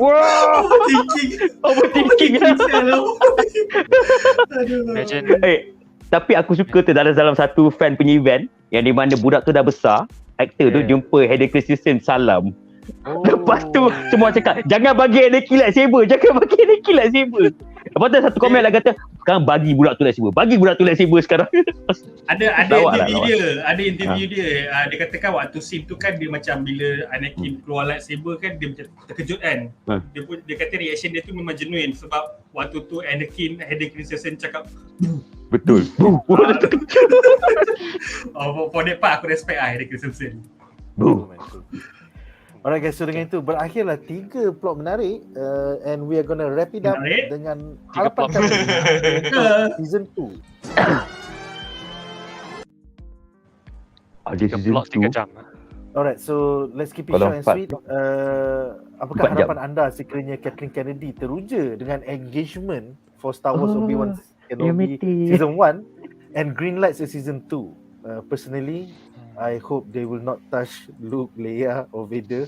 And then come on lah, just go on a side adventure lah. Kau panggil lah member kau, Quinlan Vos, like, hey bro, I saw you bro, how you doing man? And then like kau kutip lah Cal Kestis tu. And then kau gila lawan Kira, which is now the head of the Crimson Dawn Syndicate. Come on. Aku nak. Okay, I will answer this question first, Nick.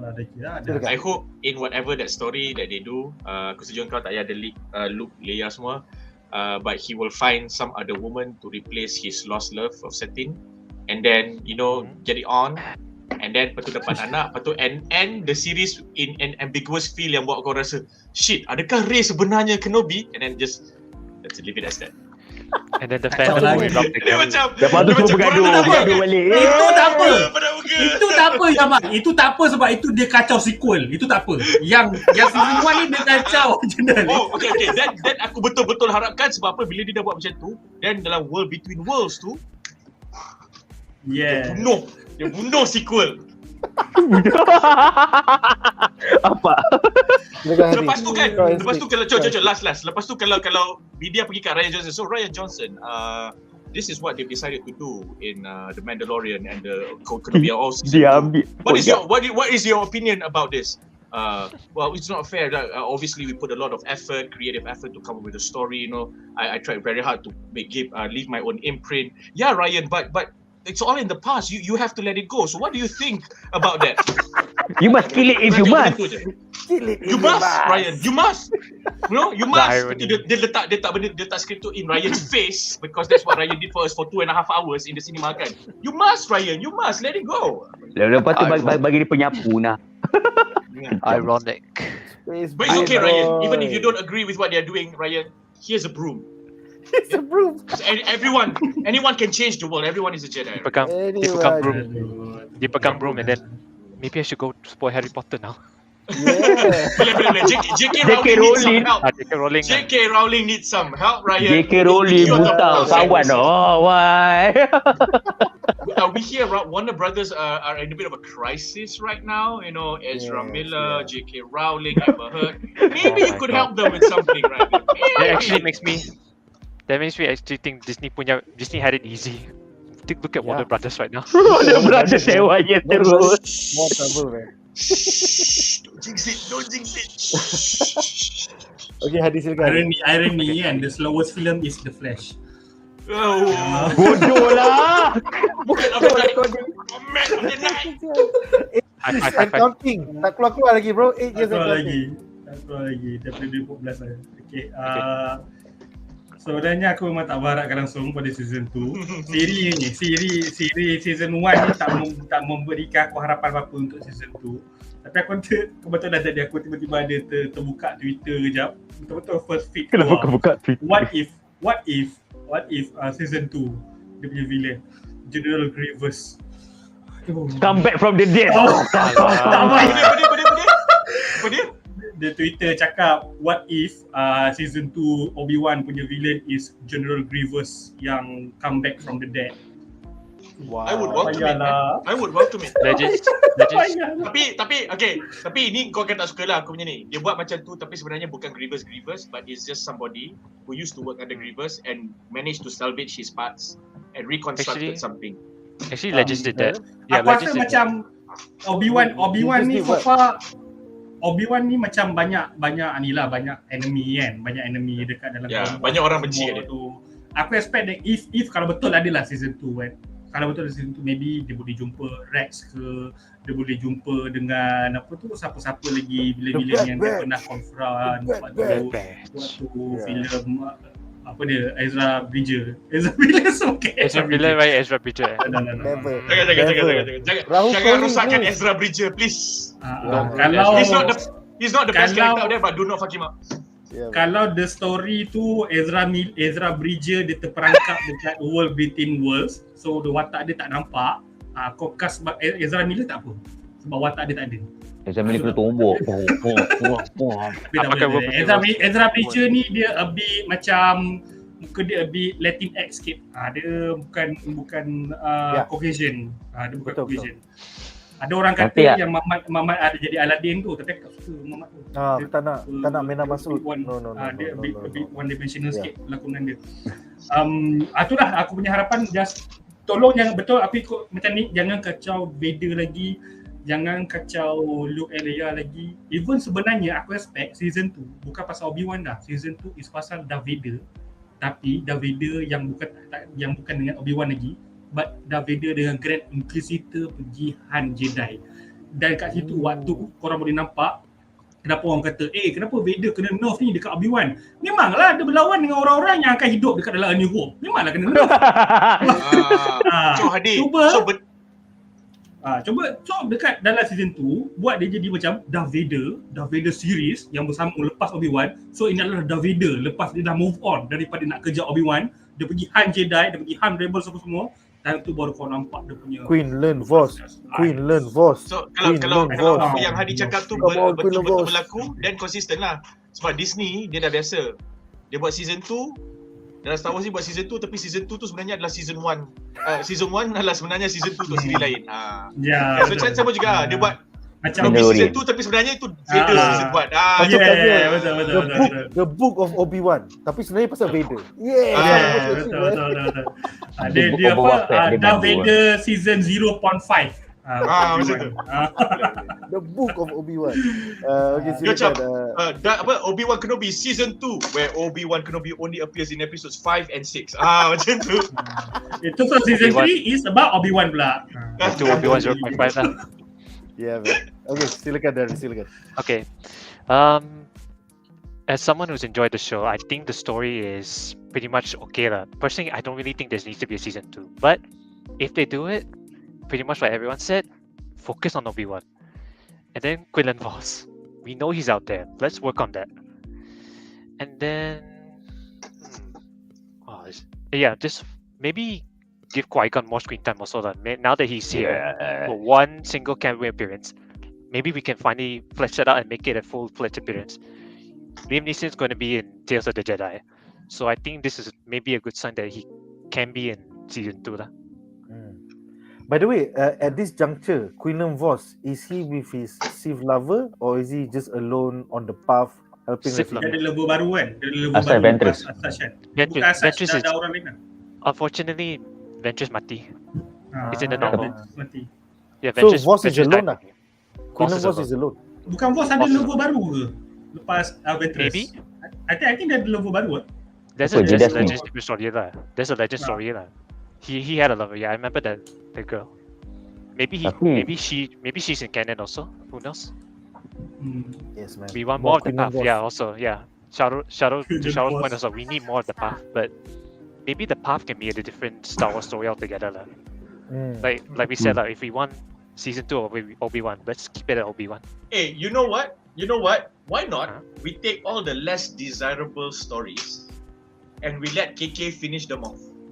And we keep the ones that we really want for when Filoni and Favreau take it. Quinlan Yes. Vos. Quinlan Vos. Buat endor.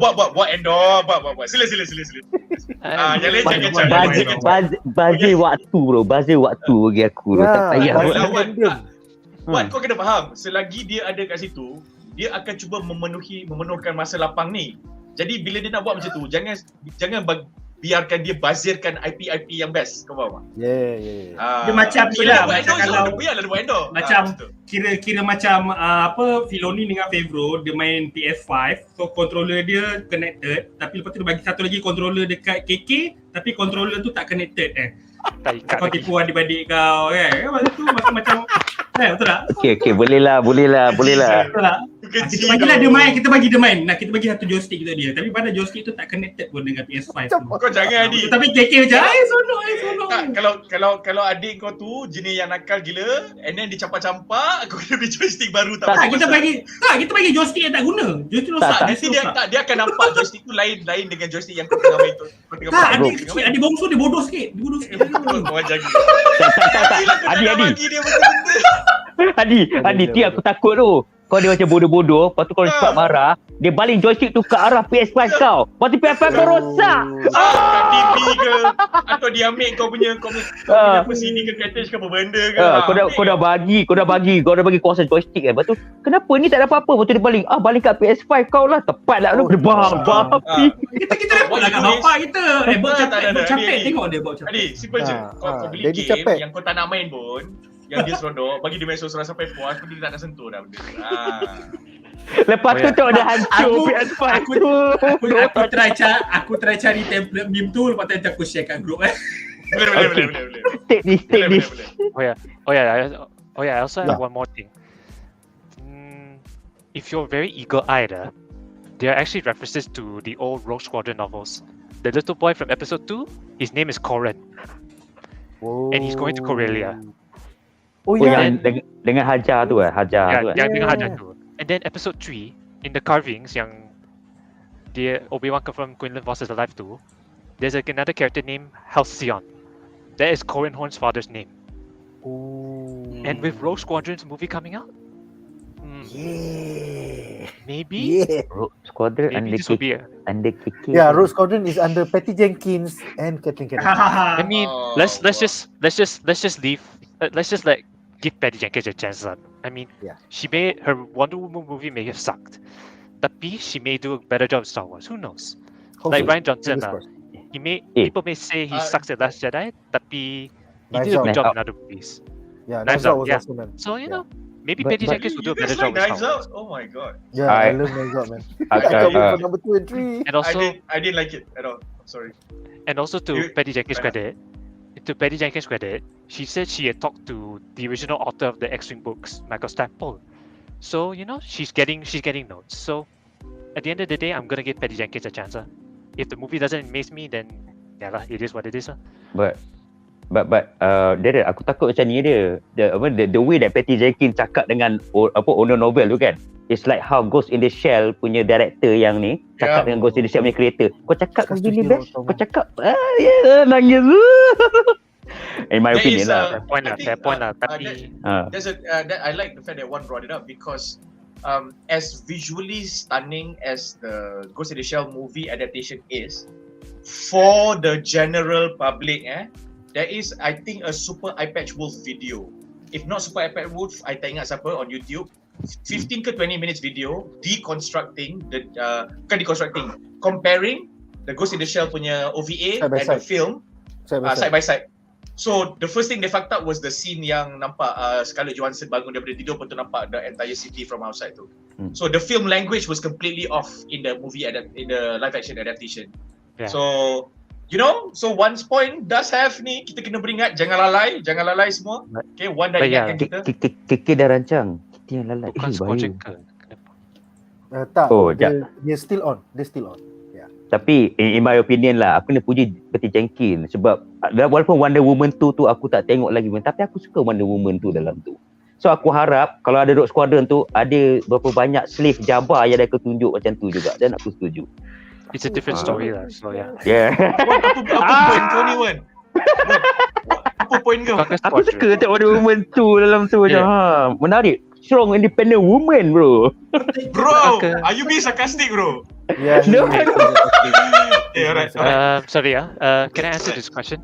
Yeah. Squadron, in the perspective of electronic arts, dah tertong sampai dah. Tapi for players like me, we can still enjoy it. So I think the last time I played Squadrons was like 2 months ago. There's still players playing it.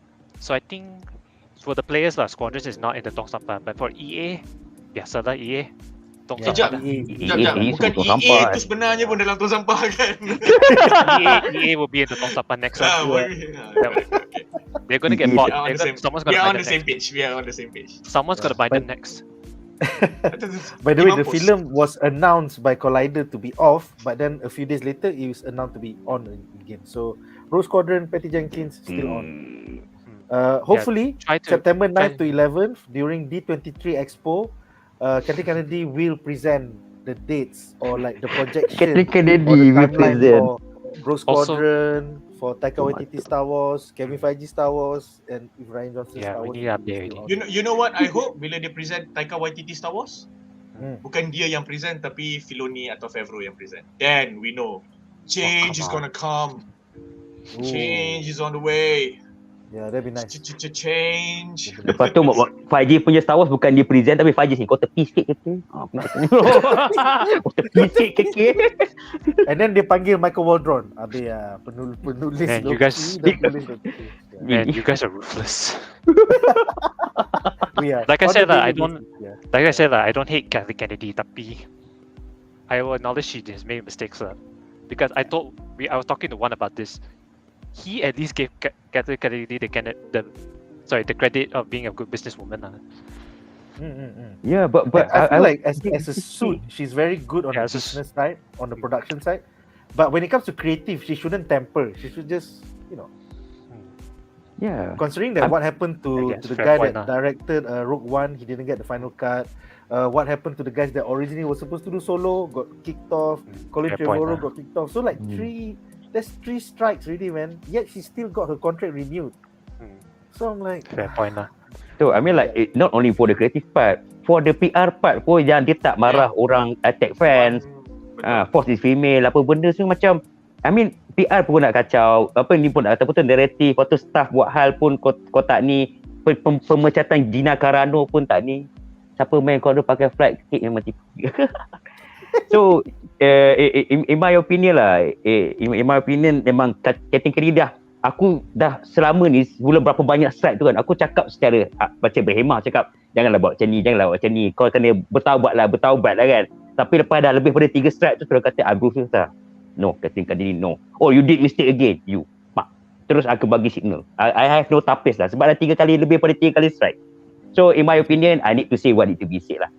okay, bring us home, you bro. Kau you're the Home, only one. home. Harapan Yeah. untuk Harapan. Obi-Wan. Home. Kepada Wan. Kathleen Kennedy kena pecat. Okey lah, okey. Fokus pada Obi-Wan lah. Okay, Fokus Obi-Wan 3 tu. Kalau ada. in my okay. Obi-Wan focus. Okay. In my opinion, Okay, first of all, aku nak sambung balik apa aku cakap kan. If they seriously want to do a fucking season 2, Dave Filoni and Favreau in the helm. Kathleen Kennedy, kau buat bagian bisnes je. Joby Harold letak jauh-jauh. Dia macam Ryan Johnson yang kau tak patut letak kat Star Wars. Sebab Joby Harold, dia dah write Power Rangers 2017. Lepas tu dia write apa lagi? Transformer Last Night kan. Benda-benda yang actually tak make sense bila dia writing tau. Bukan je benda law. Benda law tu dah cerita. Tapi benda macam daripada point A ke point B. Reva kena step. Jadi macam step. Macam ni kena macam ni. Dan apa lagi yang dia buat? Betulkan hanger masuk dalam van. Betulkan hanger dalam van. Lepas tu Obi-Wan suruhkan Leia guna trench coat. Aku stormtrooper buat aku macam apa hal kau ni macam trench coat. Ada lepas tu I think and then lepas tu Darren also make a good point masa kau post yang pasal the only reason yang Obi-Wan tembak the laser punya gate tu is for the guy tu masuk dalam for Obi-Wan naik lori tu untuk jalan kan. Lepas tu jalan kaki. So in my opinion dia jalan kaki, so at least dia check if the coast is clear lah. Yelah, tapi then kalau coast clear, then they'll go back to the transport. But then the Imperial transport came. That's when the timing out already lah. Yeah. So sekarang bukan salah dia tembak lah, salah transport tu yang datang, betul tak? Ya. Tapi tak masalah dia dah tembak dah. Tapi dia jalan macam jalan kaki lenggang-lengguk ketuk dengan Leia. Bukan dia chat Kenapa datang? Dia tak nampak benda maksud dia punya urgency tu tak nampak dia pandang belakang kejap ke tengok depan ke. Lepas tu ada transport. Oh fuck. So that's bila benda-benda yang kecil-kecil macam ni yang logical bukan law pun, benda yang logik. So dia tak refine benda-benda macam tu. That's why I think tak boleh lah, janganlah macam ni. Even yang macam apa ni dalam kan terowong yang rahsia tu kan. Leia masuk dulu, lepas tu Tala masuk, lepas tu last sekali Reva masuk. Takkan Reva tak jumpa Tala kot. Aku macam okay, they make a setup. Adalah sikit kata drone tu ada macam berselirat kan. But at least lah diorang mesti boleh at least cross path juga kan. And macam mana Reva boleh potong Leia? If they want to make the scene justifiable, Reva boleh potong Leia kat depan bunuh orang tu, mesti tu satu scene Reva nampak satu jalan lain. At least baru kau boleh nampak benda macam tu. Kalau Reva ni aku nak beta sebab apa? Itulah the clue that Reva dia boleh transport diri dia across distances. Very spesial lah. Daripada Jabim pergi ke Tatooine. Yes. So bro so dia dah foreshadow dah benda tu, dia punya ability. Lepas tu sebab sebenarnya dia jadi Grand Inquisitor terus. Tak sebenarnya bro, waktu masih kecil-kecil Vader step, dia boleh hilangkan saber tu, dia baru sedar. So waktu Vader step dia kali kedua tu, dia hilangkan saber dia kat perut dia bro. Sebab dia boleh transport. Stay on target. Okay. So kau harap tak ada Joby Harold. Okay, continue. Tak ada Joby Harold, tak ada ni. And lepas tu, if they want to do a season 2, macam biasa aku setuju dengan semua orang, jangan sentuh Luke, jangan sentuh Leia, jangan sentuh Vader. But if can, kalau boleh kan, the season 2 is all about Obi-Wan past. Macam mana dia nak jadi jumpa Qui-Gon, dia ingat balik. Yes, Kenobi. Dia sebab Kenobi punya story brother dia siapa ataupun. Lepas tu ending dia kan, dia dengan Qui-Gon pergi ke Straight Federation nak negotiate. Okay, let's go. I have bad feeling about this, Master. Stop. Oh, yalah. Whereas I have a bad feeling about this. I have a bad feeling about this. I completely forgot about that. Yeah, man. Tak ada dalam Obi-Wan pun tak ada. The whole series is a bad feeling, okay? That's why tak ada. Tak ada. Macam sial lah ni. Betul lah. Ya Allah. Tapi tak apalah. Itulah pendapat aku. Just short and simple. Itu je. Nangis. Alright, so terima kasih kepada semua panelis for this marathon session 3 hours 37 minutes. Terima kasih kepada Wan Muhammad kaki cosplay, Darren daripada Star Wars Malaysia Fan Club, Hadi daripada Facebook page Hadi Abdul Hamid, dan juga Jamal Raslan kaki TV. So itu saja untuk malam ni guys. Thank you for watching. Darren, anything you want to say before? Oh yeah, so yeah, this being my first BuzzPOP punya panel, I'm very happy to have joined. Like, you guys have different opinions, but in the end of the day, you've made some good points. There's some points I don't really agree with, tapi at the end of the day, I can feel you guys are passionate. So I think that gives me closure lah. Not all the naysayers are memang toxic lah. There are people who genuinely care. Yeah, So, yeah. Jangan- I'm jangan- very happy. We moan, we bitch, but it's because we care So- for the we franchise. care. So now you know why we call it bedah, because berkenaan Hello There saja dah 30 minit. Dan dalam 30 minit tu aku kena fair. Dalam 30 minit tu 15 minit one seorang je. Itu kena fair. Yeah, That's- so that's so the next time, so I'd be really happy if I could join you guys for another panel discussion. Cool. Awesome. I foresee Then maybe- Mando season 3. Mendo, Endor. Endo. I think okay, Endor might be a yang scheduling issue. Uh. Endor might be a scheduling issue, yeah. But yeah lah, Sebab I'll be happy Mendo- to join you guys. Ya, kalau Yeah. macam Endo aku rasa aku tak Then, enjoy sebab dah ada established actually- team, so korang kalau ada follow through dari season 1 lagi best. So kalau macam Endo yang baru nak start first season tu aku boleh menyemak. Actually, also if you guys are going to do Transformers, also I would love to do it also lah, because Alright. Beast Wars. Yes. That one. Mana kau next summer. dapat 3 tu? Mana kau dapat? Ah! Alright guys, so I itu saja did. untuk malam ini. Terima kasih kerana menonton guys. Majulah fandom untuk negara. Bye guys.